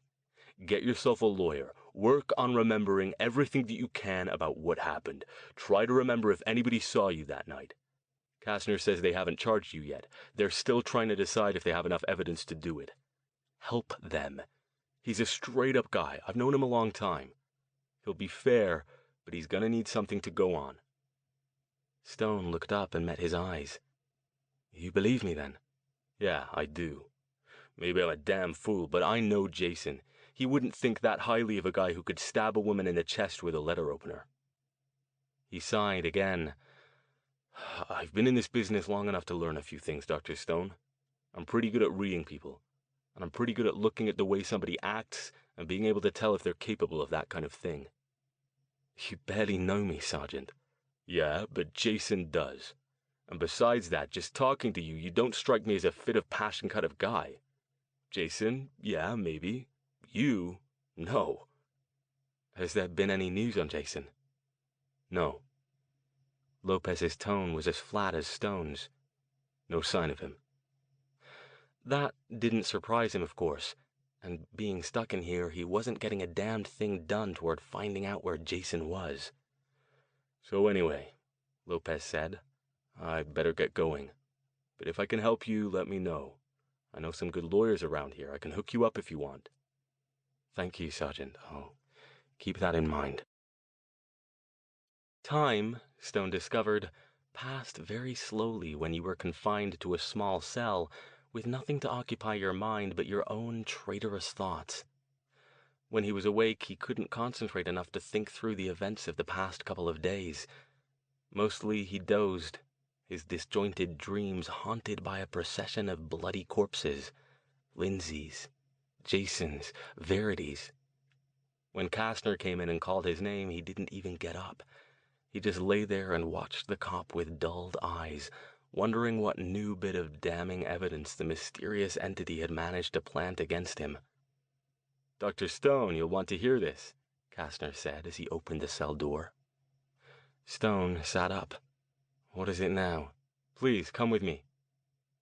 He did as he was told, once again without protest or question. Kastner took him to the interrogation room and motioned for him to sit down. When he did so, the detective opened his folder. "We found the puncture in the mattress," he said. "It was right where you said it would be. But this is, if you don't mind me saying so, Dr. Stone, the weirdest thing I've seen in all the years I've been on the force.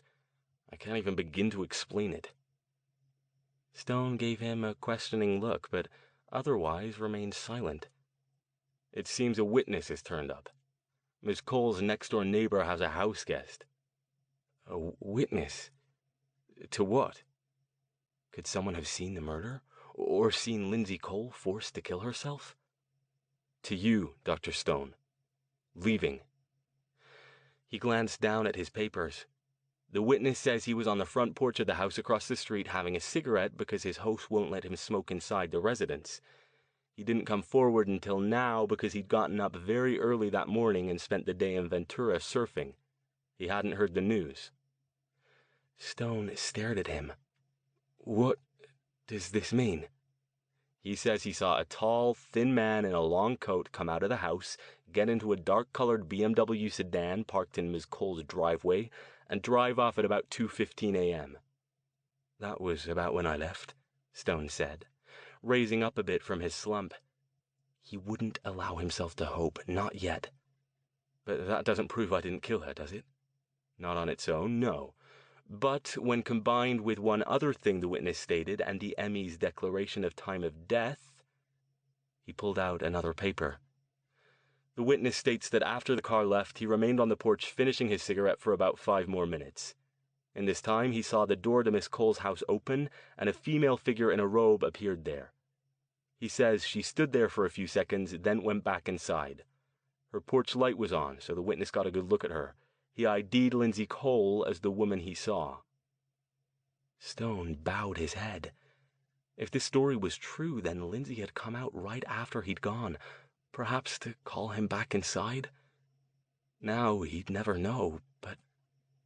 "So that proves she was alive when I left," he said softly. "That's correct. And after examining Ms. Cole's body, the ME has placed the time of death at some time between 3 and 4 a.m. "Well after I left." "Yes." Kasner took a deep breath. "It appears, Dr. Stone, that your story holds up." "So, you're satisfied that I didn't kill Miss Cole? You aren't going to charge me with her murder?" "We're not going to charge you," Kasner said. Stone rubbed at his forehead. "And you don't think that I might have returned to her house later?" "I might think that, except for 2 other bits of evidence we found, and one of them is where that weirdness I mentioned comes in." "Go on," Stone said softly. "First, we examined the scene and found nothing to suggest that you killed her. Wounds like that bleed a lot, but there was no sign of anyone tracking blood across the carpeting, no sign of blood on your clothes. In fact, aside from the immediate area around Miss Cole's body, we found no blood at all." Kasner paused. "I shouldn't be telling you this, Dr. Stone. But when we examined the murder weapon, we did find your prints, but they were mostly obscured by Miss Cole's own." And this is where it begins, Stone thought. "And this implies..." "It implies that she touched the weapon after you did, and..." He looked down at his papers. Stone noticed that his breathing picked up a bit. He blew air through his teeth and met Stone's gaze. "As I said, I shouldn't be telling you this. I told you that my gut told me you didn't kill her before, and now I'm sure of it. I could get in a lot of trouble for sharing this information, so I hope you'll use your discretion." "Of course," Stone said, leaning forward. He could see the effect this was having on Kasner. Something was seriously spooking the man. "You have my word, for whatever you might think that's worth." For almost a full minute, Kasner was silent, his eyes on the papers in his folder. Then he looked up and spoke in a rush. "My guys examined the crime scene photos and the weapon, Dr. Stone, and checked them against the ME's initial autopsy report. Lindsay Cole's cause of death was that letter opener driven directly into her heart." Stone frowned. "I'm not sure I see." "Let me put it to you this way," Kasner said. "Unless she was unconscious when it was done, and there's no indication that she was, it would be nearly impossible for anyone to cleanly hit her heart in one shot. We'd expect to find multiple stab wounds, or the blade being diverted by the ribs, or a chip out of the nearest rib. No one conscious would simply sit still and allow such a thing without defending themselves, or at least flinching." He stared at Stone, and there was something odd and disturbed in his eyes. Dr. Stone, I was being a smartass when I asked you about it, but unthinkable as it might be, all the evidence points to Miss Cole stabbing herself."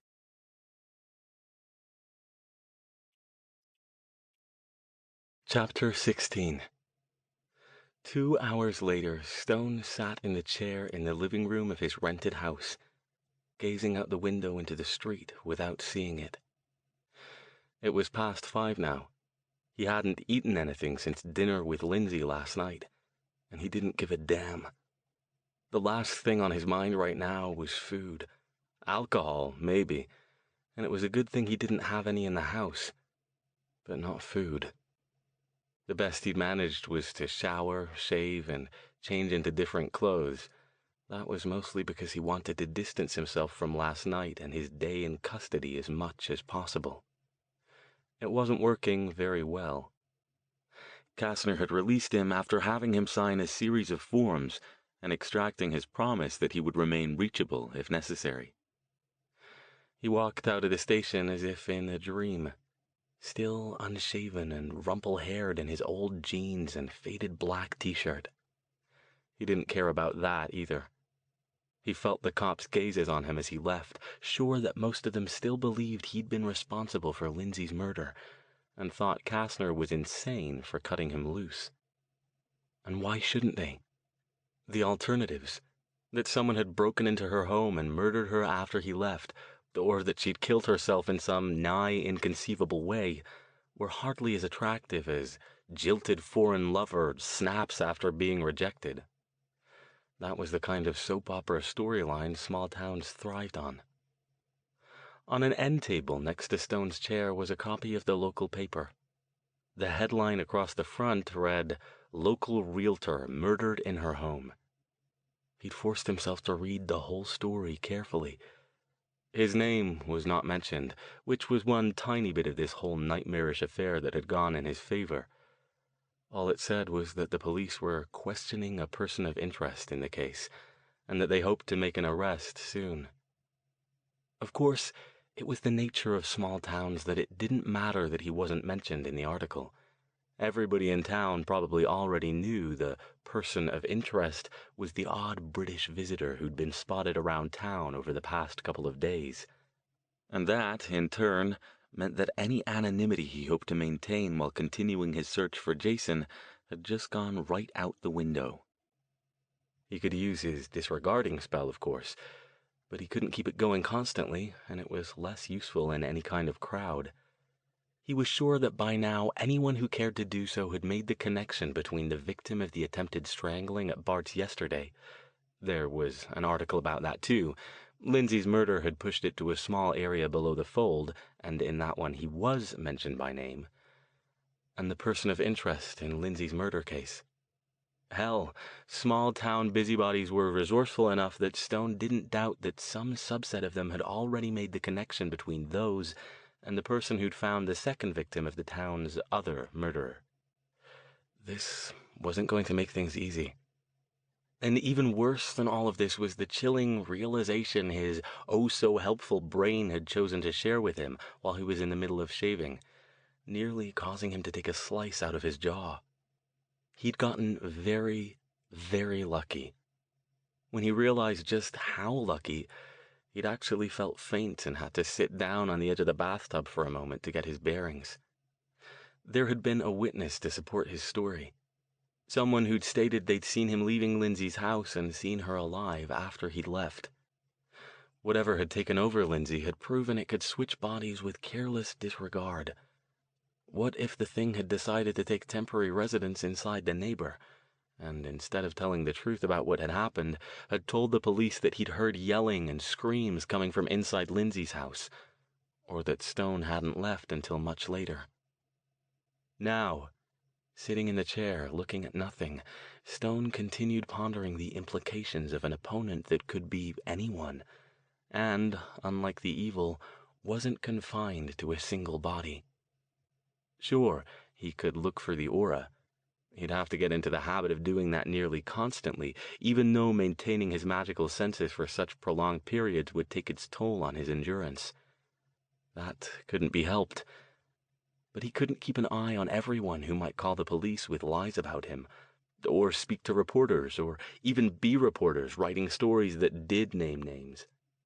As Jason was fond of saying, holy crap. For a moment, a few seconds, Stone thought about simply calling it a day.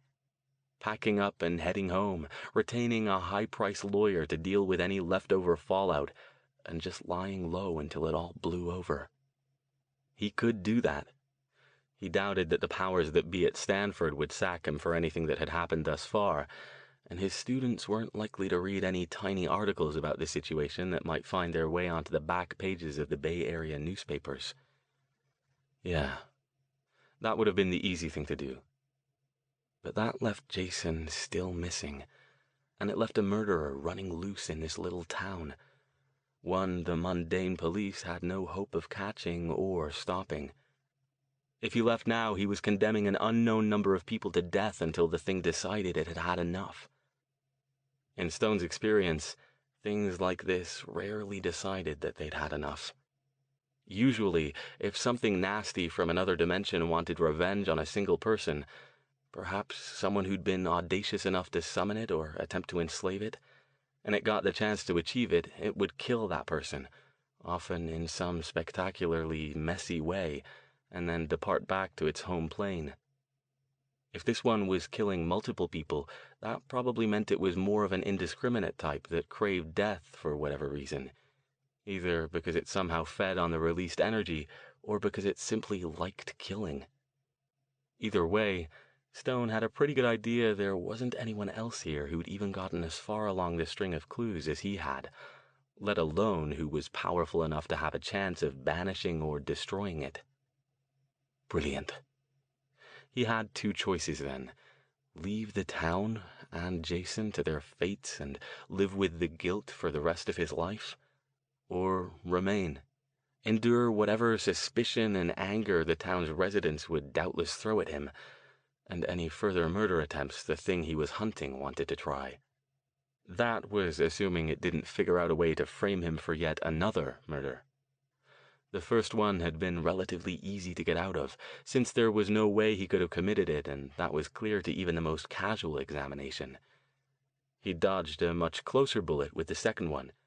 He had no doubt that whatever this thing was, it had the capacity to learn from its mistakes. If there was a third time, he might as well prepare himself for a very long stay in a very small room. He couldn't allow it to get a third chance. So that was his choice. He could leave or he could stay. And it wasn't a choice. Not at all. This thing had Jason.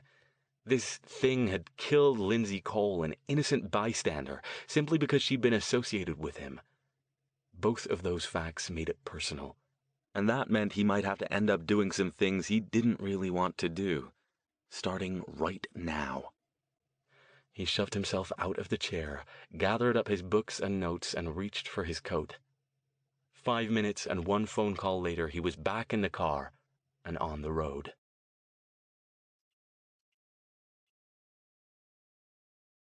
Chapter 17.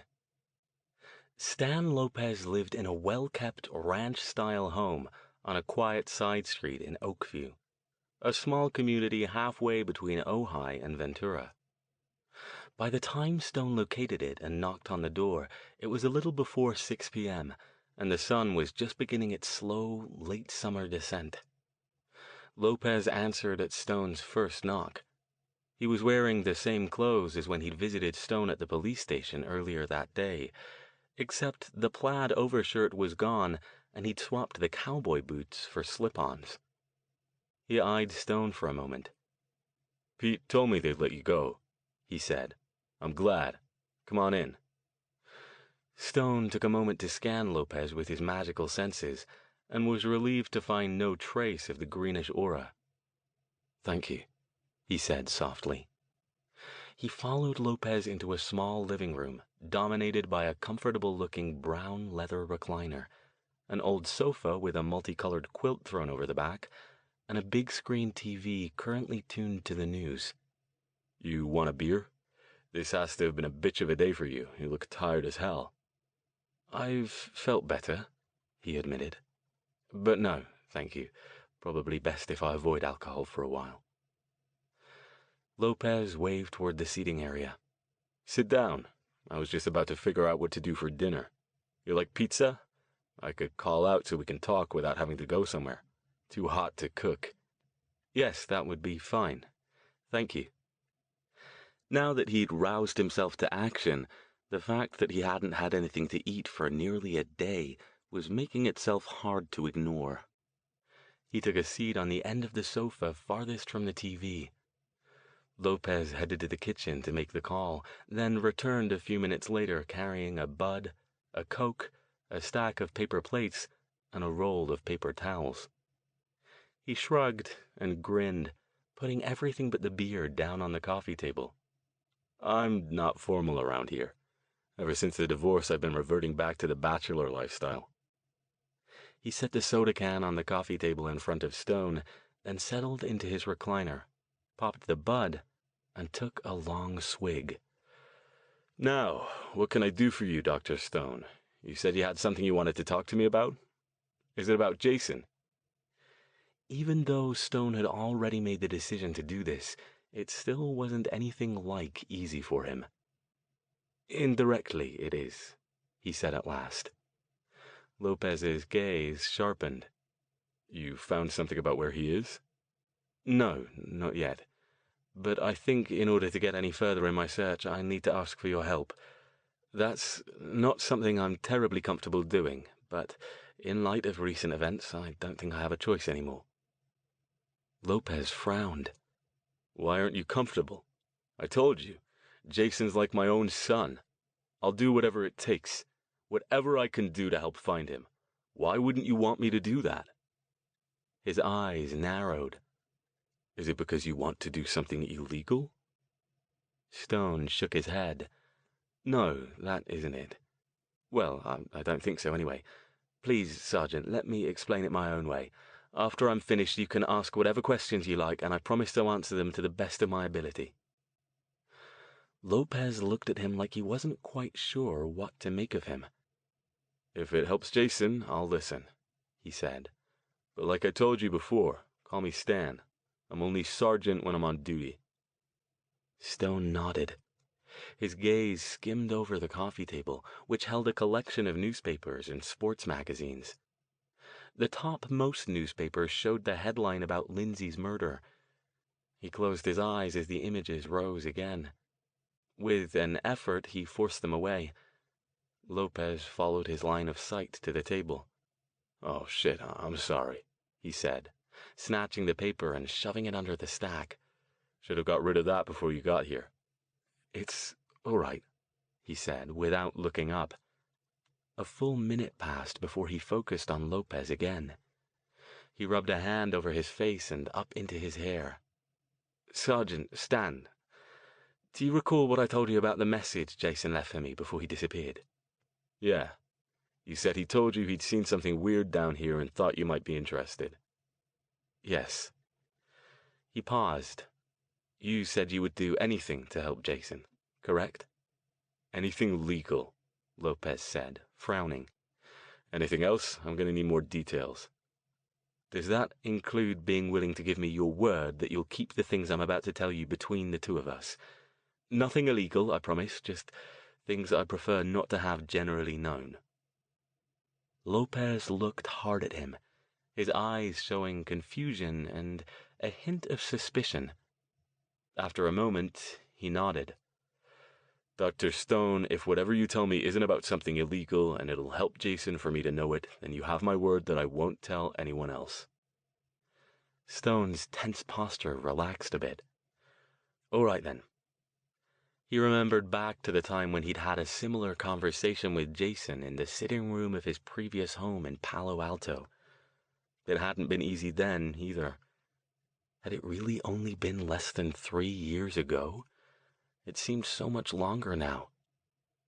Casting about for the best way to begin, he finally said, Jason left that message because he thought I'd be interested in what he found, but not because of what I do at the university. Why then? I thought you said you taught that occult stuff. I don't just teach it, Stan. Stone said softly, his gaze fixed on Lopez's face. I practice it. Lopez stared at him.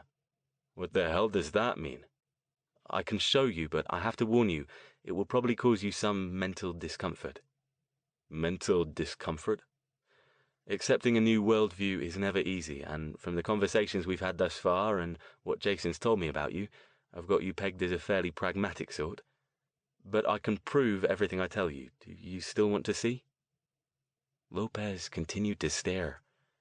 Once again, Stone could see mental gears turning inside the older man's head. He wished he didn't have to do this. As uncomfortable as the whole thing was making Lopez, it was even harder on him. He was pretty sure that trusting someone who was a virtual stranger to him, with only a close connection to Jason to convince him that the man was trustworthy, went against everything Lopez was. If he'd miscalculated, if Lopez wasn't mentally capable of handling what he was about to show him, or if his need to tell the story of what he'd seen was stronger than his word, then Stone could be opening himself up to an extra-large helping of inconvenience. Sure, it was likely nobody would believe Lopez even if he did try to tell, but that would cause its own problems. A veteran cop who suddenly started spouting off about magic being real wouldn't last long on the force, at least not without some intensive psychological evaluation. Stone felt like he was standing on the brink of something huge, and his next step would change the course of 2 lives. 3, if you counted Jason. No pressure. Lopez swallowed. He hadn't taken his eyes off Stone the whole time. After another long pause, he nodded. Yeah, I want to see. Stone saw how much those words had cost the man, and he could also see more clearly now why Jason held him in such high regard. He sensed that Stan Lopez was a man who would walk through hell for those who mattered to him, no matter how scared he was. Stone just hoped his courage would hold through the sort of thing that nobody unfamiliar with the magical world could ever be expected to deal with. He raised his hand, pointing it at the unopened can of Coke on the coffee table. It rose up and floated over to him. He plucked it from the air, popped the top, and took a long drink. Lopez nearly dropped his beer. He bobbled it, lurching forward to stare at the can in Stone's hand. His eyes, normally crinkled in a deceptively easygoing squint, got so wide that Stone could see stark white all the way around. He struggled to speak, finally getting out, "What in the fuck?" "Magic is real, Stan," Stone said, in the same soft, calm tone. "It's real, and I can do it. Whatever Jason saw in Ojai, he called me because he thought it had something to do with the magical world. And judging from the fact that he disappeared soon after, he was probably correct." Lopez's breath was coming fast. He swallowed a couple of times, then leaned farther forward and set his beer can on the table with exaggerated care, as if fearing it might explode. "You..." He pointed a shaking finger at Stone's Coke can. "You..." Another pause. "I didn't see that. Did I?" In answer, Stone held up the can. This time he didn't even bother gesturing at it, but merely sent it levitating up with a flick of his mind. It did a couple of circuits around the table, and then floated neatly down next to Lopez's beer. The doorbell rang. Lopez didn't move. His gaze kept darting back and forth between Stone and the can on the table. His mouth moved, but no sound came out. Stone rose. "I'll get that," he said, heading to the door. He came back a few moments later with a large pizza box, after scanning the delivery man for greenish auras and finding none. With casual ease, he gestured at the table, magically sweeping the papers and magazines out of the way, and set the box down. "This smells lovely," he said, levitating a paper plate over to Lopez. "Shall we?" Lopez hadn't changed position except for his eyes, which continued tracking everything that had moved around the table. They settled on the plate hovering in front of him. Finally, after swallowing a couple more times, he said in a strangled tone, Jason knows about this? He has since the first night we met. I actually used magic to get him out of a scrape and then took him back to my home afterward. He'd only just arrived in the Bay Area recently, looking for Verity. Does Verity know too? She does, yes. He purposely didn't tell him that Verity could do magic as well. That was her secret to reveal, if she chose, not his. Besides, Lopez was freaked out enough as it was. Lopez reached up and gingerly took the hovering plate, as if he expected it to somehow zap him. He took a couple of long, slow breaths and let them out. This isn't a trick, is it? No, it's the real thing. I know it's hard to believe, but it's true. So you can... He looked at the plate. You can do... what else? Quite a lot of things. You'll forgive me if I don't catalogue them for you right now. That's hardly the point, and it won't help us find Jason. Moving with deliberate slowness, Lopez leaned forward and opened the pizza box, motioning for Stone to go first. He did so, nodding thanks. The enticing aroma was making him realize just how hungry he was. Lopez took a slice, reclaimed his beer, and leaned back in his recliner. You'll have to forgive me, Dr. Stone, he said, his voice shaking. This is all pretty damn freaky. Quite all right, Stone said through a mouthful of pizza. He was already halfway through his current slice and eyeing his next one. I didn't think it would be easy for you to accept. It wasn't easy for Jason either. Some people are, shall we say, more predisposed toward disbelief.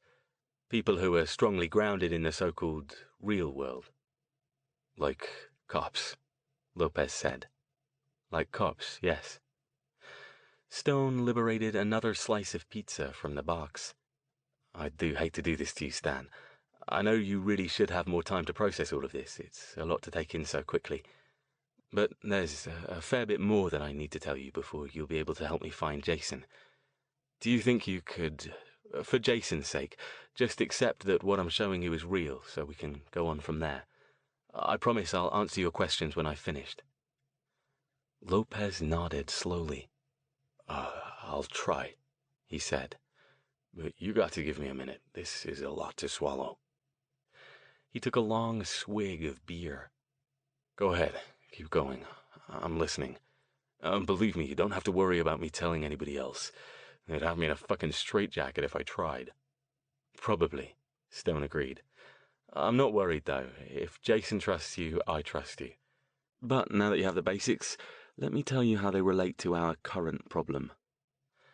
Speaking in the same calm, professorial tone that he used for his classroom lectures at Stanford, Stone laid out the situation, beginning with the message Jason had left him and ending with what had happened with Lindsay.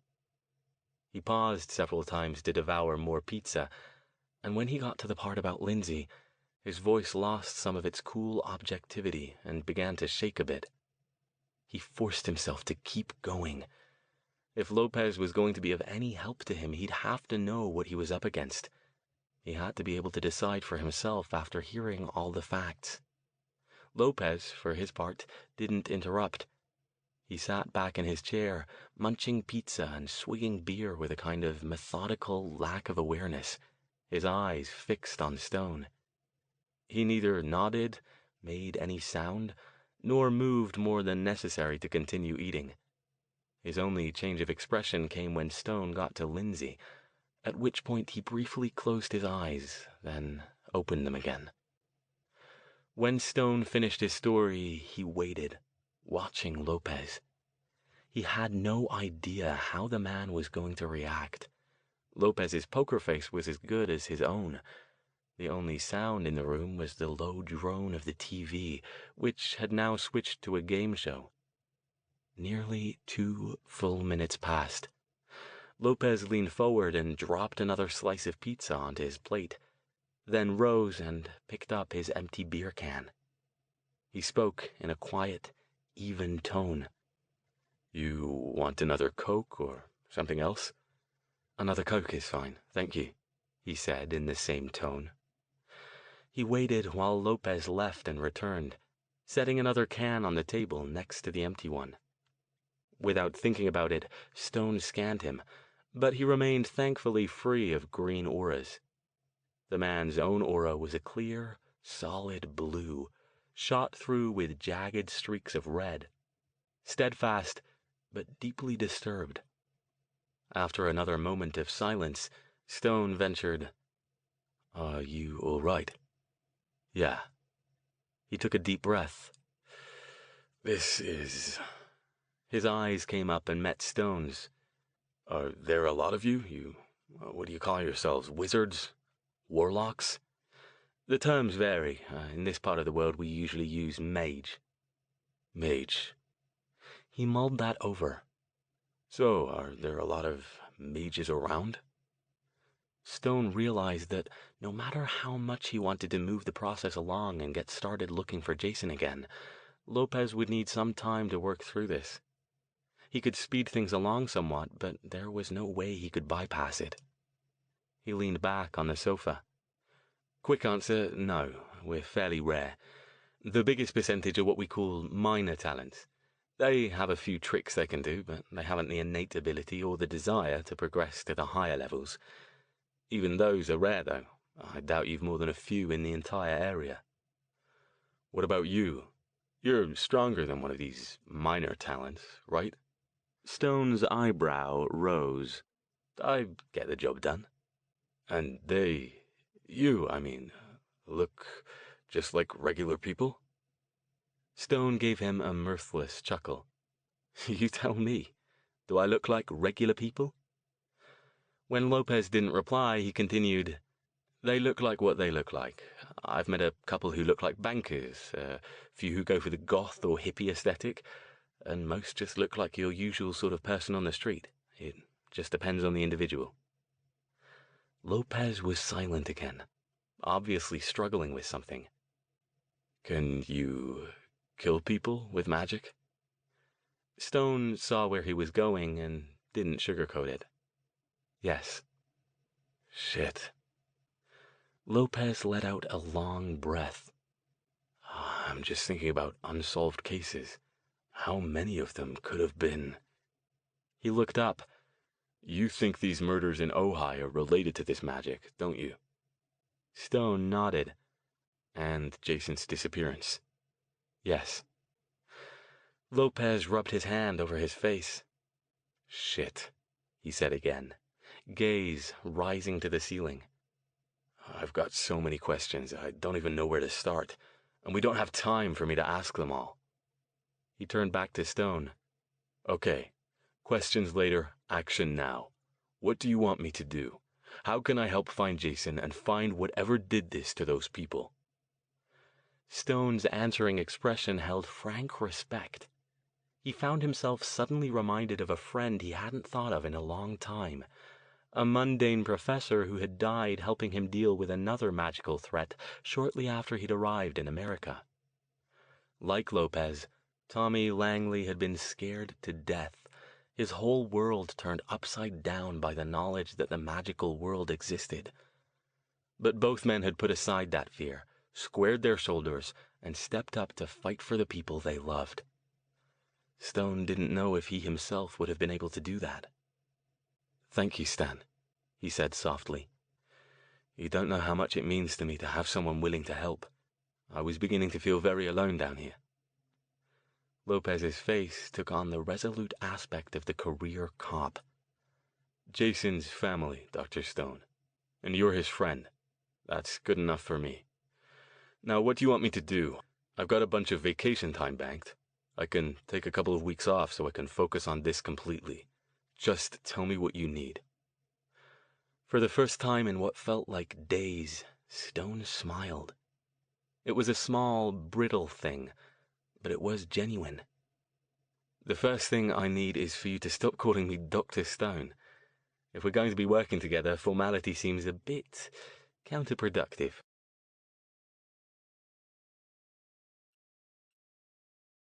Chapter 18. Okay, Lopez said. So, where do we start? Damn good question. Stone eyed the last slice of pizza and tried to decide whether he was still hungry. I suppose I should start by asking you if you can do anything to help run a bit of interference with Kasner and his lot. I assume I've managed to convince you that I didn't have anything to do with any of those murders, including Lindsay's. I already believed you when you said you didn't do it. But if you were anybody else, the whole magic thing would make me less inclined to believe you. I'm guessing some of the stuff you can do includes things like turning invisible and, what do they call it, teleporting? Invisible, yes. Teleporting, no. Except by using carefully prepared gateways, and there aren't any around here. But you could have gotten out of custody if you wanted to? Easily. Even more easily if I didn't care who I hurt. So, why didn't you? Get out, I mean, not hurt anybody. Because I don't do things like that, Stone said. They had perfectly legitimate reasons for assuming I might be involved, especially in Lindsay's case. He sighed. Would I have let them put me in prison? No. Escaping would have caused me a significant amount of inconvenience, but being incarcerated for life for something I didn't do would have been worse. But as long as they were playing straight with me, I was willing to go along. He paused, remembering how close his last encounter with the police had been. So, can you keep Kasner off our backs without telling him anything he doesn't need to know? I'm not sure, Lopez said. But if you're with me, I can vouch for you. Might be a good idea to stick together. From what you're telling me, this thing wants to fuck you over hard. It's not a good idea for you to be alone with anybody else. Stone bowed his head.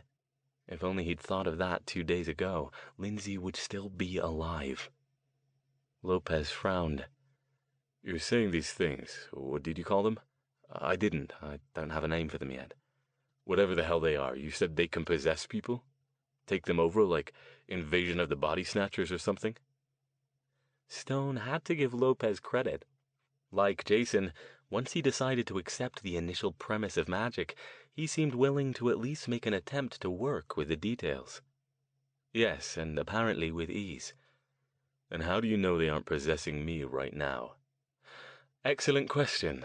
I know because they have a telltale aura that, now that I know what I'm looking for, I can spot. I've been periodically scanning you for it. Lopez frowned, obviously trying to decide how he felt about being scanned without his knowledge. How do I know they aren't possessing you? You don't, though I can make a couple of educated guesses as to why they aren't. First, mages, especially ones of my power level, are extremely difficult to possess, mentally influence, or otherwise muck about with their minds. We learn mental defenses early on in our training, and I've always been particularly strong in that regard. Second, I don't think if I were being possessed I'd be able to do magic as easily as I can. He trailed off, his gaze suddenly focusing on something far off in the distance. Something wrong? Lopez asked. Stone didn't answer for several seconds. When he finally did, he sounded distracted. You may have just given me an idea. He switched back on. So far I've only interacted, at least that I know about, with 2 of these things when they were possessing a human being. Lindsay and the boy at Bart's books who tried to strangle me. I need to talk to him, by the way, if you can manage that. At any rate, they both had 2 things in common. What are those? Lopez looked perplexed as he tried to keep up with Stone's careening train of thought. First, they either didn't speak at all, or else they sounded odd. When Lindsay spoke to me while she was possessed, her voice didn't sound like her own. Stone made a deliberate effort to wall off both his feelings for and his guilt about Lindsay, focusing only on the facts. He could grieve later, and he would, no doubt to the accompaniment of copious amounts of alcohol, morose music, and days of solitary brooding. But now he had to think clearly. Second, neither of the victims remembered anything about what happened when they were possessed. Both of them, as soon as the entity vacated their bodies, acted as if they had no idea what they had been doing when they weren't driving. So, what's that mean? It means I have a hypothesis that when they're possessing a human, they're fully in control, to the point where they can't access the human's mind or memories beyond some minimal comprehension of things like movement, speech, and spoken language. I still don't get it, Lopez said. Sorry, I'm still pretty new at this. Quite all right, Stone said. He was already feeling his mind engaging with much greater clarity than when he'd been stuck with only his own thoughts for company. You're helping me work it out as I go. What I'm trying to say is, I don't think these things are capable of using their host's higher mental processes. I've dealt with other similar entities that are. They can take over a human and create a sort of symbiotic relationship where they can pass flawlessly as whatever that human did in society. But these are different. They're more versatile in that they can hop from one body to another, but they have to be careful about who they interact with to avoid giving themselves away. And that helps us how? I'm just wondering about something, Stone said. He rounded on Lopez, his eyes alight with purpose. Tell me, when somebody calls into the police department to report something, is the call recorded? Does it work like when someone calls 911? It's recorded, Lopez said. Why? Is there any chance you could convince Kastner to let you listen to the recording of whoever called in to report Lindsay's death? Finally, the light dawned. Ah, I get it. You want to hear if the voice sounded weird. Exactly. If it did, then that will fill in another piece in our puzzle. I'll give him a call tomorrow, he said. I think he's off shift now, and I don't think we want to start dealing with somebody new at this point. He began gathering the pizza box and other dinner items to take them to the kitchen. Anything else we can do tonight? Stone considered. Yes, but you'll have to trust me a bit more if I'm to do it. Lopez stopped. Why's that? I'd like to put up a sort of block on your mind, to make you less attractive to anything that might fancy taking your body for a joyride. A block? Lopez's eyes flashed fear and a little suspicion. You mean like mess with my mind? Sort of, Stone said. His tone was understanding. He knew fully how much of a frightening thing it was to have anyone else, even someone you trusted with your life, and he didn't think he and Lopez had quite reached that point yet, poking around in your mind. Not so much mess with it as put a wall around it to protect you from outside influence. Lopez frowned. Can you guys read minds? No, that's one thing we can't do. Best we can do is get impressions, and any mundane who's skilled at reading facial expressions and body language can probably do it just as well. Mundane? Is that what you call us? Sorry, Stone said, a little embarrassed. He normally didn't use that word around the uninitiated, since it tended to offend people. He realized just how tired he must be, despite his newfound surge of energy. Non-magical people, then. What would I have to do? Nothing, just let me concentrate for a few seconds and don't resist. You won't feel anything. I can resist. Stone didn't miss the trace of hope in Lopez's voice. You can, probably not successfully, but mages can't just go around making changes to people's minds without expecting some resistance. I'd wager that as a veteran policeman, your mind is probably already at least somewhat resistant to influence. Lopez didn't answer for several moments. Okay, he finally said. If it'll help, I'll do it. The process didn't take long. Stone stood in front of Lopez, fixed an intense gaze on him, and brought one hand up to hover an inch or so away from Lopez's forehead. A few seconds later, he backed off. There, that's done. And the relief. It means I don't have to re-scan you every time you leave the room, though I probably still will, just to be completely sure. Lopez touched his forehead. He blinked a couple of times, then shook his head. Nope. Don't feel a thing. You sure you did it? Quite sure. I'll have to take your word for it, I guess. He went over and sat back down in his recliner. You have a plan for what you want to do next? Aside from me getting pizza, let me listen to that message. Yes, but it's not something we can do tonight since it's too close to dark. At Lopez's questioning look, he said, I keep hearing things about Creek Road being the center of a lot of local urban legends of the supernatural variety. That's also where that first body was found. I want to take a look around there and see if I can find anything interesting. Creek Road? He frowned. You mean like Charman and shit? Those are just stories that kids and stoners tell each other. I'm not even from Ojai, and I've heard them for years. Stone raised an eyebrow. Magic is just a story that kids tell each other, remember? When you play in my world, you have to look at urban legends in a whole new light. Wait. Lopez leaned forward. You mean Charman might be real? No idea. I doubt it, honestly. But the fact that all those legends and stories center around there tells me there's quite likely something magically interesting in the area, and I want to see if I can find it. He stood. I don't think there's much else we can do tonight. I'll be honest with you. The last couple of days have taken quite a lot out of me. I'm trying to keep going, but I think I need a good night's sleep if I'm to be worth anything tomorrow. In the meantime, think of anything you might be aware of about odd stories in the area, unexplained crimes, anything you think could possibly be supernatural related. You never know what might spark an idea. I'll do that. And yeah, you do look kinda like hell, if you don't mind me saying so. He started to say something else, then put a hand up. Wait a sec. Where are you staying again? I've got a small house I've rented for a week in Ojai. Why? I'm just thinking, if we're going to be working together, it might be easier, and safer, to stick together, like I said before. I've got a spare bedroom. Why don't you just stay here? Now that my ex is gone, I've got the place to myself.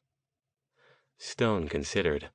On one hand, he valued his privacy, but on the other, he'd had quite enough of his own company lately to satisfy him for the foreseeable future.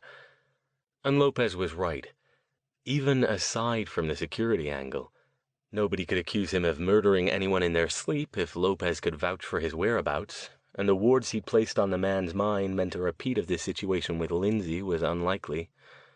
If they were going to be working together, it made sense not to have to keep making the commute back and forth between Ojai and Oak View. It wasn't far by Stone's Bay Area standards, but it still took time that could be better spent. I'll take you up on that, he said. I'll pack up in the morning, settle up the house, and come over here after, if that's all right. Great. That'll give me some time to clean up a little. He grinned, but almost immediately looked serious again. Do you think we're going to find Jason alive? And find whatever it is that's doing these killings? Do you think you can deal with it if you do find it? Stone gave his answer careful consideration. I think Jason is alive, he said at last. And I think, given enough time, I'll be able to track down the thing that's responsible for the murders. And deal with it? That part I don't know. I don't know how powerful it is, and I don't know why it's here. Can you call in more mages? I wish I could, Stone said softly. But as I said, there aren't that many around, and most of them aren't suited to this kind of work. Those I know who might be helpful aren't currently within my reach. That was true. Aside from Verity being out of communication somewhere in Vermont with fellow mage Shara, his old friend Madame Juan was in China hunting down magical ingredients. He'd had no contact with the enigmatic Grey Mage Harrison for over a year, and Stefan Kalinsky, the black mage with whom he traded useful tidbits of information and occasional favors, while he might prove somewhat helpful for research, wouldn't leave his spider's web in the Bay Area for anything short of a potential magical catastrophe. A few murders in a small town and a missing friend wouldn't even rate his notice. So we're on our own, is what you're saying? It very much appears that way. He stood. But we will do this, and I will do everything in my power to get Jason back and stop these killings. You have my word on that. I'll see you tomorrow, and we'll get started. Lopez got up too. You got it, Al. Get some rest. Stone winced. but said nothing.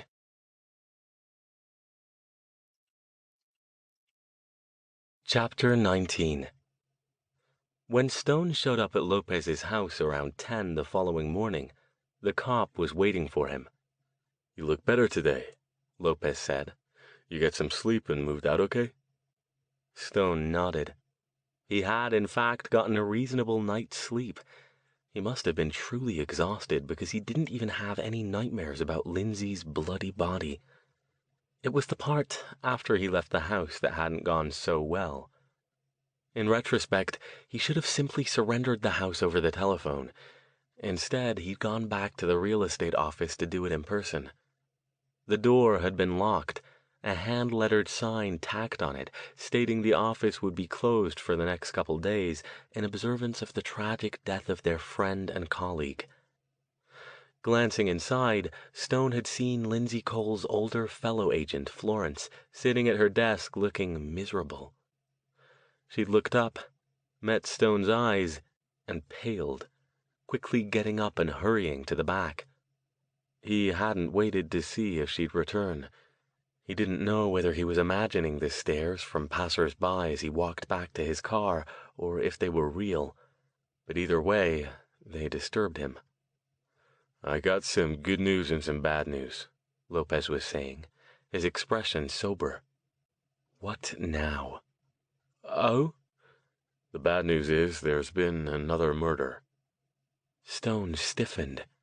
When? Where? He quickly scanned Lopez, but his blue aura, fewer angry red streaks now, was still free of any green interlopers. "They found the body out on Rice Road in the river bottom. Middle-aged lady named Linda Solis. She never came home from a trip to visit a friend, so her family got suspicious. Guy walking a dog found her body in some bushes. They think she was killed sometime yesterday afternoon." "How was she killed?" Stone asked, irrationally relieved that there was no possible way that they could suspect him of this one, since he'd been in a jail cell at the time. "Stabbed several times in the chest and abdomen. Messy." "And what's the good news?" "I went up to the station in Ojai this morning, and Pete let me listen to the call." "And?" "You were right. It was the freakiest thing. It was a woman, but the voice was raspy as hell, like maybe she'd just smoked a whole pack of cigarettes and followed it with a Drano chaser. And the phrasing was weird too, slow and kind of off, like the inflections were all wrong." "Good. Did Kastner give you any trouble? Did you have to tell him you were working with me?" "He didn't ask. I kind of think he doesn't want to know. He's spooked, Al. Like I've told you, I've known him a long time. He's a good cop, but he's not too comfortable with weird shit. He wants things to make sense." "Don't we all?" Stone said, with a raised eyebrow. "Yeah, but I get the feeling your definition of sense covers a lot more territory than Pete's does. Or mine, up until yesterday." Something occurred to Stone. "Did you get any other details about this new murder?" "Like what?" "Was there a sort of crude circle of blood around the body? It might have been hard to see if the investigators weren't specifically looking for it." Lopez frowned, squinting. "I didn't ask. Is that important?" "It could be, but if you could find out, and also if there was one around the first victim, I'd appreciate it. What was her name, by the way? And did they ever identify the male victim on Creek Road?" Lopez pulled a small, leather-covered notebook from his back pocket and flipped through it. "First Vic was the 16-year-old girl, Ashley Reed. Local kid, family's been in the valley forever. Good student, cheerleader, popular. Nobody had any good idea of what she was doing wandering around the Arbolada at that time of night. Second one, turns out he wasn't a drifter after all, which is what they thought originally. He was a 27-year-old male named Paul Gardo, local low-life stoner type. Nobody called him in as missing because his roommates said he tended to wander off for days to find himself in the wilderness. Finding himself apparently being a euphemism for smoking lots of weed." Stone nodded. "All right, then. Let me just bring a few things in, and if you're ready, we'll get started." An hour later, they were in Lopez's pickup, driving along Creek Road toward Ojai. "Anywhere in particular?" Lopez asked. "Or you just want me to drive around?" "Just drive around for now," Stone said, only half listening as he magically scanned the area. Lopez had advised against taking Stone's BMW and had, in fact, suggested that he put it in the garage. "People around town are definitely getting spooked over these murders," he said. "And a lot of them know you were a person of interest. Having a distinctive car parked out in the open might not be the wisest thing right now." Before they left, Stone had insisted on spending the time it took to put up a ward around Lopez's house. Lopez had trailed behind him as he walked the perimeter, muttering under his breath and pausing near each door and window to concentrate for several seconds before moving on. "This is just weird as hell," the cop had said. "Just a precaution. It will keep most things from getting in. The ones it can't stop, it will at least take a reasonable bite out of, and I'll know if anybody tried to get in while we were away." Magic burglar alarms. What'll they think of next? It was a beautiful day, with a cloudless, bright blue sky overhead. Creek Road was 2 lanes wide, several miles long, and wound its tree-lined way past neatly kept homes and long stretches of unoccupied forest. They passed several bicyclists, a few walkers, and a couple of teenagers riding horses. "Anything yet?" Lopez asked, as he slowed down to go around a small knot of brightly colored cyclists. Sort of. I'm getting some definite impressions of magic, but they're fleeting. I think we're going to need to park and hike around a bit. Too many people here. Is there a particular place the urban legends focus on more than any other? I remember reading something about a bridge." "Yeah, we're almost to that now. It's over by Hermosa Road. There's a bridge, and right near it is a campground. A lot of the folks who claim to have seen Charman say it was near the campground." "Let's start there, then." They reached the campground in another 5 minutes. Lopez parked the truck in the large, mostly empty lot and climbed out. He pulled 2 day packs from the back seat and offered one to Stone. "What's this?" "You don't get outside much, do you?" Lopez asked, amused. Stone raised an eyebrow. "Why do you ask?" He looked the mage up and down, taking in his black Pink Floyd t-shirt, faded jeans, and black Doc Martens. "Well, first of all, you're so pale you look like you'll spontaneously combust in the sunlight. Even if you don't, you're going to fry without a hat or sun protection. At least you brought sunglasses and left that coat home. That's a start, I guess." He waved the pack. "You've got sunscreen, water, and energy bars in there, along with a flashlight and a topo map of the area." "You make it sound like we're setting out for a long journey, not just wandering about in the forest for a couple of hours," Stone protested. But he took the pack nonetheless. He removed his own black duffel from the truck, unzipped both, and transferred his magical paraphernalia to the backpack. "Better safe than sorry." Lopez wore a long-sleeved blue chambray shirt, jeans, his cowboy boots, shades, and a wide-brimmed cowboy hat. His service pistol was attached to his belt in a holster. "Oh, right." He reached into the back seat and tossed Stone a hat much like his own. "No, thank you. That's quite all right. I'll take my chances," he said, tossing it back. He did, however, dig out the sunscreen and apply it liberally. "Suit yourself." Lopez grinned and put the hat back in the truck. "Lead on, then. I'll follow and make sure you don't trip over any mountain lions while you're looking at magic butterflies or whatever." Stone didn't even bother trying to defend his non-existent woodsman skills. It would have been pointless, and they both knew it. Instead, he hoisted the pack onto one shoulder and set off toward the campground proper. For the next hour, Stone tramped through the trees with Lopez a few steps behind him, looking for anything odd in the area's magical signature. It became a progression. Pick a direction, walk for 5 minutes or so, stop and take bearings, and then reorient and repeat. As was often the case when he was doing this kind of work, Stone lost track of both time and exactly where he was. Finally, Lopez stopped. "Al?" Stone paused, finishing the reading he was doing, and then turned back. "Yes?" "You realize we've been out here for over an hour, right?" He looked surprised and glanced around at their unfamiliar surroundings. "Have we?" Lopez shook his head, exasperated. "Are all mages like you? You're like a damn cat following a mouse or something. Do you even know where we are?" "No idea," Stone said cheerfully. "And how do you propose to find your way back to the truck?" He shrugged. "Easy answer, follow you. Slightly more entertaining answer, turn invisible and levitate myself high enough until I can see the road, then go that way." Lopez stared at him. "You're kidding, right?" "Not at all. That's what I usually do when I get caught up in what I'm doing and forget to pay attention to where I am." "Okay," Lopez said in a long-suffering tone.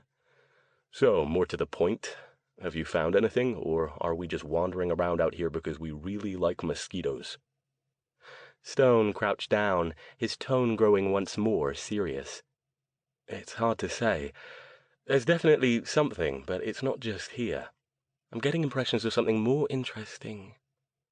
He paused, closed his eyes, and turned himself around until he faced roughly southeast. "That way," he finished, pointing. "But it's not close. I think it would be a considerable hike, judging from how weak the signal is." He opened his eyes and rose to his full height. "Is there anything over in that direction?" Lopez pulled out his map without bothering to remind Stone that he had one in his own pack. He unfolded it and spread it out on a fallen log. "Gets pretty remote over there," he said, pointing. "See, there's a fire road, but mostly it's just a whole lot of trees." Stone studied the map. "Can we go up there? Is the road accessible?" "Should be. It'll take a while, though." "Then we'd best get started."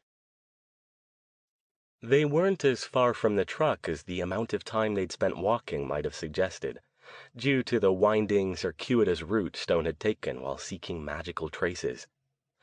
They got back to it in a half hour, and Lopez pulled onto Creek Road again, continuing back toward Ojai. After about a mile, he turned right onto a small, unmarked road. "Keep an eye on that map," he told Stone. "I don't get out here very often, and these roads can get a little tricky." Stone did as instructed, occasionally glancing up to get a quick magical look around. Lopez soon turned onto another road, and the truck jounced and shuddered along over the uneven, intermittent paving. "You sure about this?" he asked Stone. "I'll let you know." He grinned. "Good thing we didn't bring that fancy ride of yours, huh?" Stone merely grimaced in reply. They drove for another half hour, making yet another turn onto yet another road. This one abandoned all pretense of pavement. It was little more than a wide, rutted dirt path, occasionally overgrown with clumps of tall weeds. "I hope we don't blunder into any freelance pot farms out here," Lopez said, as one of the tires hit a pothole that nearly bounced both him and Stone into the headliner. "Most of the hippies around this area are pretty mellow, but occasionally you'll get your antisocial types who have an objection to anybody coming to visit." Stone wasn't listening. He'd mostly given up on reading the map at this point. "We're getting closer," he said, in a distracted tone. "It's getting stronger." They reached a crossroads. The terrain ahead was growing more thickly forested in both directions. "Left, right, or straight?" Lopez asked. Stone closed his eyes for a moment. "Right." Lopez swung the truck around. "I sure as hell hope you know what you're doing," he said, "and I'm really glad I filled up this morning." The dirt road narrowed even more as it snaked through the thick trees on either side. Stone sat silent in the passenger seat, head bowed slightly, eyes closed. He paid no attention to the twists and turns as Lopez slowed down to keep the big vehicle on the road. It was barely wide enough for a single lane, the branches of the old tree forming a sun-dappled canopy over their heads. "Here," Stone said suddenly, his head snapping up. They'd just negotiated a particularly sharp switchback and were heading down a gentle grade. "Stop here." Lopez pulled the truck off the road as much as he could. There wasn't really room to park without more than half of the truck still poking out into the lane itself. "You sure?" he asked. "This isn't—" Stone was already getting out. He stood for a moment, eyes closed, then grabbed his pack from the seat. "I can feel it," he said. "It's not too far from here. It's strong. I think we're near a ley line." A what?" "A sort of natural conduit of magical energy," he said, already heading into the trees. "Think of it as a power line, only magical." Lopez hurried after him.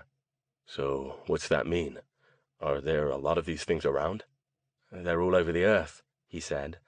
"I don't think there are many around this area, but I don't have my map that shows them. And as for what it means, performing any sort of magic on or near a ley line gives it extra power. You can do things that you might normally not be able to do, and if you can find a place where two or more of them intersect, the power goes up considerably." He scrambled down a slope, struggling to stay upright as his boots slid on the carpet of dead leaves that covered the whole area, and plunged into a copse of trees. Lopez followed. Stone kept up a quick pace for another 10 minutes, moving unerringly through the forest. There was something here, he could tell. Without a ritual, he wouldn't be able to get the exact nature of it, but he was certain it was related to the energy he'd picked up when he'd examined the site of Ashley Reed's murder. The same energy that had led him to the barn and Paul Gardo's body. He didn't even turn back to see if Lopez was still behind him, though he could hear the man crunching through the leaves a few yards back. As he continued, the energy of the forest began to change. At first he didn't feel it. It was similar to what a person might feel if the ambient temperature around him was gradually increased a degree at a time. The fact that his breath was coming harder and his limbs felt heavier was probably just due to the fact that he'd been pushing himself too hard and his body was telling him to slow down. But Lopez's breathing sounded the same as before, and he hadn't slowed. It couldn't be. Abruptly he stopped. Lopez nearly barreled into him from behind. "What?" the cop demanded. "Why are you—" Stone held up a hand. "I need to check something." He pulled off his sunglasses and swiped a hand over his forehead. It came away wet, and his t-shirt was sticking to his shoulder blades. Something was going on here. He looked over at Lopez, who was watching him with concern.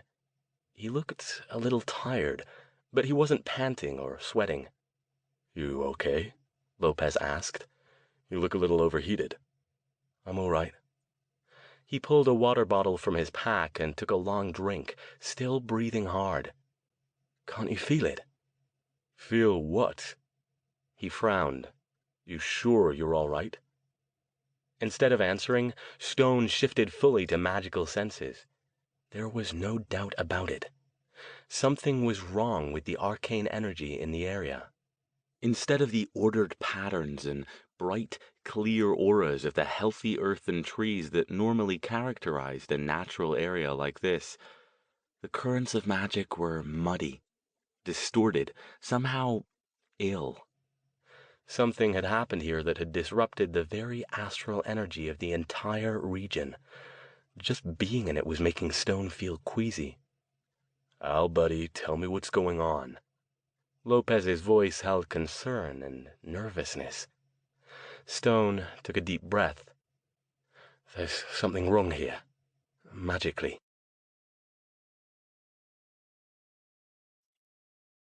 Chapter 20.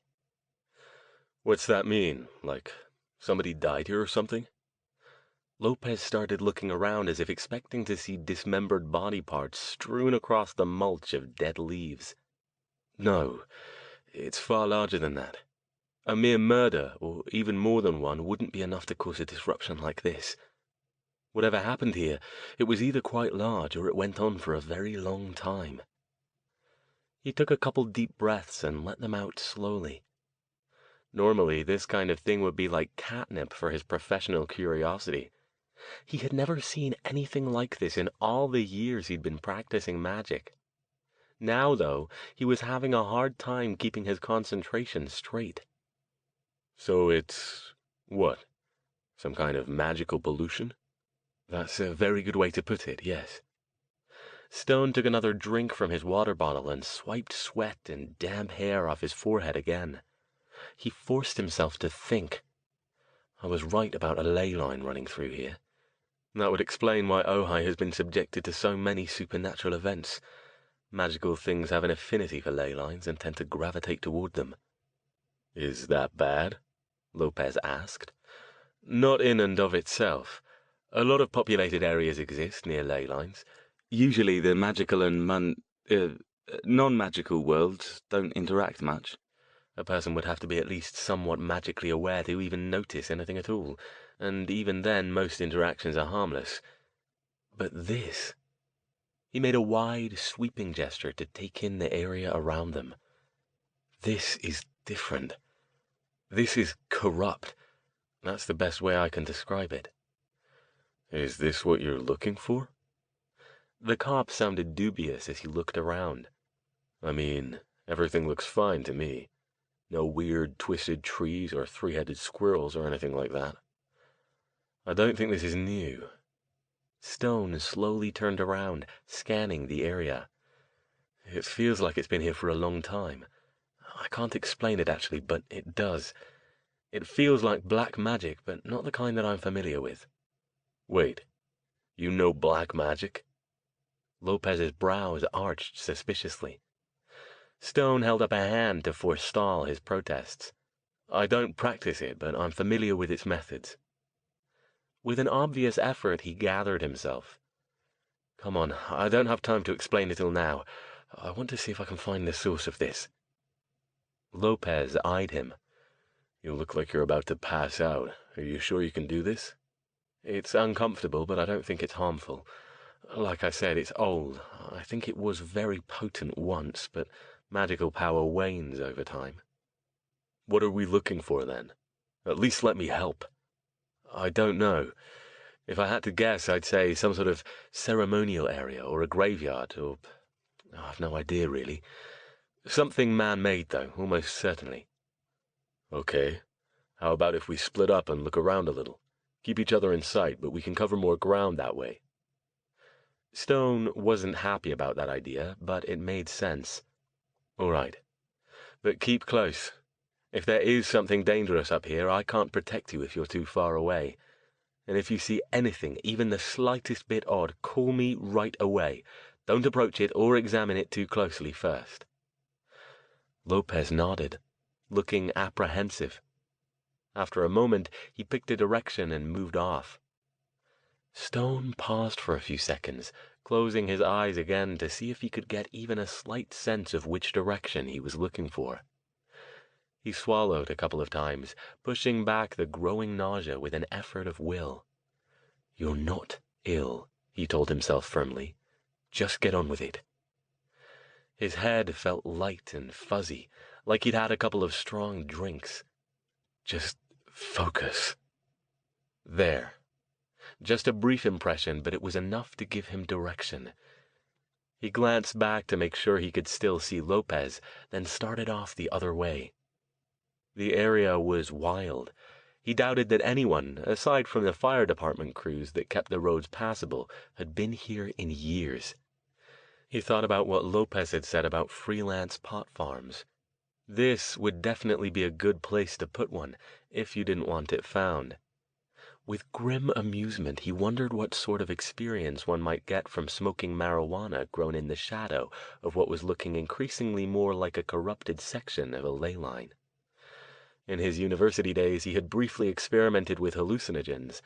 It wasn't uncommon for young mages to do so, to see what effect an expanded consciousness had on their magical abilities, but had long since sworn off them after a particularly vivid bad trip, and had no desire to renew the acquaintance. He kept moving forward. The feeling, whatever it was getting stronger. Even with only a fraction of his magical awareness active, he felt like the world was pressing in on him from all sides. He had never been scuba diving, but he imagined the feeling of constant pressure must be similar. It was making his skin crawl. He paused a moment to catch his breath. Just go. The thought bubbled up in his head. Just get out of here, now. This is dangerous. Get out while you still can. An enormous oak tree loomed 10 yards or so ahead of him, its trunk as big around as a small car.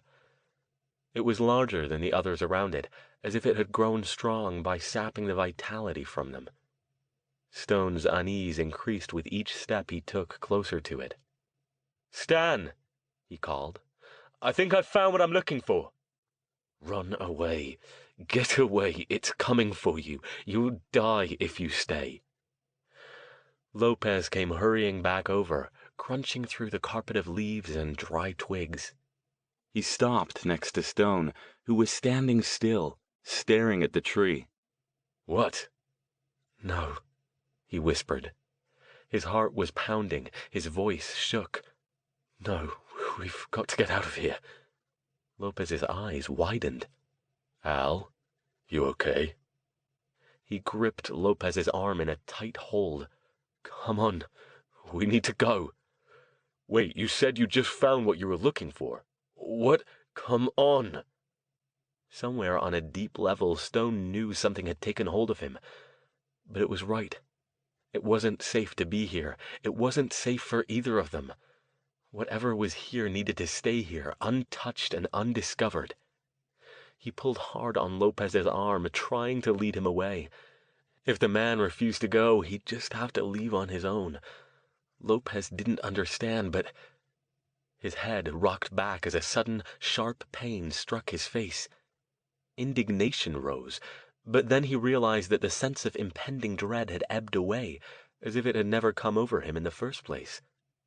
He stared at Lopez, who was watching him with a fearful yet determined expression, his hand still raised.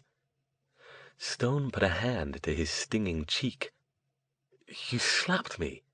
"Yeah, and I'm gonna do it again if you don't get it together," he growled. "Something was eating at you. I could see it in your eyes. I thought you said you were hard to influence mentally." Stone took a couple of experimental deep breaths. "Usually I am," he said slowly. Another breath. "Thank you." "Sure, no problem. Now let's find whatever the hell this is and get out of here, okay?" Stone nodded. Whatever the strange compulsion had been doing to him, it was no longer working. He still felt queasy and lightheaded and too hot, but the sense of panic was gone. After a moment of reinforcing his mental defenses, he pointed. "It's something about that tree there. See how much bigger it is than the others." He moved forward slowly, ready to put up his shield if anything attacked them. Nothing did. He approached the tree, taking in the enormous, ropey system of crisscrossing roots stretching out in all directions from its massive trunk. There was nothing particularly unusual or unnatural about its appearance, other than its size. It rose almost 100 feet, easily dwarfing its neighbors, its branches spreading out in a vast, sweeping spread that blocked much of the sun. "That thing's old," Lopez said in a low voice. "Looks like hundreds of years old. There's a lot of oaks around Ojai. The locals are passionate about them. I joke sometimes about how any year now they're going to give him the vote, but I haven't seen too many this old." Stone wasn't really listening. He edged closer to the tree, his magical senses fully active now, and examined it. Oh yes, this was the source of the corrupted energy, all right. Tendrils of it reached out from the roots and the earth beneath them, snaking sinuously through the air, around the other trees, and across the ground in every direction. He couldn't tell if it was the tree itself or something associated with it, but whatever it was, it started here. Lopez put a hand on his shoulder and he jumped. "Just me," the cop said quickly. "You just went dead white. I thought you were going to faint." No, just let me do this, he rasped. What are you trying to do? There's something here, he said. He focused his arcane sight, trying to narrow down the source of the corrupt energy. Look around the roots. See if you see anything. His voice came out rough through clenched teeth as he struggled against the nausea. Lopez eyed him worriedly for a moment, but then crouched down and began examining the spaces between the enormous roots. Stone did the same, moving in the opposite direction. He hoped to find what he was looking for soon, if there was even anything to find, because he knew he couldn't stay in the area for too much longer. The corruption, the pure, unadulterated wrongness in the magical energy here was reacting with his own magic like an insidious poison. Though he couldn't feel it doing him any actual harm beyond the extreme discomfort, he had no idea if that would continue to be true. He could feel the psychic dread trying to worm its way back into his mind, but now that he knew it was there, it wasn't hard for him to block it. Small victories, at least. Hey, Lopez called from the other side of the tree. Al, come over here. I think I've found something. Stone leaped up and hurried over to where he was kneeling near a particularly large confluence of roots. The cop had his flashlight out and was shining it into what looked like the space between two roots, each one as big around as a large man's thigh. Stone came up behind him, looked over his shoulder at what the beam had found, and then sagged, catching himself against Lopez's broad back. Whoa, whoa. Lopez caught him and lowered him down. You okay? Stone was on his hands and knees, his back heaving as he struggled not to retch. Come on, lay down, Lopez said, trying to get him to roll over. Just rest for a minute. Have some water. Stone shook his head. This was it, what he'd been looking for. If he didn't examine it now, he wasn't sure he'd be able to later. He shoved himself back to a kneeling position and leaned toward the opening. Shine the light, he panted. Hold it steady. Lopez did as instructed, and Stone leaned in further until he was lying on his stomach, braced against the roots on either side of the hole. Lopez shifted the beam so it shone in over his shoulder. The light illuminated a crevice carved into the earth, sheltered by the two large roots. It had smooth walls, suggesting that it might not have been created naturally, and measured around 3 feet from top to bottom, and slightly less from side to side. The location of the tree, combined with the orientation of the crevice, the roots, and the upper branches of the tree, suggested it was well protected from weather and rain. None of this, however, was what had captured Stone's attention. He held up his hand. Let me have that flashlight, he said, distracted. He took it and shone it at a different angle, trying to get a better look at what he thought he'd seen. At the back of the crevice was a wide earthen shelf that stretched about a foot out from the wall. Arrayed on it were a series of objects. What do you see? Lopez asked. I didn't get a good look.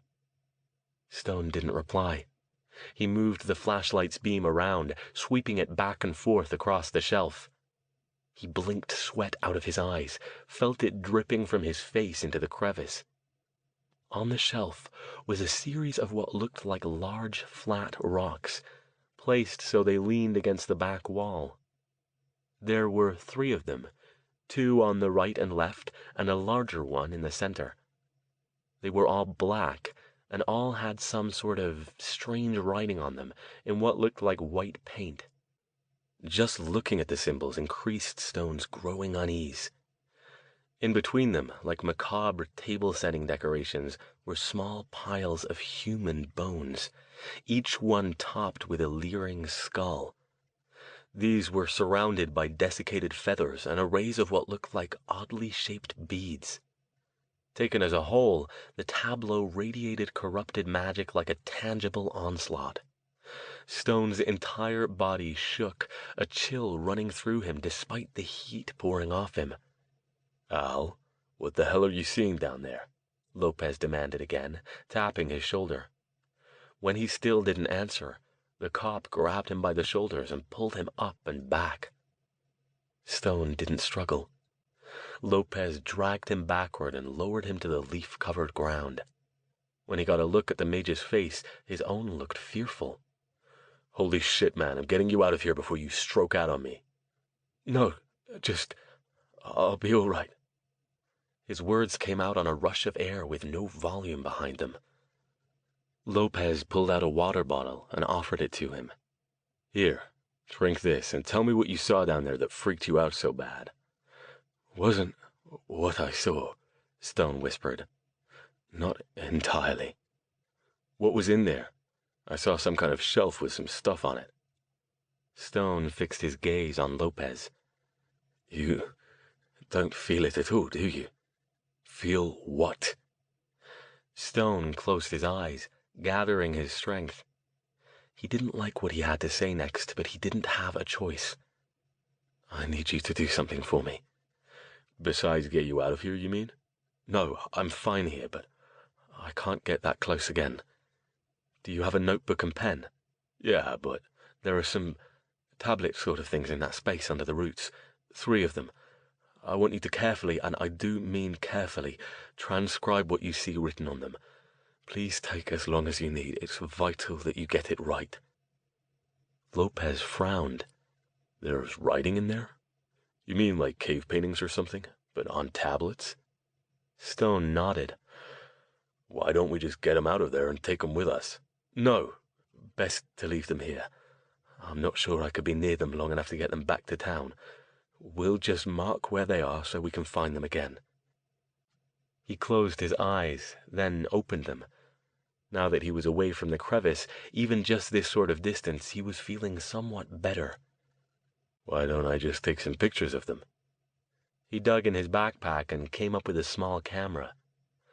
Even as rotten as he felt right now, Stone had to grin.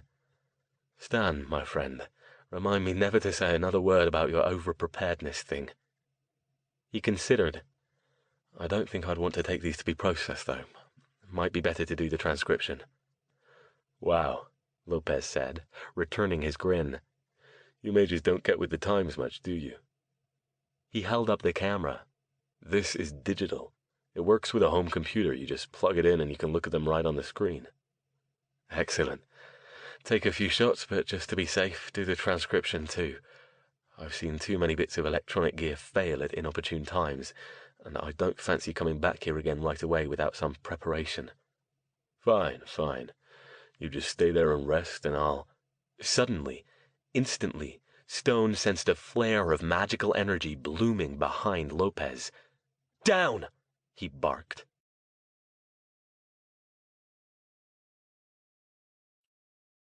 Chapter 21. Lopez might no longer have been at the peak physical condition of his early days on the force, but his reflexes were still sharp as ever. He didn't question, just dropped to the ground, rolling onto his back in a single smooth motion. He was just in time to see something sail over him, though not to see what it was. Stone, however, did see. A rock the size of a softball flew through the space occupied by Lopez's head a second earlier, slamming into a nearby tree trunk with enough force to carve a chunk out of its bark. "What the hell?" Lopez shouted. "Stay down!" Stone ordered. He had risen to a crouch next to Lopez and had already put up his shield around both of them, grateful that he'd remembered to charge up his focus rings last night. The odd thing about the corrupted energy emanating from the items under the big oak, they didn't seem to have caused any lessening of his power. He just had to use a lot more willpower to get to it. It was like trying to go to work when you had a raging case of the flu. It was doable, but it wasn't any fun. Not that fun was any sort of consideration right now. Stone looked all around for more potential attacks. At the moment, no more rocks were forthcoming, but he didn't think that was going to last. "What the hell is going on?" Lopez demanded again. He had obeyed Stone and stayed down, but had turned himself so he could look back toward where the rock had originated. "Is there somebody over there?" "Technically, yes," Stone said grimly. Hush! Let me concentrate. Another rock flew from an unseen origin, this time off to his left, and slammed into the shield. Lopez's eyes widened. How? He had his hand on his gun, but hadn't drawn it yet. I'm shielding us, Stone said. I can't do it for too long, though, so we're going to need to get out of here. Let's go, then. Not yet. We need those photos. No time for the transcription. I'll keep you shielded. Take the pictures. Quickly, but carefully. Make sure the writing is in focus. Lopez sighed, but began crawling toward the roots, dragging his backpack with him. Stone followed him, rising to his feet as he moved. At least that way he'd make a better target, and as long as the shield was up, they'd be safe. Hurry, he urged, as another rock struck the shield. It flared pink, then faded back to its normal, nearly invisible contours. Stone couldn't risk looking back at Lopez to follow his progress. He stood behind him, gaze scanning back and forth, magical senses at full awareness, trying to spot where the rocks were coming from. He couldn't. Either the invisible things at the barn had relocated here, which made sense. Once the body was gone, any reason they would have to guard the place would be gone along with it. Or something new was in play. Neither of these ideas filled him with confidence. Something large and heavy crashed down on top of them with a loud, cracking thud. What was that? Lopez yelled, his head down in the crevice. Keep going, Stone yelled back, staring at a branch the diameter of a child's torso that had smashed into the top of the shield. His hard, fast breathing wasn't coming entirely from the exertion of holding the shield. If it hadn't been protecting them, that branch likely would have crushed them both. These things, whatever they were getting serious. As if the 4 murders so far weren't serious enough. Are you finished? His voice shook. The power from one of the rings he was pumping into the shield to keep it up wouldn't last long. Once it faded, he'd be forced to use his backup ring, which he didn't want to do, or his own power, which he really didn't want to do. Almost. Something rose up in Stone's peripheral vision, and he turned to face it. A section of the forest floor was moving. As he watched, a clump of dead leaves and twigs about 3 feet in diameter began whirling, rising up out of the ground to form a vaguely humanoid shape, a tiny tornado of viciously whipping leaves. It moved toward them, picking up more leaves as it went. It didn't get any larger, but with every foot closer it got thicker, denser. The wind rose to a shrill howl, the swirl of leaves crackling as it approached. Stone shifted his concentration, struggling to form a spell past the distraction of the area's corruption. Behind him, he could sense Lopez backing slowly out of the crevice. Yelling something incomprehensible, like a martial artist about to break a stack of cinder blocks, he flung the spell at the leafy figure. The magical energy tore the thing apart, scattering bits of leaves and twigs and pebbles in all directions. It screamed in indignation as what remained of its cohesion departed, and the leaves fluttered back to the ground. Stone roared in triumph, and realized a split second too late that the leaf thing had been a diversion. Another massive limb, this one even larger than the one that had slammed into the top of the shield, came barreling in from their right side. Stone flung out an arm and focused his power into shoring up that side of the shield to divert it. But even so, it couldn't hold fully against a direct hit from something that heavy. It flared pink, then red, then disappeared. The branch, nearly all of its momentum expended in getting through the shield, crashed to the ground next to him, with a force they could feel like a tiny earthquake. Holy fuck! Lopez yelled. Stone snatched up his pack. Come on, he ordered through his teeth. We have to get out of here. Keep that camera safe and hold on tight. What are we? The cop began, but didn't have time to get the rest out, as Stone grasped his arm and clamped on with far more strength than he should have been able to. A second later, they both rose off the ground. Lopez, watching the carpet of leaves receding beneath his feet, tightened his own grip on Stone in near panic. "What?" "Shh," he hissed, his face drawn from the effort of levitating them both and moving them away from the tree. They didn't have a shield now. If anything hit them hard enough to knock him out or even disrupt his concentration, they would fall. Maybe not to their deaths. Not yet. But they had to go higher to get up over the trees. "Look out!" Lopez yelled. 3 o'clock! Stone had no idea whose 3 o'clock he meant since they were facing different directions, but he took a chance and shifted them over to the left. Lopez's fingers dug into his arms as another chunk of tree limb arced up, missing them by scant feet, and fell gracefully back down to earth again. They kept rising, tree branches and sharp, prickly oak leaves tearing at their clothes and their exposed skin. The one positive in all this, Stone realized quickly, was that the farther they got away from the macabre tableau under the tree, the less he was affected by the nausea and disorientation caused by the corruption. Of course, now the exhaustion from maintaining the previous shield spell and levitating both himself and Lopez, who was no lightweight, like Jason he was all muscle, was taking its place. But that would pass in time as soon as they got out of here. If they got out of here. "Go left," Lopez called. He'd managed to clamp his right-hand grip onto Stone's shoulder instead of his arm, and was in the process of trying to do the same with his left. "Your left or my left?" Stone rasped. "The road's that way. I can see it." Unable to free a hand to point, he jerked his head to his own left side. Stone couldn't see where he was indicating, but once again he simply chose to trust him. He altered their direction, still scanning for any rocks or branches being flung their way. He couldn't see any. He wouldn't dare to hope that, as at the barn, the things were tethered to a particular site and couldn't move too far away from it. All he could do was keep concentrating. "There's the truck!" Lopez called after a couple of minutes. "Go down!" Stone, panting with exertion now, was only too happy to comply. His levitation spell was one of the easier for him to cast, but it was harder to carry others, and he'd never used it for such a long distance. Normally he employed it to get over walls or onto roofs, should the need arise. It had never been meant to serve as a means of transportation. With another quick look around to make sure nothing was hurtling towards them, he began lowering them, and soon spotted Lopez's white truck parked halfway off the road.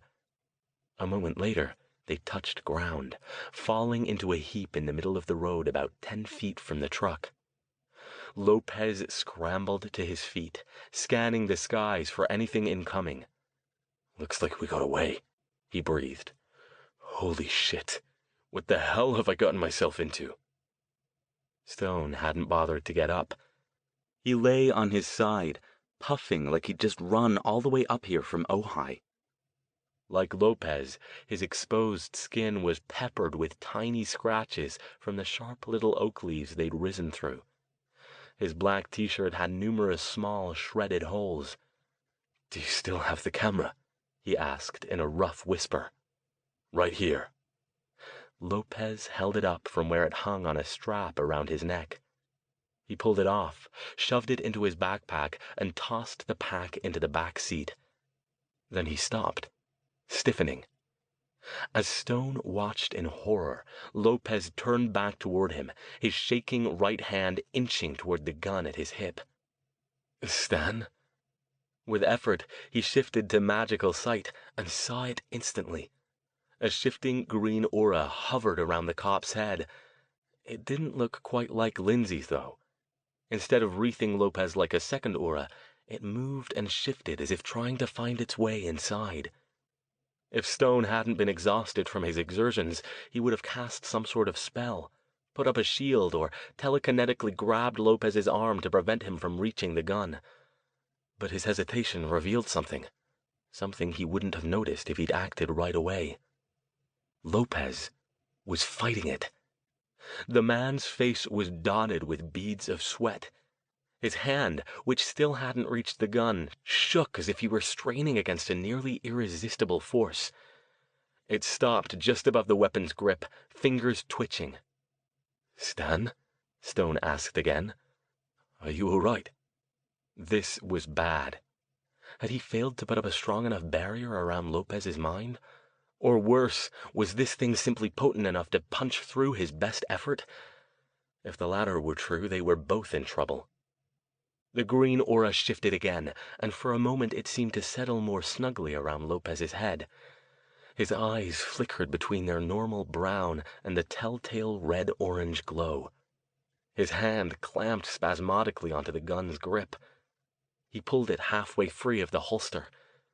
Stone was struggling for the power to put up a shield when, suddenly, the green aura flashed and dissipated as if it had never been there at all. Lopez's shoulders slumped. He loosened his grip on the gun, and it dropped back into the holster. "Are you all right?" Stone was still on the ground. He dropped the feeble shield, grateful he didn't have to keep it up any longer. "Aye." Lopez bent over, hands on his knees, panting. "What the hell was that?" His eyes flew open, and he stared at Stone in terror. "I felt something trying to get into my head. Did that thing... you said..." He paused to get his bearings. "It wanted me to shoot you. I thought you said you put a block up." "I did." Stone let his breath out as he considered the implications. "I think it's more powerful up here. That's why it was able to get past my shielding. But Stan," he added, pushing himself up on an arm, "this is good." Lopez looked at him like he'd suddenly gone insane. "How the hell is this good? That thing almost made me shoot you." "The key word is almost," Stone stated. "And that's why it's good. You threw it off." "What? How?" "If I had to guess, probably because you're a cop. You've got a strong, trained mind. You're used to dealing with all sorts of mental influences, and, no offense, it's been my experience that most policemen are a bit, rigid in their thought processes. I think all of that helped you.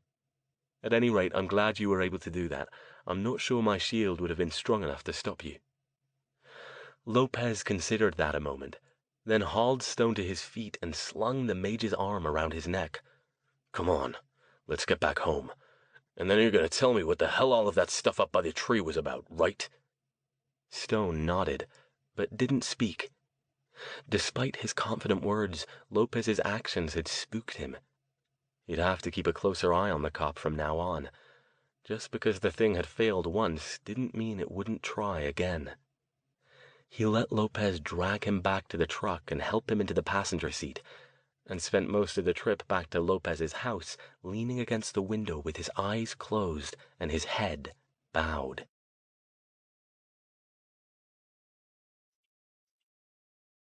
Chapter 22. By the time they got back to Oak View, Stone was starting to feel vaguely human again.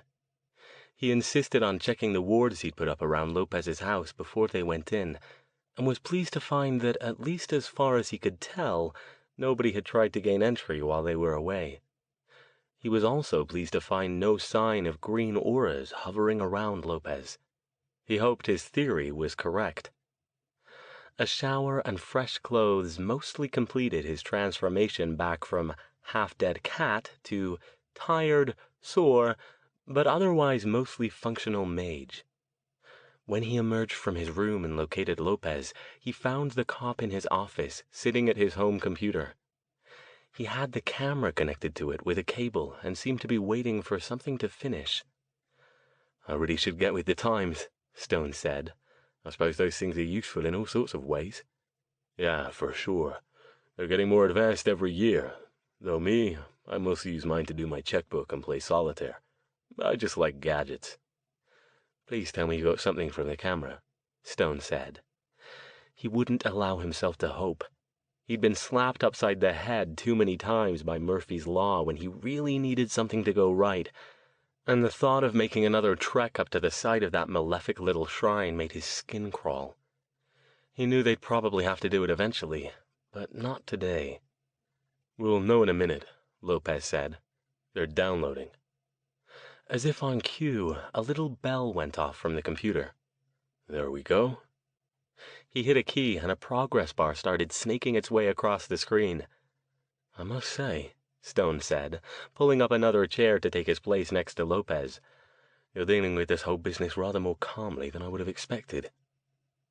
Lopez let out a long sigh. "You wouldn't say that if you could read my mind. Inside, I'm pretty much a quivering ball of what the fuck just happened to me." He shrugged. "But you know, one of the things you learn in my line of work is that you have to roll with things or you go crazy in a hurry. I've seen some pretty damn weird situations as a cop over the years. This is just another one in the series." He glanced up. "Okay, so this one's weirder than all the rest of them combined, but still. What good's it gonna do you or me or Jason if I lose it and can't be useful?" Stone nodded. He could see why Jason respected this man so highly. The progress bar went away and a list of files popped up. "Okay, let's have a look," Lopez said, clicking on the first one in the list. "Fingers crossed." For once, Murphy must have been on vacation. The first digital photo of the leftmost of the 3 stone tablets was perfect. Well lit and in focus, it showed the strange writing clearly. Stone hadn't realized he was holding his breath until now. He let it out. "Very nice," he said. "Well done." They examined the rest of the photos in turn. There were 12 in total, and only 3 were unusable, probably blurred when Lopez had moved around while taking the picture. As it was, they had at least 2 clear shots of each of the tablets, and a couple that showed the whole tableau. Lopez grinned. "Not bad for being taken while scared shitless. I'll print these out for you." He stabbed a couple of keys, and several minutes later handed Stone a stack of sheets with the images reproduced in neat grayscale. The mage spread them out on Lopez's desk, and together they studied them. "So, what the hell are we looking at here?" Lopez asked, squinting at the tiny pictographs on the black tablets. "I have no idea," Stone said. "This isn't any sort of magical script I've ever seen before, and I'm not getting the uneasy feeling from the photos that I got from looking at the real thing.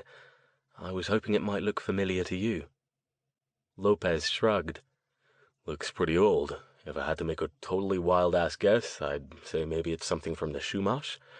They were the local tribe that settled the area a long time ago. See the feathers and the beads? That looks kind of Indian, doesn't it?"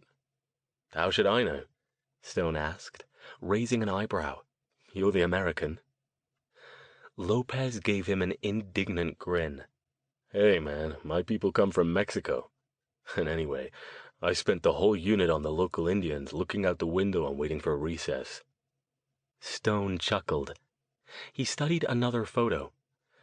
"Is there anyone around here who might be able to give us more information?" "Well, there's a museum in Ojai." Lopez glanced at the clock. "They might still be open if you want to go today. Maybe somebody there knows, or can point us at somebody who does." The museum, located downtown, was built in the same Spanish architectural style as the arcade farther down Ojai Avenue. The main gallery area, featuring a series of photos and artifacts from the early days of the town, was empty as they entered, save for a young woman wearing a name tag that read, "Marcy, Guide." "Welcome to the museum," she said with a smile. "Thanks," Lopez said. Stone had suggested he do the talking, at least to start. "Kinda empty around here today." She nodded ruefully. "It is. We were supposed to have a Cub Scout group this afternoon, but they canceled. Everybody's been a bit nervous lately, what with what's been happening." She glanced at Stone and her expression clouded, like she was trying to put something together in her mind. Lopez quickly filled the silence. "Yeah, I can imagine. Hey, we were wondering if you could help us, though. We've got a little project we were hoping somebody around here could shed some light on. Do you have anybody around who's familiar with old languages and cave paintings and that sort of thing?" Well, there's our director, Mr. Wheeler," she said. "Is he here?" I think so, but he might be in a meeting right now. Lopez pulled out his badge wallet and flashed it. We'd really appreciate it if you could spare us a few minutes, he said. Oh, of course. Just one moment, officer. With another sideways glance at Stone, she hurried out. I think we made the right choice, Stone murmured. As soon as I open my mouth, they're going to know who I am. Don't worry about it. The badge can get us past a lot of potential problems. And besides, this is relevant to an investigation, so we're not even lying to anybody. A few moments later, the young woman came back out and ushered them down a hall and into a cozily cluttered office. The man who sat behind the desk was about 60, with thinning snow-white hair, a luxuriant mustache, and a weathered, tanned face. He smiled and motioned them to sit. "Welcome," he said. "Marcy said you had some questions for me. You're police officers?" I am, Lopez said, showing his badge. This is Dr. Stone. He's the one with the questions. "I'll do what I can to help, of course," Wheeler said. "Thank you," Stone said. He opened the old briefcase Lopez had found and pulled out the sheaf of printouts. "What we're interested in is anything you might know about these. Who produced them, how old they might be, or anything else you think might be relevant." Wheeler took the printouts, pulling a pair of reading glasses from his shirt pocket.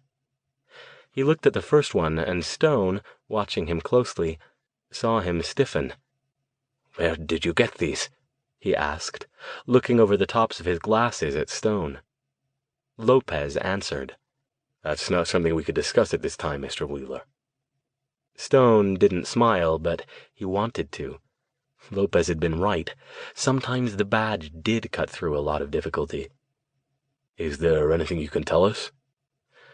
Wheeler returned his attention to the pages, studying each for several seconds, before slipping them one after the other to the back of the stack.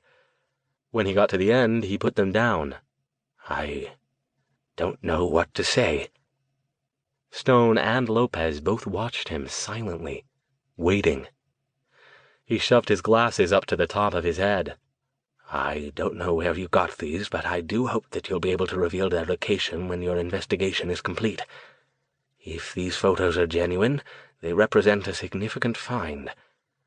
"What sort of find, Mr. Wheeler?" Stone asked. "Do you know who produced them?" Wheeler carefully considered his words. "That's the odd part." He put his glasses back on and shuffled through the stack, pulling out the best image of each of the 3 tablets. "This writing was obviously produced by the Chumash. It's consistent with the other examples of their written work." "Why is that odd?" Stone asked. "Aren't they the major indigenous tribe for this area?" "Yes, but—" He paused, his brow furrowing, and waved his hand over the images. "This is all wrong for the Chumash. This looks positively, well, sinister, with the skulls and— Are these human bones?" he asked, as if he'd just noticed them. "They're some kind of bones," Lopez said. "We didn't get a close enough look at them to tell if they were human, but I'm guessing since they were piled up under human skulls—" He let that trail off. "You must contact the Native American authorities about this," Wheeler said. "This doesn't look like any Chumash burial site I've ever heard tell of, but if there are human bones there—" "We will," Lopez assured him, "as soon as our investigation is complete, but for now we need whatever answers you can give us." "Can you read the writing?" Stone asked. "Do you have any idea what it's referring to?" Wheeler shook his head. "I'm not familiar with the Chumash language, beyond a few words and being able to recognize it in written form. We have a few examples here at the museum, but mostly they're photographs of paintings on cave walls. I've never seen stone tablets like these." He peered at the pictures again. "This almost looks like some sort of shrine." "That's what we thought too," Lopez said. "So if you can't read it, do you know of anyone who can?" Wheeler thought about it. Let's see. I knew a couple who might, if anyone could. Unfortunately, one of them passed away last year, so she won't be able to help you. Sad, since she was one of the last known descendants of the Chumash in this area. The other is a retired anthropology professor from UC Santa Barbara named... He paused to leaf through a Rolodex on his desk. Here it is. His name is Dr. Matthew Garcia. He lives in Ventura now. I could give him a call for you if you'd like. I'm sure he'd be very interested in what you've got here. Thank you, Mr. Wheeler, Stone said. We're grateful for your help. Wow, Lopez said. That happened fast. They were on the freeway headed toward Ventura in Lopez's truck. Stone had to chuckle. Never underestimate the pathological curiosity of university professors when dealing with their subjects of interest, he said. Trust me on that. Dr. Matthew Garcia, once informed of a possible new specimen of Chumash rock writing, had nearly fallen over himself to invite the strangers to his home to discuss it. Even Wheeler had been surprised. I guess it's a good thing Wheeler didn't connect you with the guy the police were questioning, Lopez said. He might have been a little less willing to set up a meeting. Garcia's home wasn't far from downtown, a small green Victorian-style place on an older street. The door was answered by a plump, smiling woman in a house dress. "He's expecting you," she said, motioning them in and leading them down a narrow hall to a sitting area. Dr. Matthew Garcia didn't rise when they came in. They could see from the folded wheelchair nearby that it wasn't a breach of etiquette. He looked to be in his mid-70s, his thin body hinting at a more powerful frame in his youth. His eyes sparkled with anticipation. "Gentlemen, come in," he urged, waving them toward a sofa. "Mrs. Teller, please bring our friends some refreshments." "Pleasure to meet you, Dr. Garcia," Stone said, walking over to shake the old man's hand. "You must be Dr. Stone," he said, "and this is Sergeant Lopez." He chuckled. "I hope I'm not coming across as too overeager, but if what Wheeler tells me is true, I am very excited to see what you have to show me. When you get to be my age, you can get away with a little impatience," he added, eyes twinkling. Stone liked the man immediately. "Quite all right. We're eager to hear what you might be able to tell us about them." He pulled the printouts from the briefcase and handed them over. Garcia took them with the care and anticipation of a child being handed a coveted but fragile new toy. He shifted the lamp next to his chair for better light and immediately lowered his head to begin studying them. Minutes passed in silence. Mrs. Teller returned with a tray bearing glasses of iced tea and some cookies. She placed it on the coffee table without a word, smiled, and departed. Lopez took a glass and a cookie, but Stone didn't move, his gaze still locked on Garcia. Once, Lopez tapped Stone on the arm and made a wiggle-fingered gesture with both hands around his own head, followed by a questioning glance at Garcia. Stone, picking up his meaning, did a magical scan of the professor and then shook his head. Lopez looked relieved. A full 15 minutes passed before Garcia came up for air. For a second, he looked startled to see that Stone and Lopez were still in the room. "Well..." Stone leaned forward, waiting. Another several seconds went by. "Well," Garcia said again, "this is interesting. Interesting indeed, and very, very strange." He focused on Stone. "Where did you say these images came from?" "We can't say that right now, sir," Lopez said. "It's related to an ongoing investigation." "That's a pity. I would give a great deal to be able to see these in person, if there's any chance of that." "Can you tell us about them, Dr. Garcia?" Stone asked gently. "Can you read them?" "I can read about half of what's here," Garcia said. "Enough to give me the basic idea of the meaning. But that's why it's strange.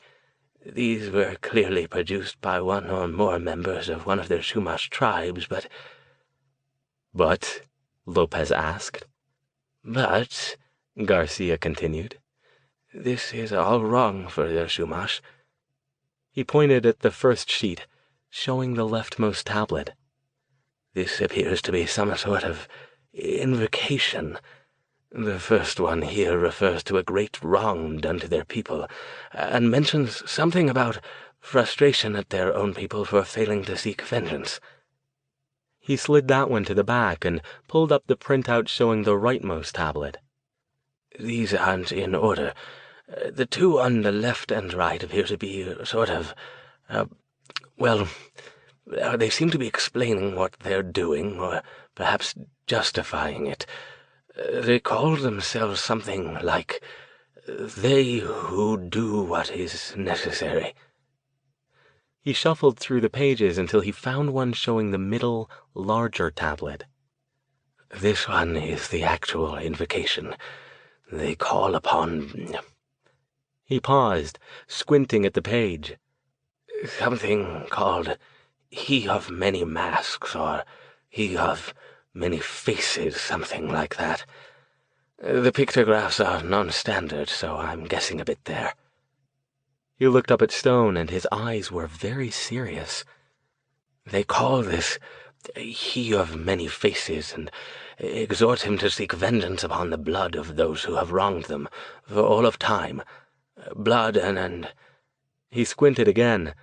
Something about entrails. A chill ran through Stone. This He of Many Faces, he said softly. Have you heard of him? Is he a Chumash deity or some other supernatural being? No, not that I'm aware of. That's what's so odd about this. You see, Dr. Stone, I don't know how much you know about the Chumash. Almost nothing, Stone admitted. Well, he continued, they were a very peaceful group. They weren't aggressive with other tribes in the area. Mainly they were hunters, fishermen, and lived in harmony with each other and their surroundings. He shifted the papers again and held up the one showing a good shot of the skull-topped mounds of bones. This is not a Chumash construction. They wouldn't desecrate the bones of their people or even their enemies like this. Pointing at the base of the bone pile, he said, It's hard to tell what this is on the printout. Are these rocks? They're some kind of beads, Lopez said. Made out of shells, maybe, or polished stones. Yes. The Chumash people often buried their dead with ceremonial beads made from shells, so that part fits. But this is not a Chumash burial site. It looks as if the bones were brought here from somewhere else and arranged for a particular purpose. Do you know what that purpose might be?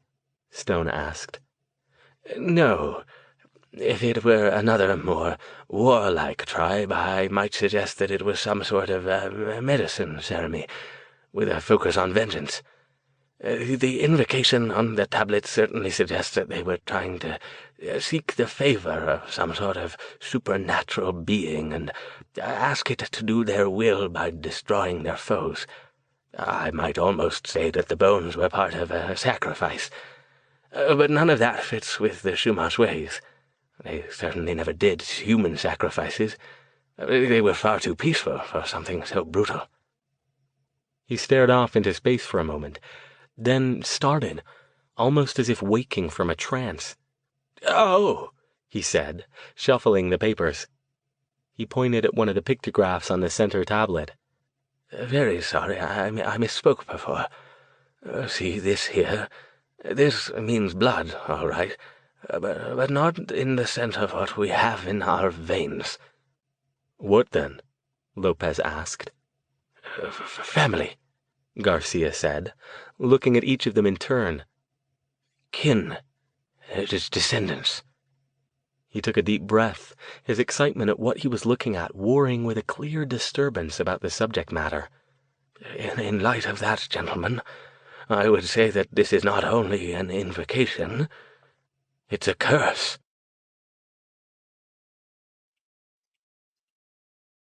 Chapter 23. "You want to stop for something to eat?" Lopez asked, glancing over. Stone didn't reply. He'd been silent for the entire trip back to Oak View, his 1,000-yard stare fixed on a point somewhere outside the truck's passenger window. Lopez raised his voice a bit. "Hey, Earth calling Dr. Strange, Sorcerer Supreme." Stone started. Sorry, just thinking."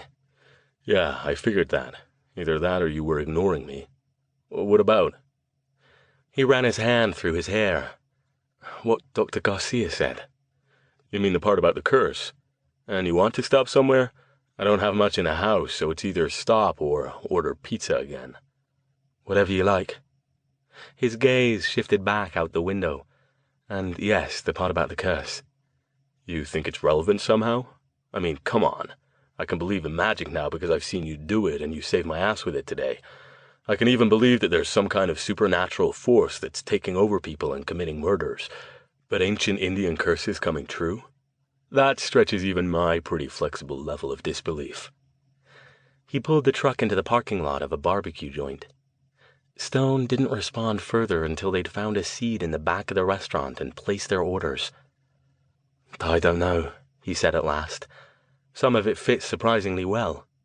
"How so?" "Do you remember what the professor called the entity they were trying to invoke?" Lopez thought. "I don't remember exactly.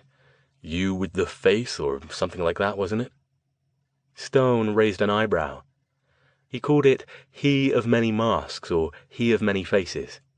"So?"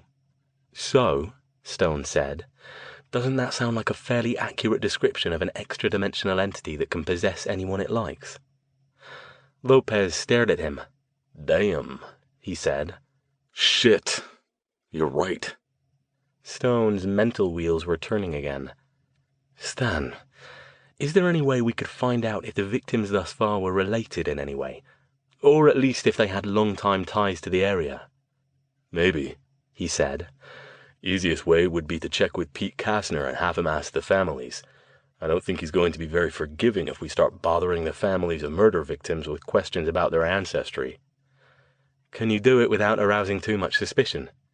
"Hell, at this point I can just tell him I'm working with you. I'll just spin it that you're a friend of Jason, since he already knows that, and that I'm keeping an eye on you to make sure that you don't do anything that'll get you in trouble." "Lovely," Stone said archly. "Now I've got a minder." "Speaking of Jason," Lopez said, frowning, "you had any brainwaves yet about where he might be? Do you still think he's alive?" "I do think he's alive," Stone said with a sigh. "No new ideas, though, unfortunately. I was very much hoping that our little trip this morning would lead us to where he was being held." "You sure it wouldn't have somewhere? I mean, we had to get out of there pretty fast. What if he was there somewhere and we missed him?" Stone didn't answer right away. The waitress came over with their orders, and he sipped his Guinness thoughtfully, staring into its dark depths. There was something here he wasn't putting together. Something about Jason. "Bear with me a moment," he said. "Sometimes I think better when I bounce ideas off others, so you're the elected sounding board." "Bounce away," Lopez said. "Listening is one of the first things they teach you in cop school. That and how to hold your gun by the right end." Stone, once again lost in his own thoughts, barely heard Lopez's words. "Let's assume," he said, "that Jason's alive, and this He of Many Faces, or one of his minions, is the one who has him. With that assumed, let's look at our facts." Lopez pulled out his notebook and pen, deftly managing his pulled pork sandwich with his offhand. "Go for it." "First," Stone said, "we know he saw something shortly before he disappeared. Something he thought I would find interesting. That almost certainly means something supernatural." Lopez jotted that down. "Next, we know he was in the vicinity of the first murder, probably shortly after it occurred. The murder site was on the logical route he would take walking home from the party, and I detected traces of his aura at the scene." Lopez nodded, still scribbling. We don't know for sure, Stone continued, but I can be reasonably certain that he didn't have anything to do with the murder. How do you know that? Lopez asked. I mean, aside from the obvious fact that Jason isn't a murderer. Well, there's that, of course, but there's also the fact that the bits of his aura I could pick up near the murder site were not at the site, per se, and didn't become nervous until a short distance down the road away from it. What it suggests to me is that he might have encountered the murderer, who was likely possessed at the time, after the murder had already been committed. And also that, aside from whatever bit of supernatural oddness he saw, he didn't connect it with a crime. He paused, his gaze suddenly going unfocused. Of course. What? Lopez demanded, pen poised over his notebook. I know what he must have seen now. Stone leaned forward. The night I was with Lindsay, when I awoke to find her trying to stab me, I saw an odd light in her eyes, sort of a yellowish-orange glow. The boy who strangled me probably had it too, but I wasn't in any position to see it. If he saw that, especially if it was coupled with that odd tone of voice the possession victims get, he certainly would have found it strange enough to warrant a call to me. That makes sense, Lopez said. But why would it let him go then? Why not just kill him? My theory is, whoever it possessed and forced to commit the murder wasn't big or strong enough to overpower Jason. He's very difficult to possess. I've taught him a few mental techniques, and it would have been awkward to simply vacate the other body and hop into Jason in any case. So they just let him go and then grabbed him later? They've proven they can keep track of people, Stone said.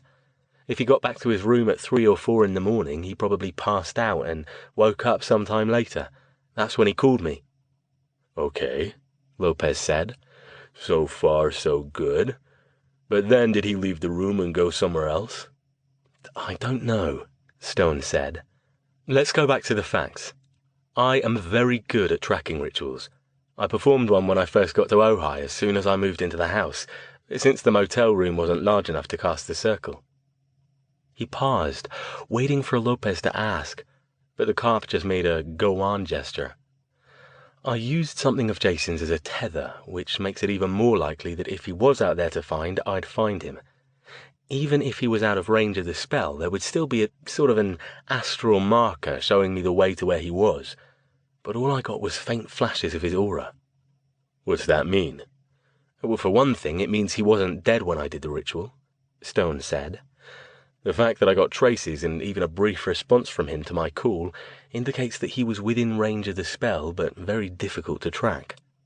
How can that happen? Usually it means the ritual subject is behind wards or otherwise magically hidden, Stone said. So you think these things can do wards? Lopez asked. You mean like the ones you put on my house? I have no idea what these things can do. He sighed loudly, frustrated. Damn it. There's something I should be seeing here, and I'm missing it. I know it.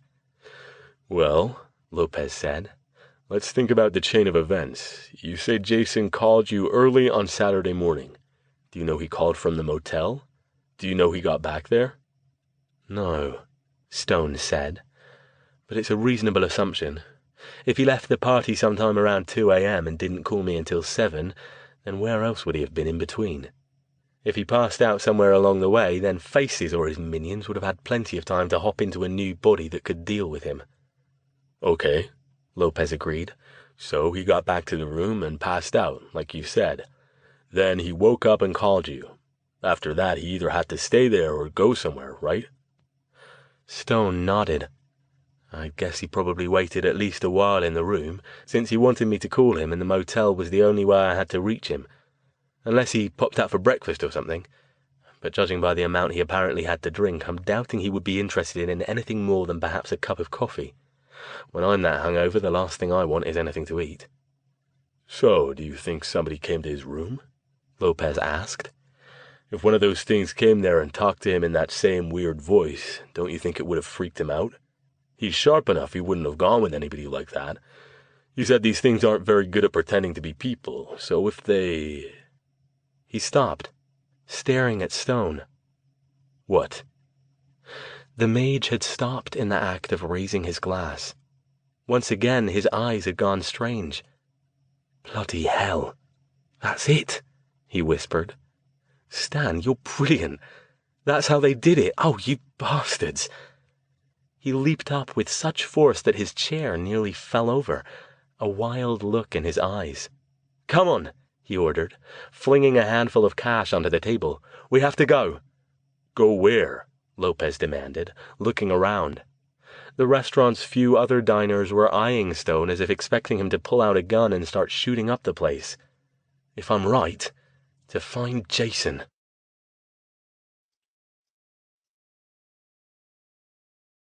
Chapter 24. Are you sure about this? Lopez asked. What you're asking is skating on pretty thin ice, legality-wise. If you're wrong... They were sitting in Lopez's truck in the parking lot of the Nest Motel. "Do you want to be the one to take the time to call Kathna?" Stone asked. "Because if Faces gets wind of what we're up to, there's no telling what he might do. Even if I'm right, he might kill Jason just to keep us from getting him back." Lopez thought about it, his face a mix of frustration and resolve. "Fuck it," he said at last. "I'm gonna retire soon anyway. I can live with a reprimand if it comes to that." He got out of the truck and slammed the door. Stone followed him into the motel office, carrying the black leather duffel bag containing his magical gear.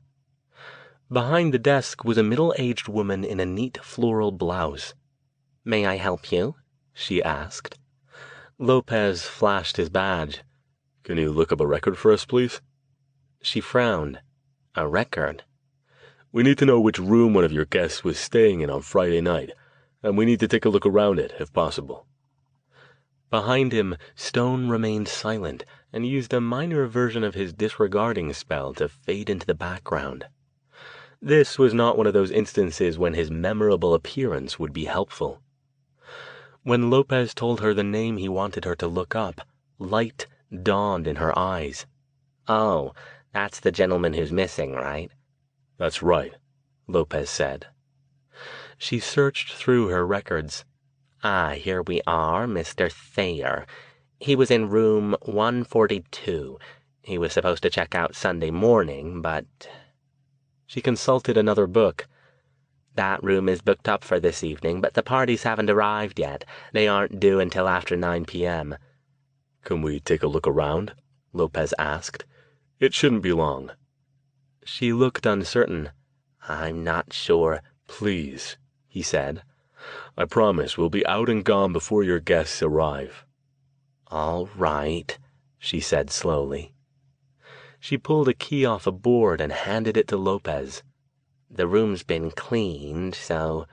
"We won't mess anything up. Thank you, ma'am," Lopez said, and turned to go before she changed her mind or asked for his name. Stone followed him out, and they headed across the parking lot. "This whole thing just keeps getting crazier," the cop said as he opened the door to room 142. "You're saying Jason is still in this room somewhere? How the hell can that even be?" "I don't think you want a magical theory lecture right now," Stone said. "You're just going to have to trust me." The fact was, he wasn't entirely sure himself, but he was convinced he was correct. It all fit. Jason was still in the area, but he couldn't find more than traces of him.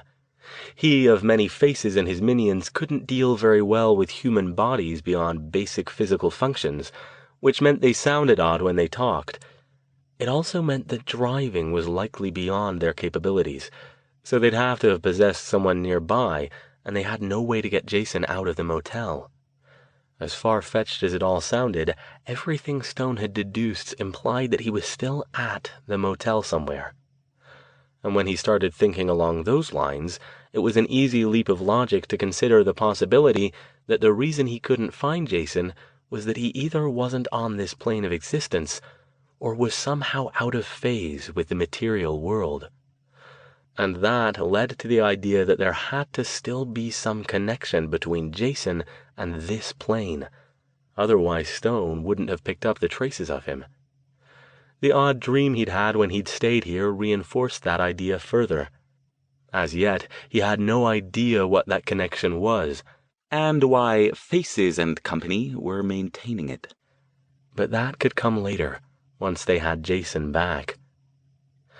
The room was identical to the one he'd been staying in before, down to the photo of the pink-tinged mountain range and the tasteful Native American print bedspread. He stepped into the center, sat down on the bed, and reached out with his magical senses. He used a bit of power from his second ring to augment his search, finding it perversely ironic that the whole thing would be much easier if he could have made use of Jason's odd, innate ability to serve as a sort of mana battery for helping mages power spells. "You getting anything?" Lopez said, moving over to close the door and drawing the curtains closed. "Shh." Stone focused, carefully looking around the room. His theory was that if He of Many Faces had somehow managed to shift Jason's physical form to another plane or out of phase, there had to be at least a thread of magic connecting him to the material plane. They wanted him for something, otherwise they'd have killed him already. If he could find that thread, he'd be able to examine it and figure out how to shift Jason back. He hoped. If the thread existed at all, it was well hidden. Stone wasn't even sure what he was looking for, just that he was fairly sure he'd know it when he saw it. There weren't that many places it could be hidden. The room was only about 15 feet square, and the only furniture aside from the bed was a table and chair, a dresser with a TV set on top of it, a tiny nightstand, and a mini-fridge. Rising from the bed, he began pacing around the room, peering into the dresser drawers and the nightstand, and even opening the mini-fridge. He could sense rather than see Lopez sidestepping to stay out of his way, confusion radiating from him like waves. "What are you looking for?" he asked. "Anything I can do to help look?" Stone shook his head without replying. Where was it? He was so sure he was right. If he wasn't, then they were back to square one, and he had no idea where to go from there. He stopped a moment, frustrated, and considered his options. "You didn't look under the bed," Lopez pointed out. "Maybe it's there, whatever it is." It couldn't hurt. Again, Stone didn't reply directly, but he dropped down to the floor and lay flat on his stomach, lifting the bedspread and peering into the shadows underneath. He had assumed that the bed, as in most hotels, was on a platform rather than on legs. But he was wrong. The open space underneath was empty, with two exceptions: a large dust bunny that had apparently escaped the maid's vacuum cleaner, and a slender, reddish thread of energy that ran tight against the back wall of the room and disappeared into nothingness as it rose up alongside the mattress. "Yes!" Stone said triumphantly, leaping to his feet. "You found it?" came Lopez's eager voice from behind him. "Under the bed," he said, pointing. "Brilliant idea." "So, now what?" "Now I'm going to need a bit of time, and probably to break the promise you made about not messing up the room. Can't be helped. Can you make sure to keep anyone out who might come to call?" Lopez frowned. The motel clerk, yeah. Supernatural stuff, though, maybe not so much." Stone waved him off. "This won't take long. Just watch the door and don't distract me." He tossed his duffel bag on the chair, unzipped it, and began pulling out items. Candles, chalk, crystals, bags of sand, bits of incense. He set them all on the table, then, moving quickly but methodically, sketched a circle directly on the bedspread with a thick piece of white chalk. Lopez started to say something, then decided against it. He kept turning back and forth in place, watching the bed and the door in turn, his hand on his gun butt. "This is a simple circle," Stone said, as he placed the crystals around its circumference. "It won't need to do much. The connection wasn't even meant to be noticed, let alone withstand any sort of strain. I think I'll be able to break it without much difficulty." "What happens then?" "We'll see, won't we?" Moving with a lot more grace than he'd given himself credit for after everything his body had been through over the last couple days, Stone leaped neatly onto the bed without disturbing the circle, then lowered himself into the middle of it. Might want to have that gun out just to be safe. Just make sure you know what you're shooting at if you have to. Stone checked him quickly for green auras, but still found none. His theory about Face's power relative to its base seemed to be holding, at least for now. Lopez drew his pistol and took up a position near the door, his eyes never leaving Stone. "All right then, showtime," Stone said. "Standard disclaimer, please keep all arms and legs out of my circle at all times. Don't break it or otherwise disturb it, and stay quiet. I don't want to bugger this up." Without turning to see if Lopez had any reply, he took a few centering breaths, closed his eyes, and fed power into his circle. It began to glow to his magical senses, a clear, pale blue that thrummed along his nerve endings like a low-grade electrical current. Now that he knew what he was looking for, the slender crimson thread was very obvious. He couldn't see all of it because it was obscured by the mattress, but all he needed to see was the tiny bit poking up from in front of the headboard. He focused his will on it, reaching out to examine it so he could figure out how to dismantle it. It would be easiest if he could just break it. That he could do with a mere flick of his mind, but he saw right away that that wasn't possible. He could sense Jason's essence, very faint and distant, making up part of the thread like one strand in a woven rope, blue against the red of the rest of it. If he broke the whole thing cleanly, one of two things would happen, neither one desirable. Either Jason would be stranded wherever he was being held with no way to return and no way for Stone to find him, or snapping the part of the cord that contained his essence would snuff out his life force. No, Stone realized, this was more like defusing a bomb than cutting a tether. He'd have to unravel the connection, separate Jason's threads from the others, and then break the remaining bits while keeping a tight hold on Jason's. It was going to take longer than he thought.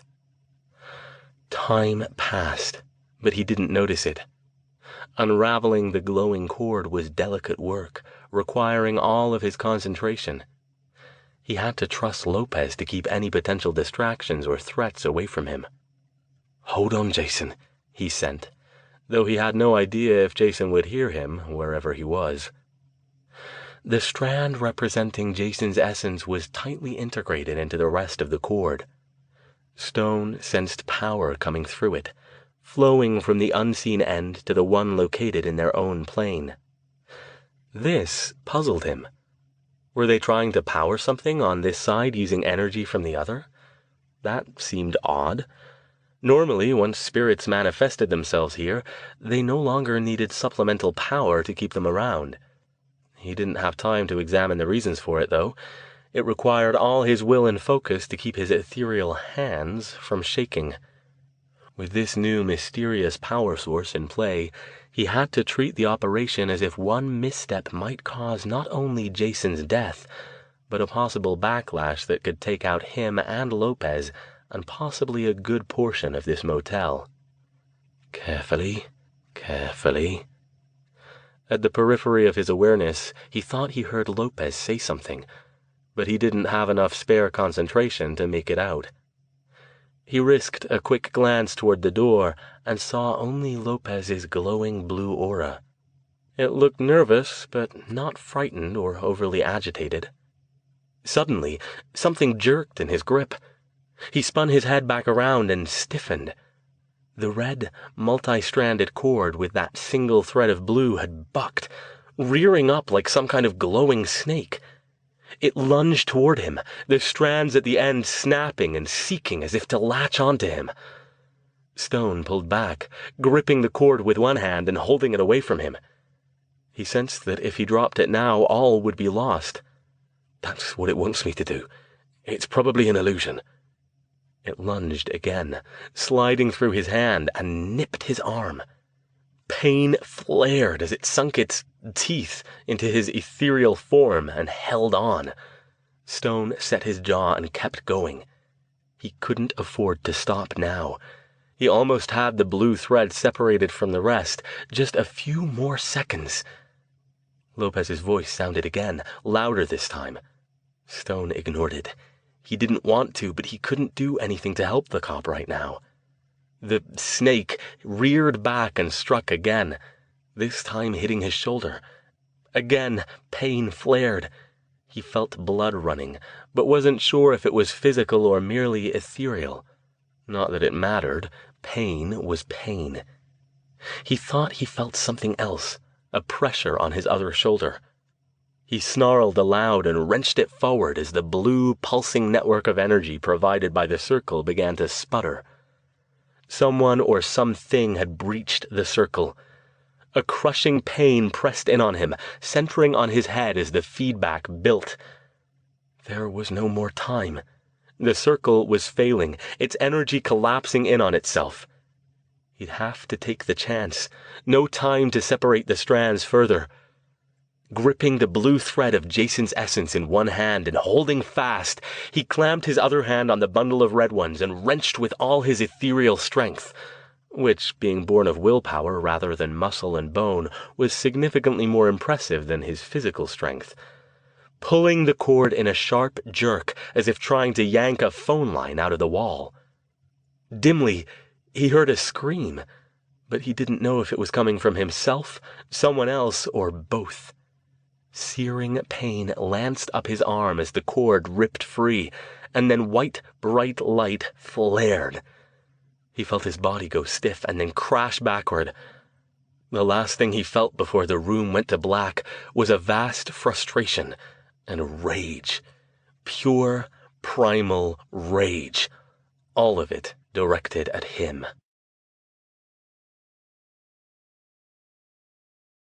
Chapter 25. Tired. So tired. Muttered sounds far away. Muddy voices filtered through multiple layers of cotton. Shifting lights. Figures moving. Looming. Al?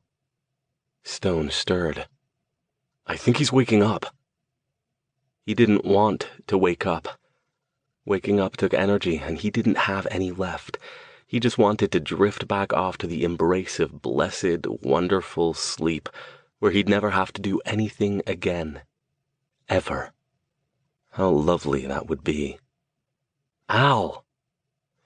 Deep in the midst of the cotton, wrapped tightly around his brain, one thought managed to get through. That isn't Lopez's voice. That was important somehow. He'd have to wake up to find out why. Damn. With great reluctance, he opened his eyes. Hey, Al, said a blurry form. Welcome back. He blinked, and the blurry form resolved itself into the familiar figure of... Jason? Yeah, it's me, he grinned. Can't get rid of me that easy, I guess. Stone blinked again. His brain didn't want to work right. It was as if all the myriad of questions he wanted to ask were backing up, and none of them could fight its way to the front of the line. What? Was all he could manage. And even in his brain-deprived state, he knew he sounded like an idiot. Wow, Jason. You told me he was a smart guy, but you didn't say he was this smart, came another voice. Lopez's face swam into view. He was grinning too. Yeah, college professor and all. Sharp as a bowling ball, Al is. Oh, sod off, both of you, Stone said sourly, mock indignation managing to finally begin piercing the layers of cotton. Everything was flooding back to him, which brought up even more questions. But right now, all he could do was stare at Jason. He was there, in the flesh, alive and well and safe, so clearly whatever Stone had been trying to do had worked. His expression grew serious. Tell me what happened. Jason pulled up a chair and sat down, and after a moment, Lopez did the same. Stone realized he was lying on his bed in Lopez's spare room. I take it no one got arrested then? His voice sounded so weak to him, and he was so tired. His shoulder hurt, along with his arm and his head. He didn't want to move, but he had to know what had happened. "Took some fancy footwork," Lopez said. "I figure I'll be hearing from Kastner soon, but we're okay for the moment." "What happened? Start at the beginning." He hunted around in his memory. "I heard you calling something." "Yeah. You want anything, by the way? Jason's eaten nearly everything that isn't nailed down, including a whole pizza all by himself, but I might have something—" Stone looked at Jason, only now seeing the slight pallor under his friend's tan. There was more going on here than was immediately visible. "No, thank you. Just tell me." He glanced around the room, looking for a clock. "What time is it?" "About 2:30 a.m. You've been out for a few hours, but we figured it'd be better to just let you sleep it off, since you didn't seem too hurt. Jay slept for some of that, too." Lopez took a deep breath. "That was some freaky shit tonight, Al. He said it would be simple, and it wouldn't take long." "Apparently I don't always know what I'm talking about," Stone said. "Yeah, I got that." He leaned back in his chair and took a moment to organize his thoughts. "So, there you were in the middle of that circle of yours on the bed, twitching your hands around. I don't know what the hell you were doing, but you sure were focused on it. That went on for a while, and then somebody knocked on the door. That's when I called you for the first time." "I think I heard that," Stone said. "But I couldn't break my concentration. I assumed you would handle it." "And I did. It was the desk clerk. Apparently the people who weren't supposed to get here until 9 arrived early, and they wanted their room. I didn't open the door, just yelled that we'd be done soon. She left, and I figured that was that. But then a few minutes later she came back, and she had the people with her. I yelled out that I'd let her know when we were done, but then she used the key and opened the door.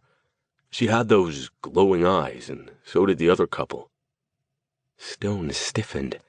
3 of them at once? What did you do? "They shoved their way in.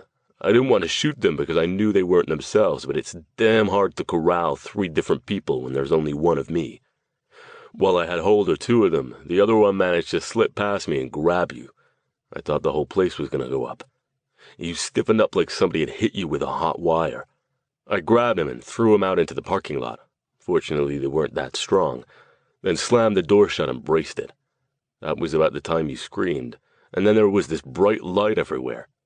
Next thing I know, Jason appeared out of nowhere on the bed, and you keeled over on the floor. Jason was pretty much out of it at that point, too."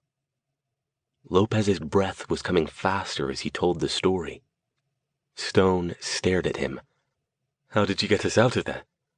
"I knew I had to, before those things figured out a way to get to us, or else the desk clerk called the police. So I flung open the door with my gun out. Weirdest thing? They weren't there anymore. I spotted them heading back toward the office, looking like they had no idea what the hell they were doing out in the parking lot. I got the truck over by the door and got you 2 into it. By that time, Jason had come around a little, but he wasn't much use yet. I drove like a fucking choir boy back here. I figured if those things were out looking for us, better to be someplace with wards." Stone smiled, shoving himself up a bit on the pillows. "Listen to you, Stan. You're an old hand at this already." Sobering, he looked at Jason. "And you," he said. "Tell me what happened to you." Jason shuddered. "I don't remember a lot about it. I was drunk off my ass walking back to the motel from the party. Then, all of a sudden, there was this guy in front of me. I said something to him, and he answered, but his voice was weird, all gravelly, and like he didn't really understand English.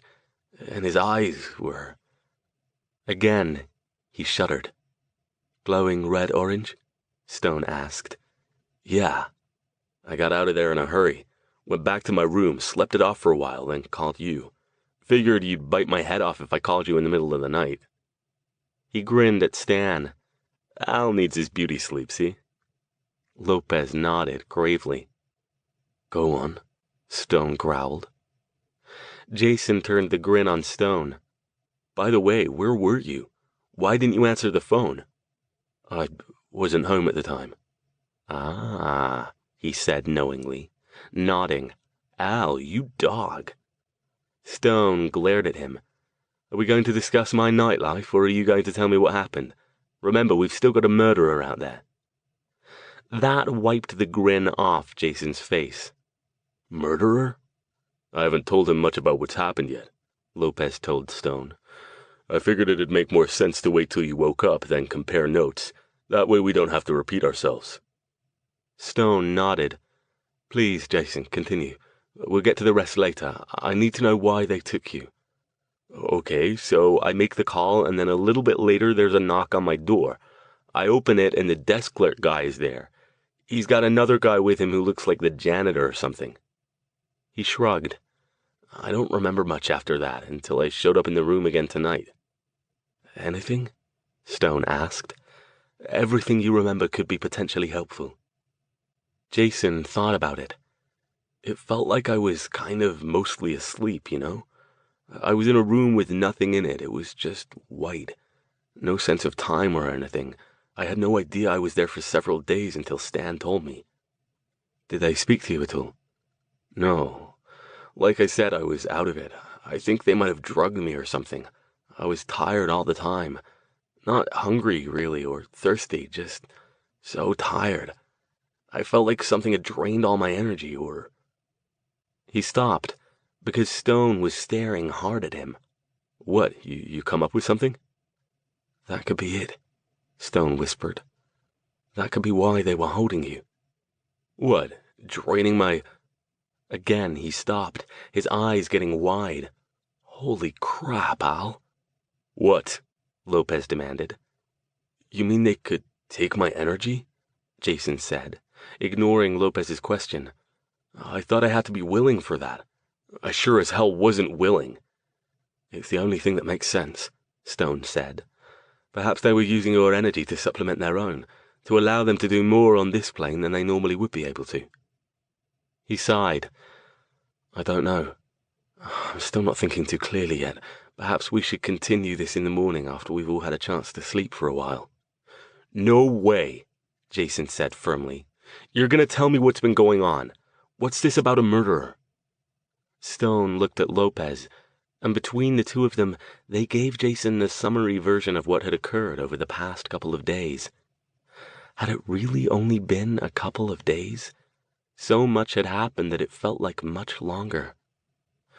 Jason listened with growing horror, especially during the part about Lindsay's murder and Stone's arrest, and then again when they got to what they'd discovered under the huge oak tree up above Creek Road. Shit, he breathed. Just shit. I'll give you this, Jason, Stone said. You don't discover small problems. Lopez stood. We really should get some sleep, he said. We gotta figure out how to deal with some things tomorrow, like how we explain where Jason's been, for example. Remember, he's still wanted as a person of interest for Ashley Reed's murder, and we need to determine our next steps if we're going to find this Faces thing. We can think about all that tomorrow, Stone said. Already he could feel himself starting to fade again. He didn't think there was anything seriously wrong with him beyond exhaustion. His arm and shoulder hurt where the ethereal cord snake had bitten him, but aside from angry red marks, there were no wounds. However, he knew his brain was operating in a fog right now, and that was no way to make life-or-death decisions. He'd just have to trust that the wards around the house would keep them safe. Just, everybody stay inside. I'm not convinced that if you go out right now, that thing won't be waiting for you. No problem, Al, Jason said. Whatever happened to me, I don't ever want it to happen again. Chapter 26. When Stone came out to the front room early the next morning, still bleary but feeling much more himself than the previous night, Jason was already up. He sat at the kitchen table with a cup of coffee, looking out into Lopez's small, neat backyard with a fair imitation of Stone's 1,000-yard stare. He looked up as Stone came in. Hey, Al, didn't think you'd be up yet. I could say the same thing. Are you all right? He dropped into a chair across the table. Jason rose, poured another cup of coffee, and set it in front of Stone. Surprisingly, yeah, I was hungry as hell once I woke up last night. Stan wasn't kidding about me eating a whole pizza. But it was a weird feeling. Not like I hadn't eaten for several days, but more like it just switched back on after being switched off. He sipped his coffee, then looked at Stone with an odd expression, sober and thoughtful. "I didn't say thanks last night, Al," he said. "Thanks for coming for me, for getting me out of that. If you hadn't—" Stone waved him off. "Think nothing of it. Rescuing people from magical threats is apparently becoming what I do. Still, I owe you big." "We're not out of this yet," Stone pointed out. He looked down into his cup. I, anyway, you're not obligated, still need to track down He of Many Faces and figure out how to deal with him." "We," Jason said firmly. "I'm in this till the end. I've got a score to settle with this thing anyway." He glanced up. "So you told Stan, huh? That was a surprise. I thought you wanted to keep the whole magic thing a secret. Did you tell him about me and Verity, by the way?" "No, that's for you two to reveal if you wish." He shrugged. "As for why I told him, I didn't fancy getting arrested again, so I figured that having a law enforcement officer on my side couldn't do me any harm. And you told me you trust him. So far, it's proven to be one of my better decisions. He's been a valuable ally." He quirked an eyebrow at Jason. "And he tends to accept things much more easily than you do. It was quite refreshing not to have to deal with the 'what the hell' and 'holy crap' every 5 minutes. Hey, what can I say? I'm just skeptical like that." He paused, looking out the window again. "So, what's our next step? Do you think that thing will try to grab me again?" "Probably not. I'm sure it knows that now I know what I'm looking for, I could find you again much more easily. No, I think it's mostly focused on killing us now, along with whatever other plans it's pursuing. That's why I like you, Al. You're so comforting." The phone rang before Stone could reply. After a single ring, it stopped, as if it had been picked up in the other room.